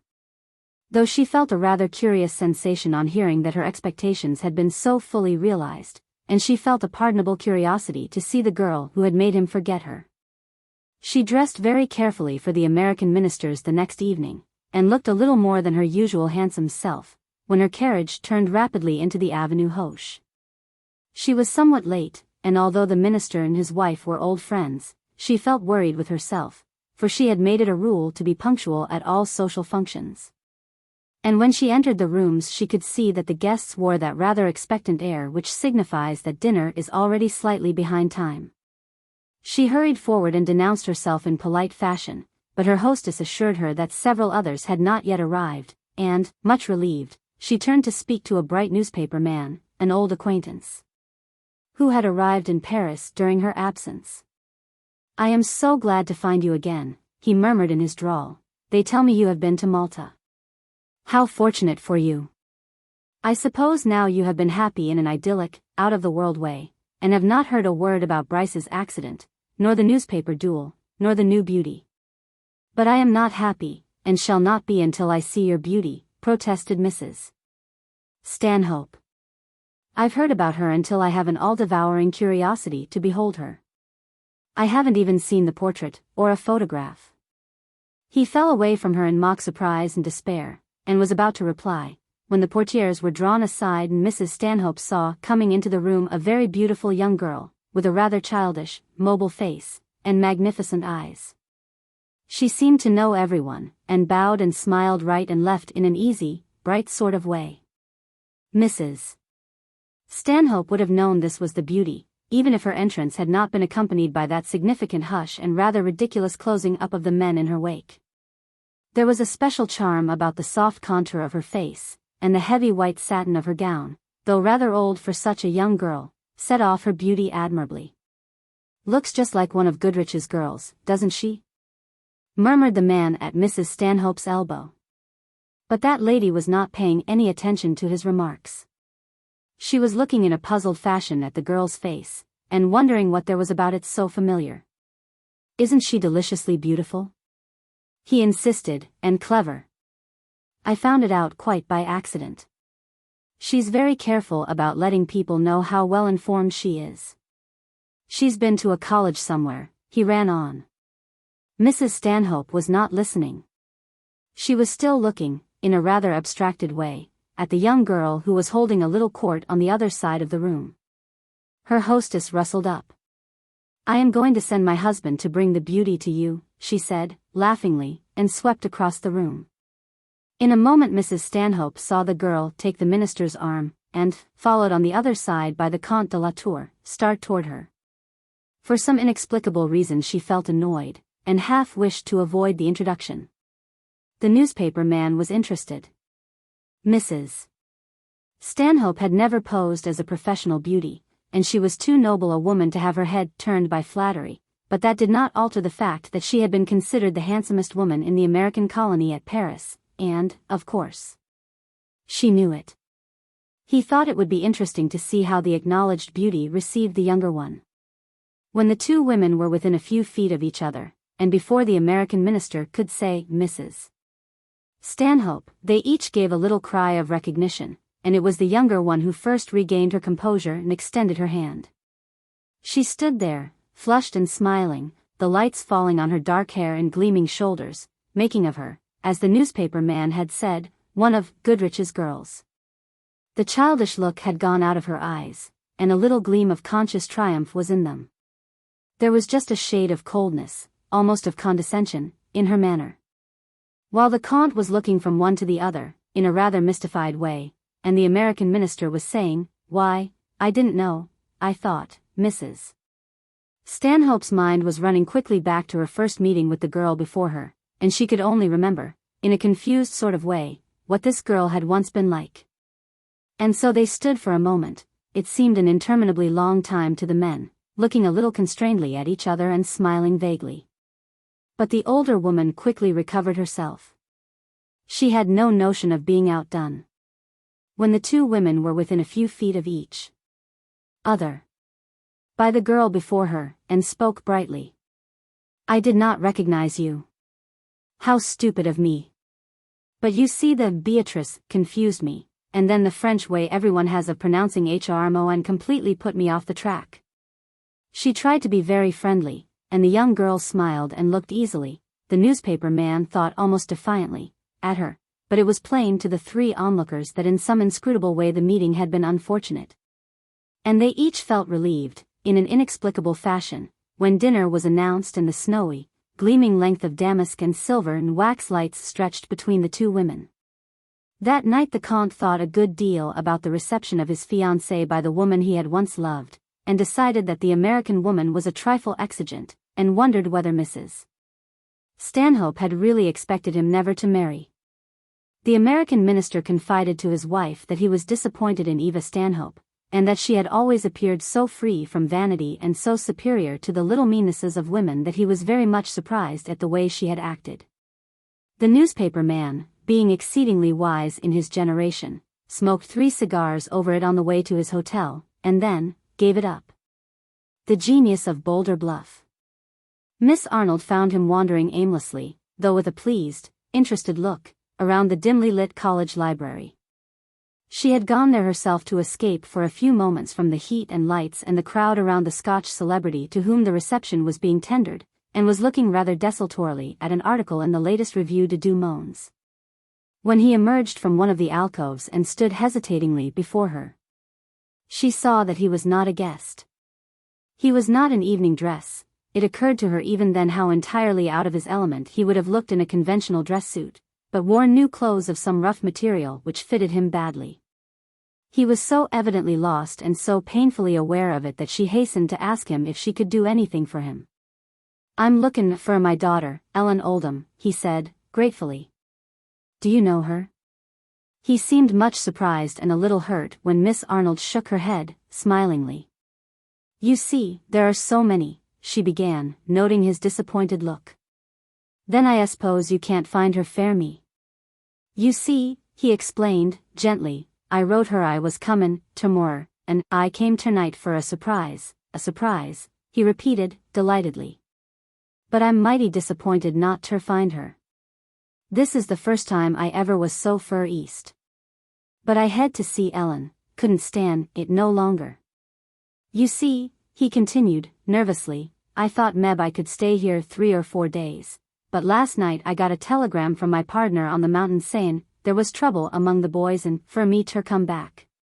But I just couldn't go back without seein' Ellen, so I came on ternight fer a surprise, but I must start back right off, and I'm mighty disappointed not ter be seein' her all this time.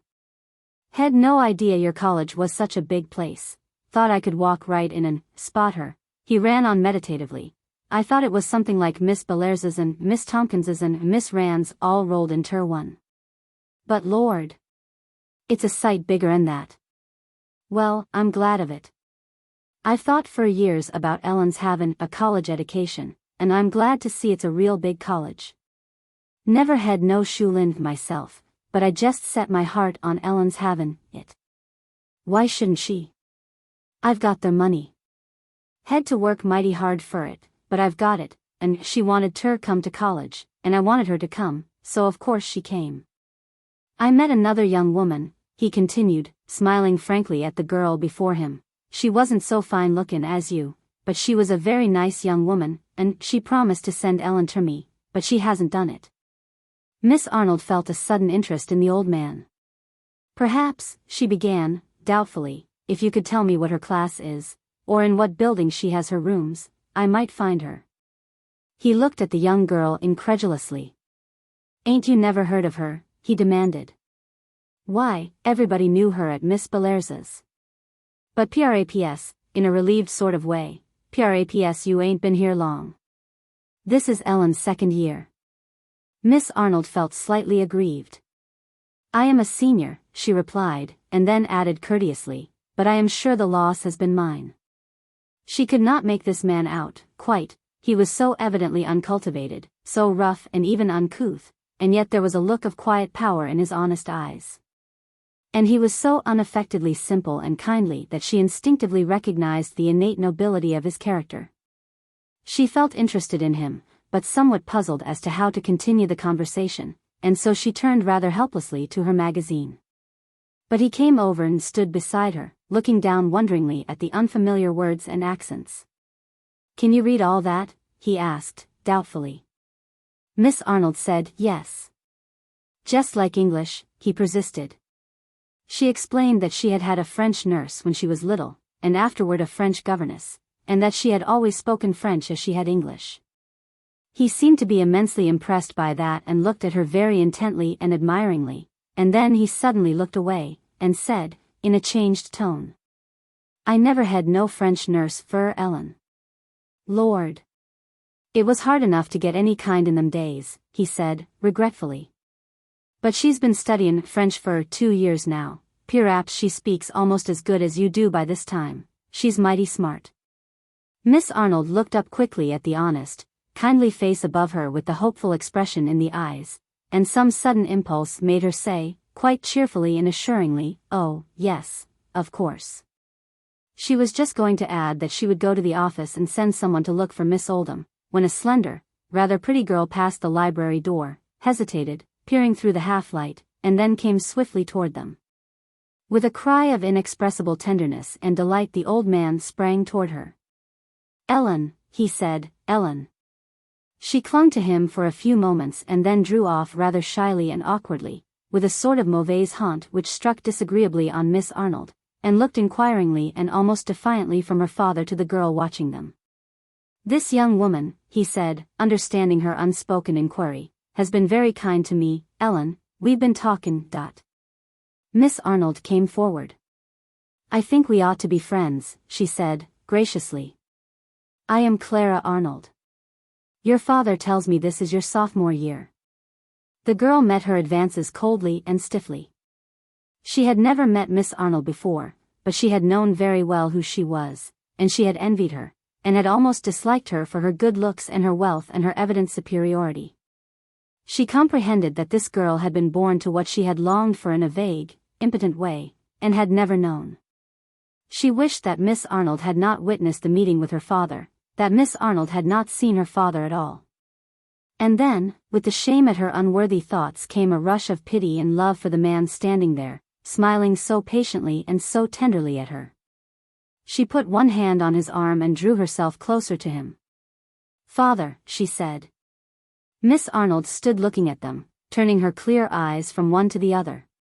It interested her tremendously, the simple, kindly old man, in his rough clothes, and with his homely talk and his fatherly pride and happiness in the pretty, irresolute-looking girl beside him. It occurred to her suddenly, with a thrill of pity for herself, that she had never seen her father look at her in that way. He would have been inordinately surprised, she felt sure, very much annoyed, if she had ever kissed his hand or laid her head on his arm as this girl was now doing. He had been an extremely kind and considerate father to her. It struck her for the first time that she had missed something, that after providing the rather pretentiously grand-looking house and grounds, and the servants and carriages and conservatories, her father had forgotten to provide something far more essential. But she was so much interested in the two before her that she did not have much time to think of herself. She concluded that she did not want to go back to the Scotch celebrity, and resolutely ignored the surprised looks of some of her friends who passed the library door and made frantic gestures for her to come forth and join them. But when they had moved away, it occurred to her that she ought to leave the two together, and so she half rose to go, but the man, divining her intention, said, heartily, "Don't go, don't go. Ellen's goin' to show me about this big college, and we want you to go, too." He was speaking to Miss Arnold, but his eyes never left the girl's face beside him, while he gently stroked her hair as if she had been a little child. And so they walked up and down the long library, and they showed him the Milton shield, and dragged from their recesses rare books, and pointed out the pictures and autographs of different celebrities. He seemed very much interested and very grateful to them for their trouble, and never ashamed to own how new it all was to him nor how ignorant he was. And he did not try to conceal his pride in his daughter's education and mental superiority to himself. And when Miss Arnold realized that, she quietly effaced herself and let the younger girl do all the honors, only helping her now and then with suggestions or statistics. "You see," he explained, simply, after a lengthy and, as it seemed to Miss Arnold, a somewhat fruitless dissertation on the splendid copy of the Rubaiyat lying before them, "you see, I don't know much about these things. Never had no chance. But Ellen knows, so what's the use of my knowin'? She can put her knowledge to use, but, Lord, I couldn't if I had it. You see, it was like this," he continued, cheerfully, turning to Miss Arnold, while the girl at his side raised her head for an instant and uttered a low exclamation of protest. "We lived out west, in a minin camp in Colorado. Boulder Bluff was its name. Awfully lonesome place. No schools, nothin', just the store, my store, and the mines not fur off." Ellen was about 12 then. He turned inquiringly to the girl, but she would not look up. "About 12, he continued, after a slight pause, and another gentle caress of the brown hair. "And I hadn't never given a thought to women's education, and Ellen here was just growin' up not knowin' a thing, except how I loved her and couldn't bear her out of my sight," with another caress. When one day there came to their camp a college chap. He was an English chap, and he was hard up. But he was a gentleman and he'd been to a college, Oxford was the name, and he took a heap of notice of Ellen, and said she was mighty smart. "Yes, Ellen.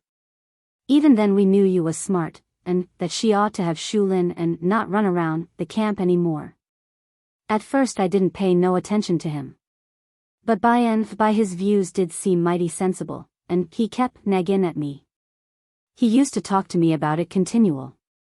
And at night we'd sit out under the pines and talk, he with a far-away sort of look in his eyes and the smoke curlin' up from his pipe, and he'd tell me what edication meant to vim men, independence and happiness and all that. And he insisted for Ellen to go to a good school. He said there was big colleges for vim men just like there was for men, and that she ought to have a chance and go to one. And then he would read us a lot of stuff of evenings, specially poetry. Shelley in particular. And yet another chap, almost better'n Shelley. Keats was his name. P'raps you've read some of his poetry," he inquired, turning politely to Miss Arnold. Something in her throat kept her from speaking, so she only lowered her head and looked away from the drawn, averted face of the girl before her. "He was great. All about gods and goddesses and things one don't know much about.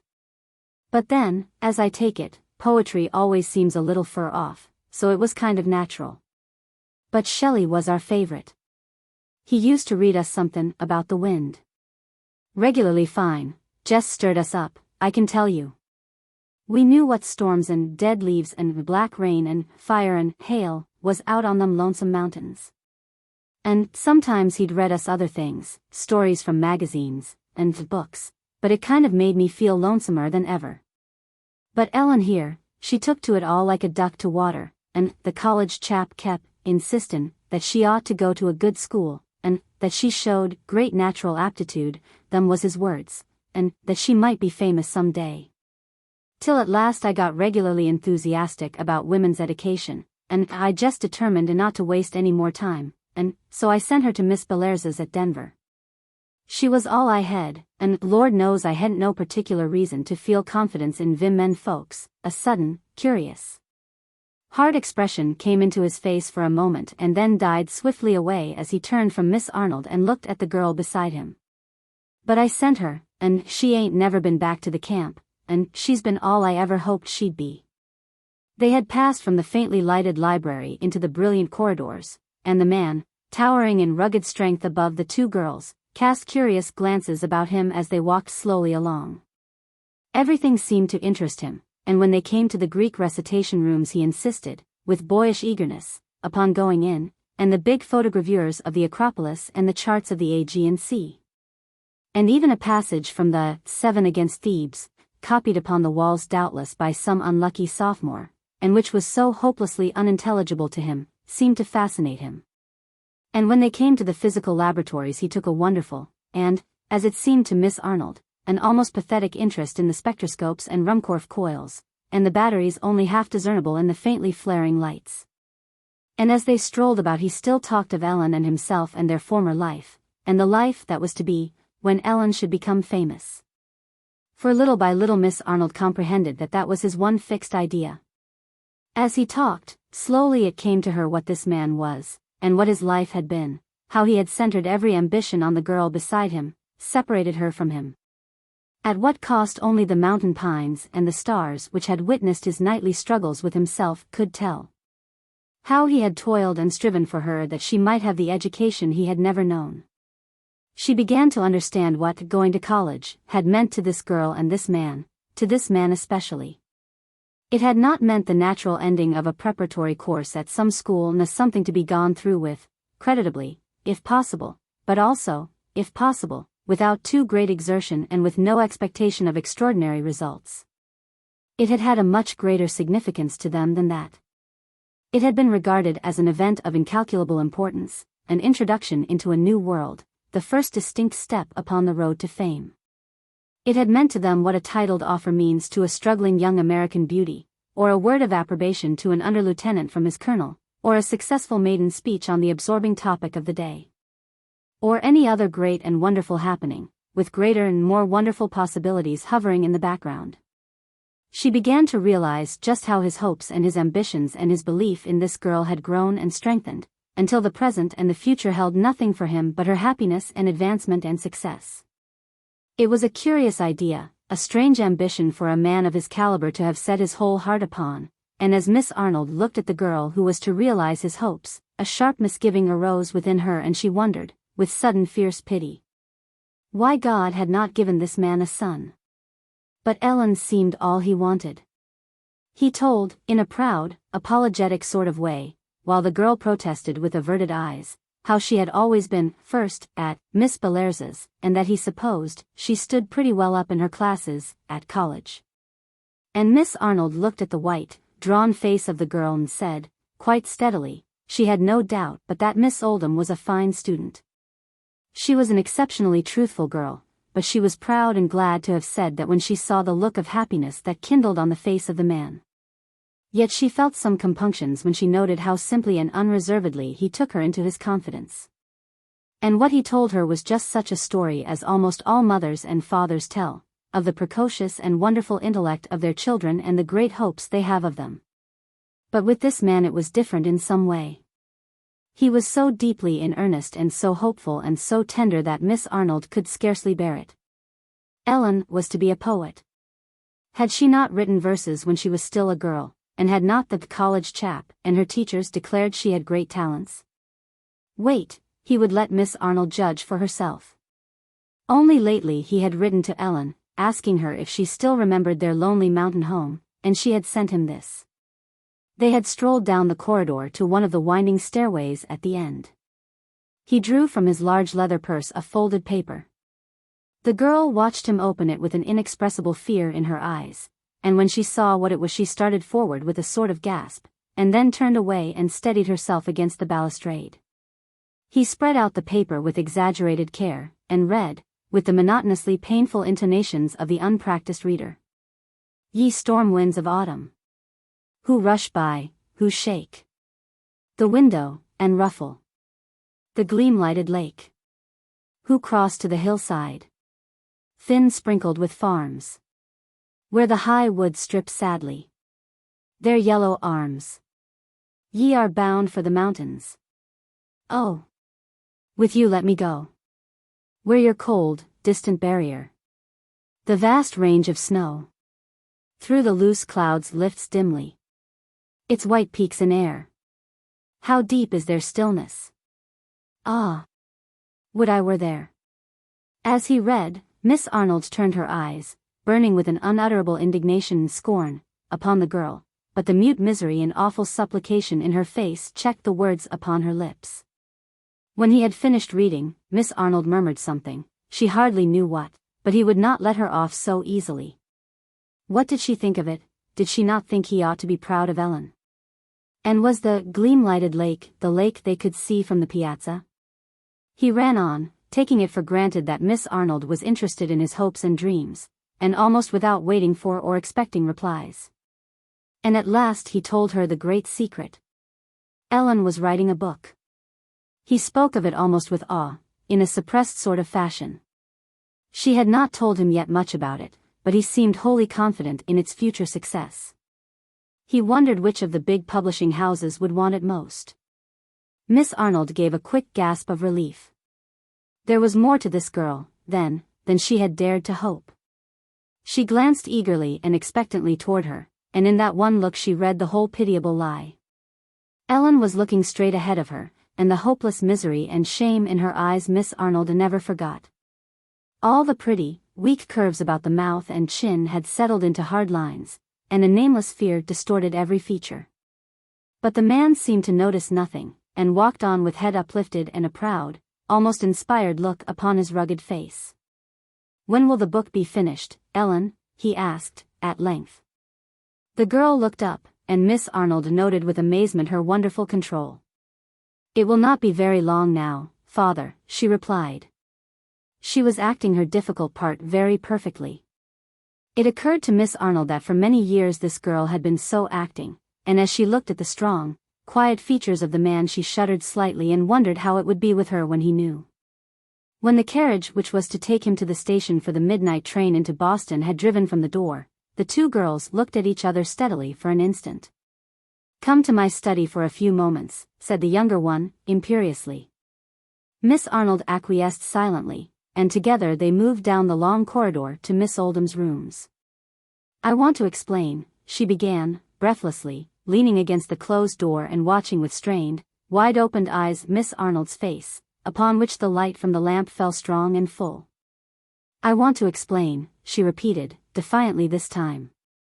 "You had no right to come between myself and my father.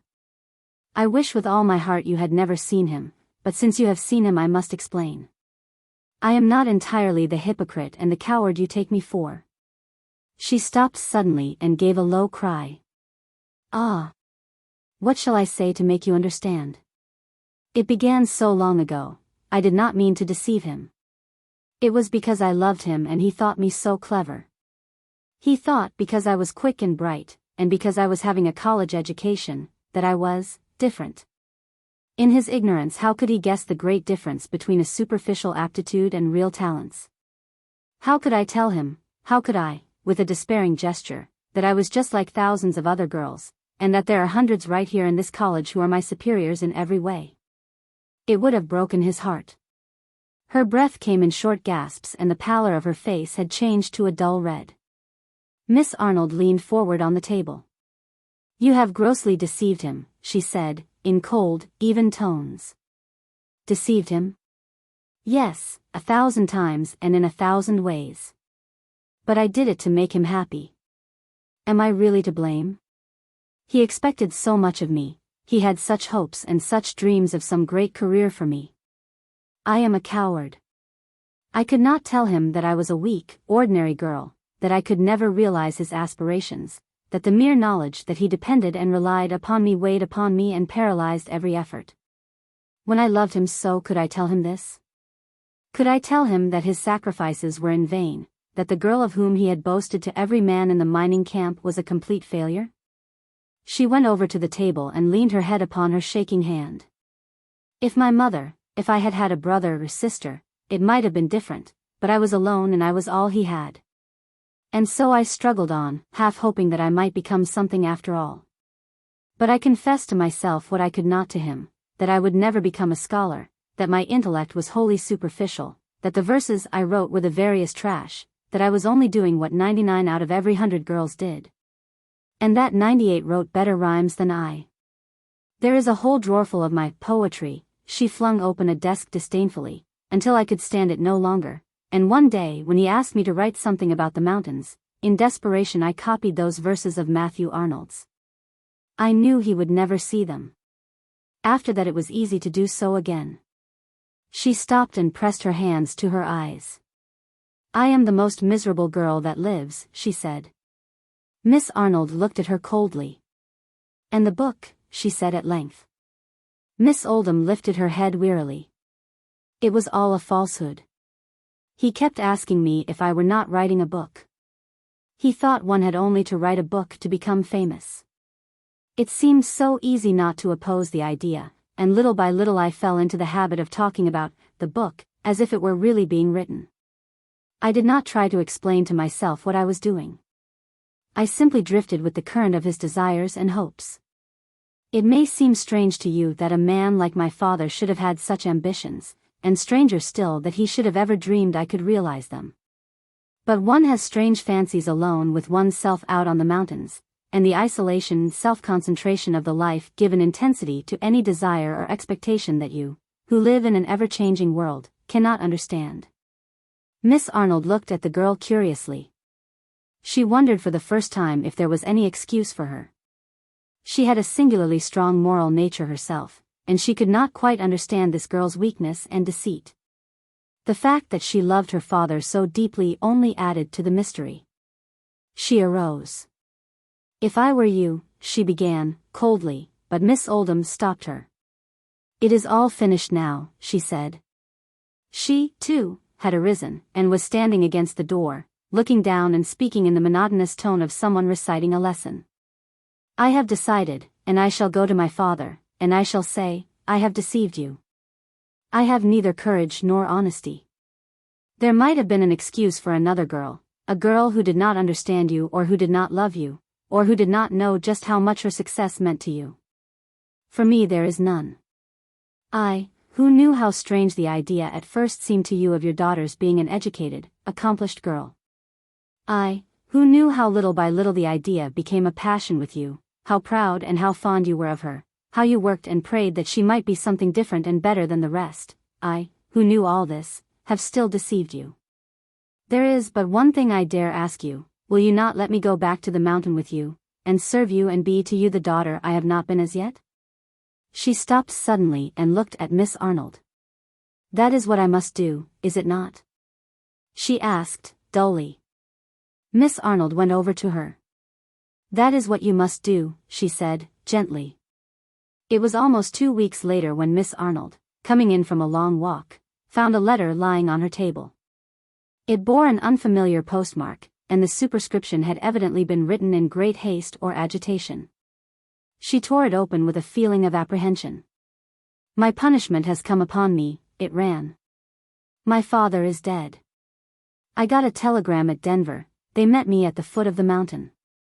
I cannot say anything now. As yet I have but one thought and one comfort, he never knew. Think of me as you will, I am glad he never did. E.O. Time and tide. It was the usual scene at college theatricals. There was the inevitable 6-foot tenor in a white muslin dress, abnormally long blonde plaits, and a high falsetto which would descend every now and then into a baritone. And there was the German bass villain who took unpardonable liberties with the tenor maiden, considering the latter's muscular superiority. And there was the wicked and beautiful maid with very much blackened eyebrows and very much rouged cheeks, who forgot every now and then and winked knowingly at some particular chum in the audience.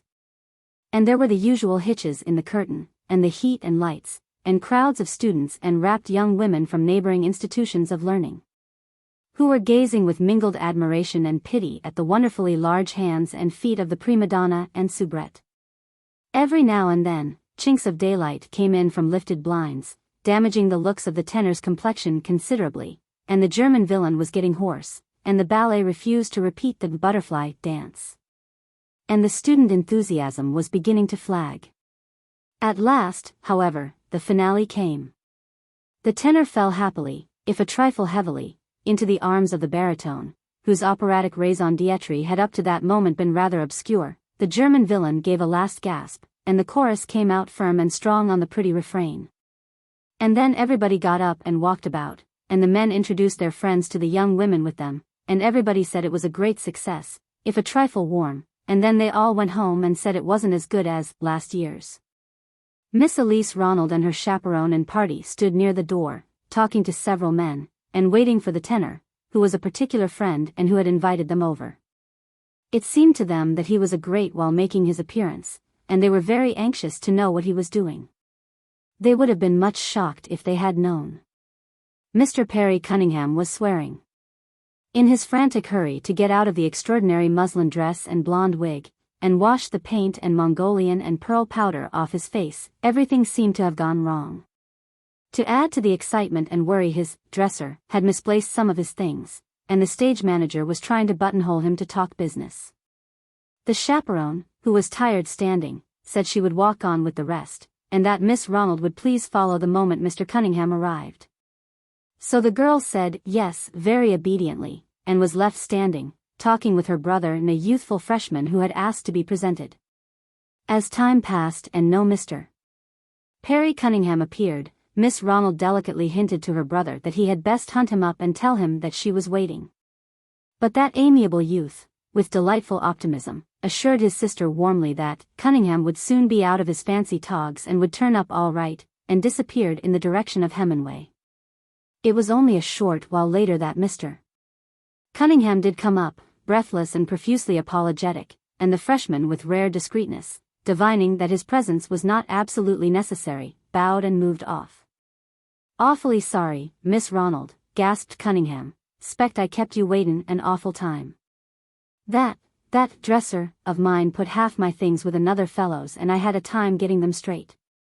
Miss Ronald said it did not matter and that the chaperone had gone on with the rest, and that they were to catch up. "You know we must get that 5.50 train back to the college," she explained. So they strolled up Harvard Square, and Miss Ronald assured Cunningham that his solo in the second act was the gem of the operetta, and Cunningham was saying impressively that he was glad she liked it. When it occurred to both of them that the chaperone and the rest of the party had somehow disappeared. "Did they intend getting the train in Boston or going over to Allston for it?" asked Cunningham. "I'm sure I don't know," replied Miss Ronald, helplessly. "How stupid of me, I never thought to ask." Cunningham said it would be rather easier, he thought, to get over to Allston, and that they had probably gone that way. So they boarded a car and got to Allston at 10 minutes of 6, excellent time, as Cunningham remarked walking inside the station to buy the tickets. He was gone so long that Miss Ronald started in after him, fearing every minute to hear the train come thundering up.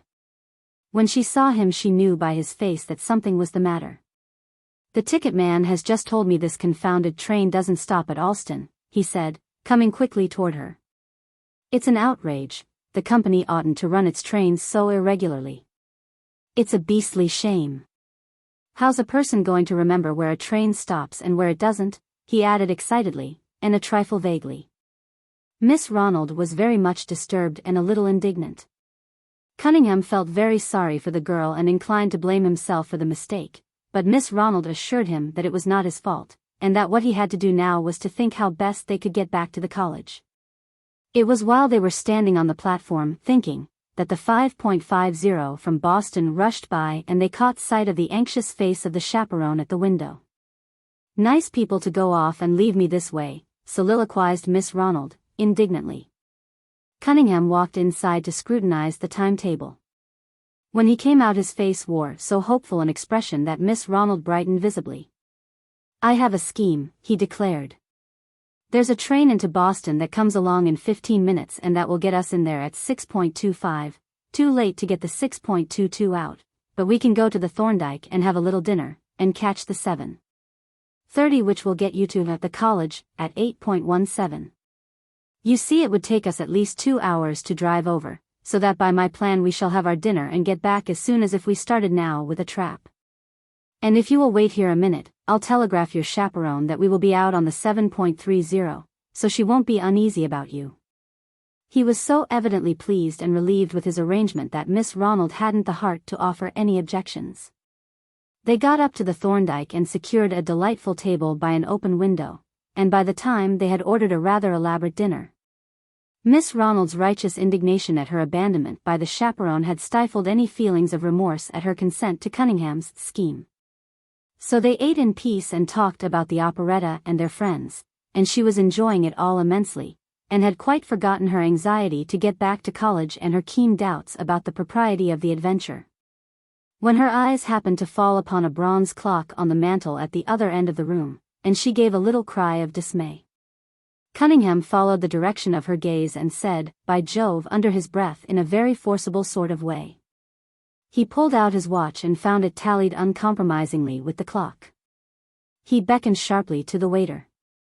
"Is that clock exactly right?" he demanded, excitedly. The waiter assured him that the clock's record was unimpeachable. "There is simply no use trying to make that 7:30 in 3 minutes, Miss Ronald," remarked the youth, mournfully. "It's all my fault. I was enjoying myself so much that I never noticed how late it was," he went on, remorsefully. "Now I suppose you'll be in no end of a scrape. What do they do to you when you come in late? Send you to the dean?"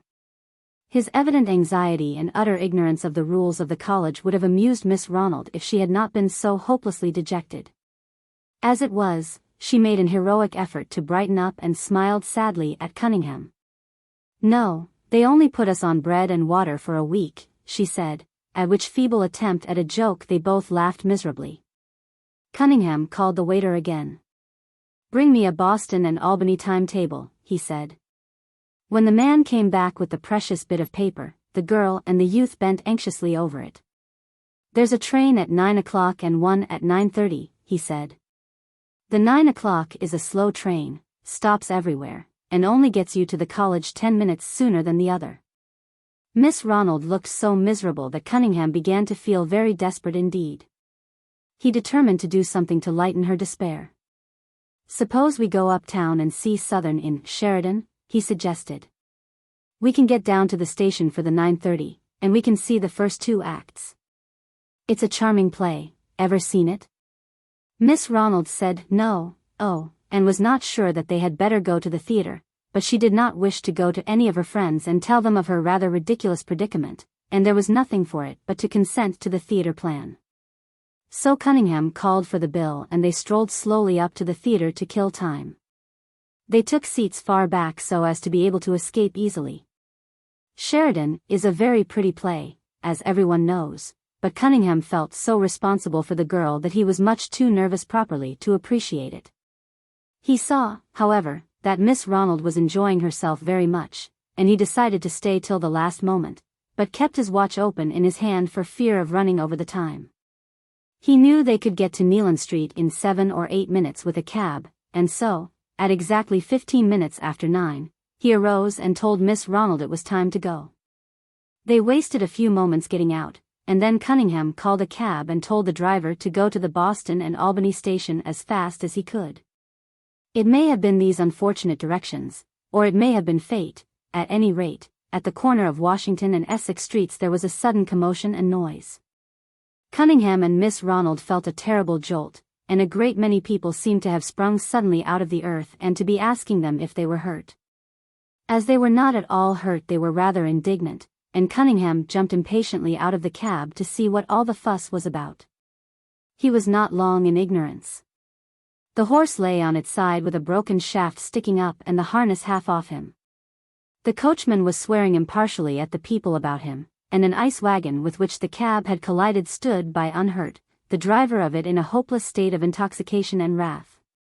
Cunningham looked anxiously around him, and to his consternation not another cab was in sight. There seemed to be a lull in the traffic of the street, and very few people or vehicles were to be seen except those collected around the scene of the accident.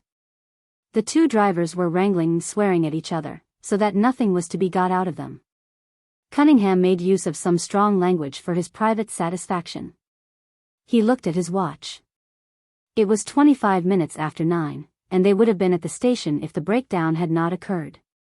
He went quickly back to the cab. "Miss Ronald," he said, "the horse has fallen down and broken the shaft. There isn't another cab in sight, and we mustn't waste any time getting away, or the police may detain us to tell what we know of the accident. I don't see anything to do but to run for it," he added, with a frantic attempt to speak cheerfully. The girl got quickly out of the cab. "This is terrible, Mr. Cunningham," she gasped. "We must catch that 9:30 train.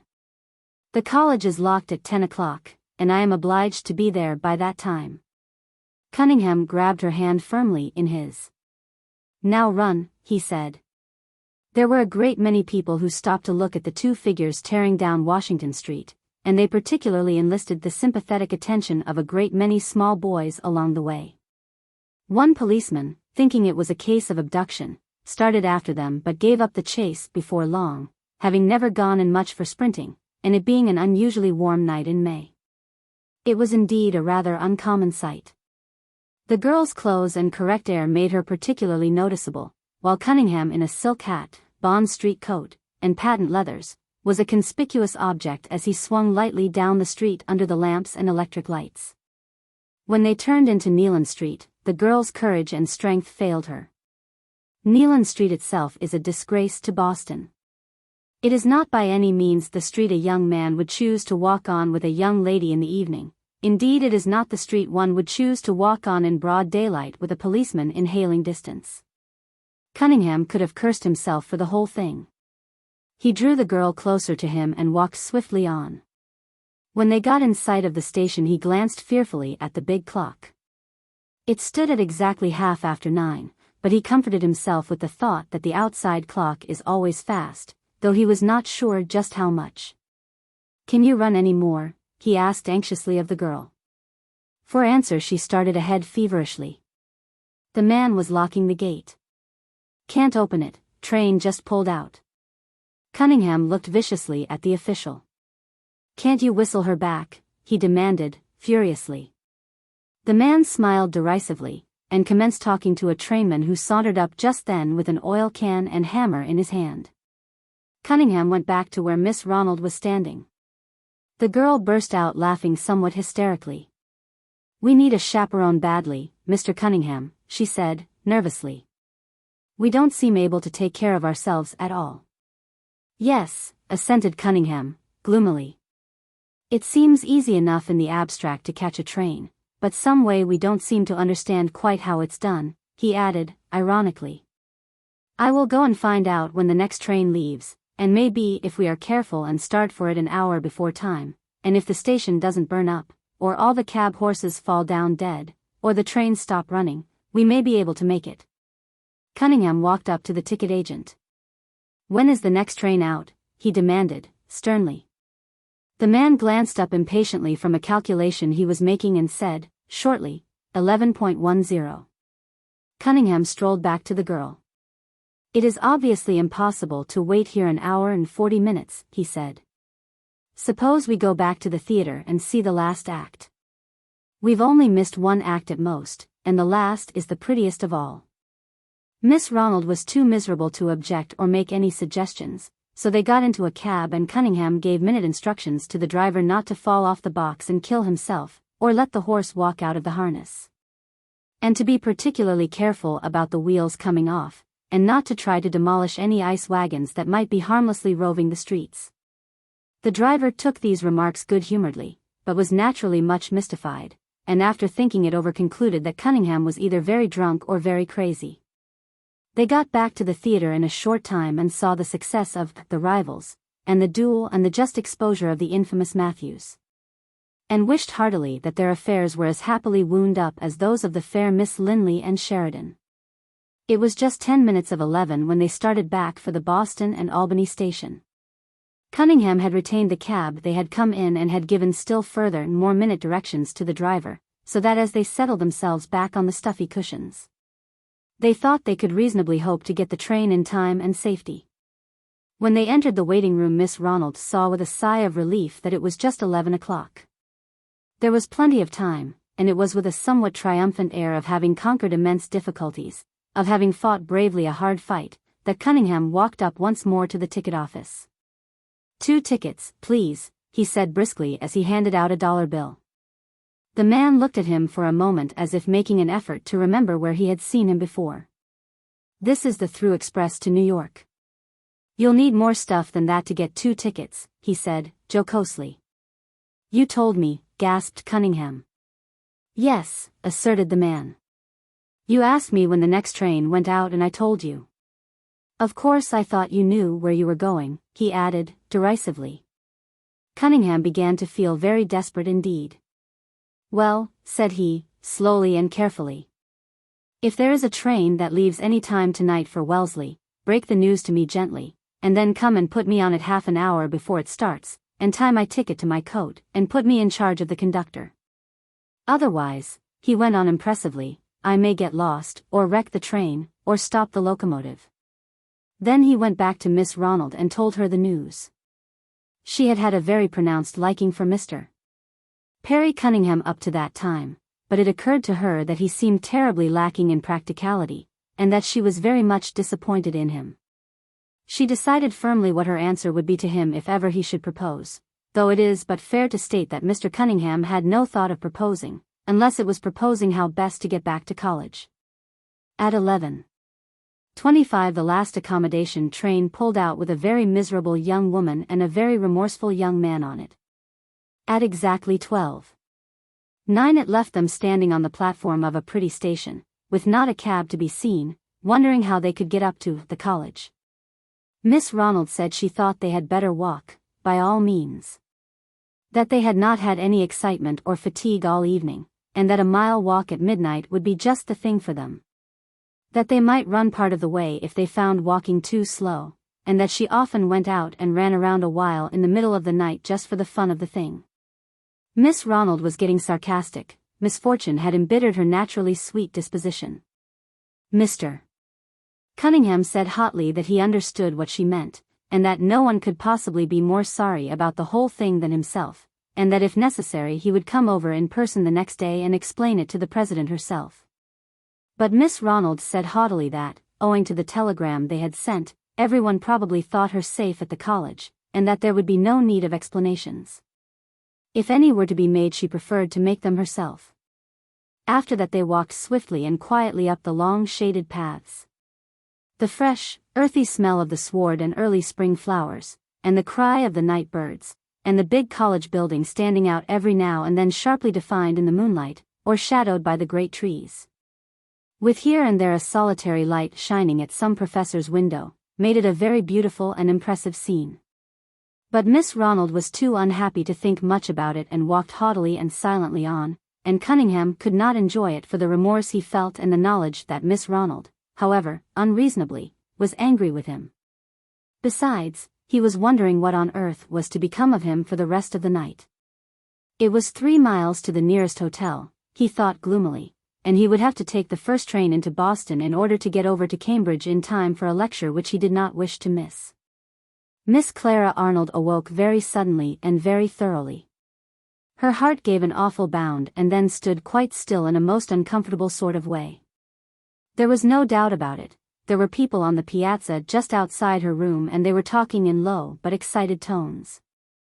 All the horror of her situation came upon her, and in one instant she wished more fervently than she ever thought she could wish for anything, that she had taken her friend's advice and had not decided on a room on the ground floor opening on a piazza. All their warnings and talk of burglars and tramps came vividly to her as she lay there quaking with fear. She could hear quite distinctly the tread of feet outside, and the gentle but firm shaking of the big doors that opened from the broad corridor on the piazza. A sickening sense of fear possessed her and a suffocating pressure was on her lungs. She wondered with all her soul where the night watchman was, and whether she had better scream or lie quite still. She was trying to decide this when she thought she heard her name called. She sat up, listening intently. And then she heard quite distinctly a girl's voice saying, hopelessly, "It's no use, you can't get that door open and I can't make Clara hear." Miss Arnold gave a gasp and then jumped out of bed and into a tea gown and Turkish slippers. She went quickly into her study and called softly to the girl outside. "Elise, is that you?" "Just wait a minute," and then there was more muffled talk outside and a man's voice in a relieved way saying, "Oh, it's all right now, how glad I am. I wish I could begin to tell you, Miss Ronald, how awfully cut up I am about it," but the girl stopped him. "I quite understand, Mr. Cunningham," she said, stiffly. "You had better go now. I am sorry there is no hotel nearer." And then Miss Arnold heard a muttered good night and the crunch of footsteps on the gravel, and as she opened the doors a moment later Miss Ronald fell limply into her arms. They sat up and talked it all over for an hour, and Miss Ronald said she was intensely disappointed in Perry Cunningham, and that she could never forgive him. Miss Arnold contended that she did not quite see what there was to forgive. It had all been unfortunate, and she thought that Mr. Cunningham had done all he could, that he hadn't kept the train from stopping at Alston, nor did he make the cab run into the ice wagon, nor could he compel the New York express to stop for them. And that if he forgot to look at his watch at the Thorndyke, why, she did so too. And she told Miss Ronald frankly that she might have been more civil to him, considering that he had had all the trouble on her account and was now walking 3 miles in order to get a place in which to sleep for 3 hours.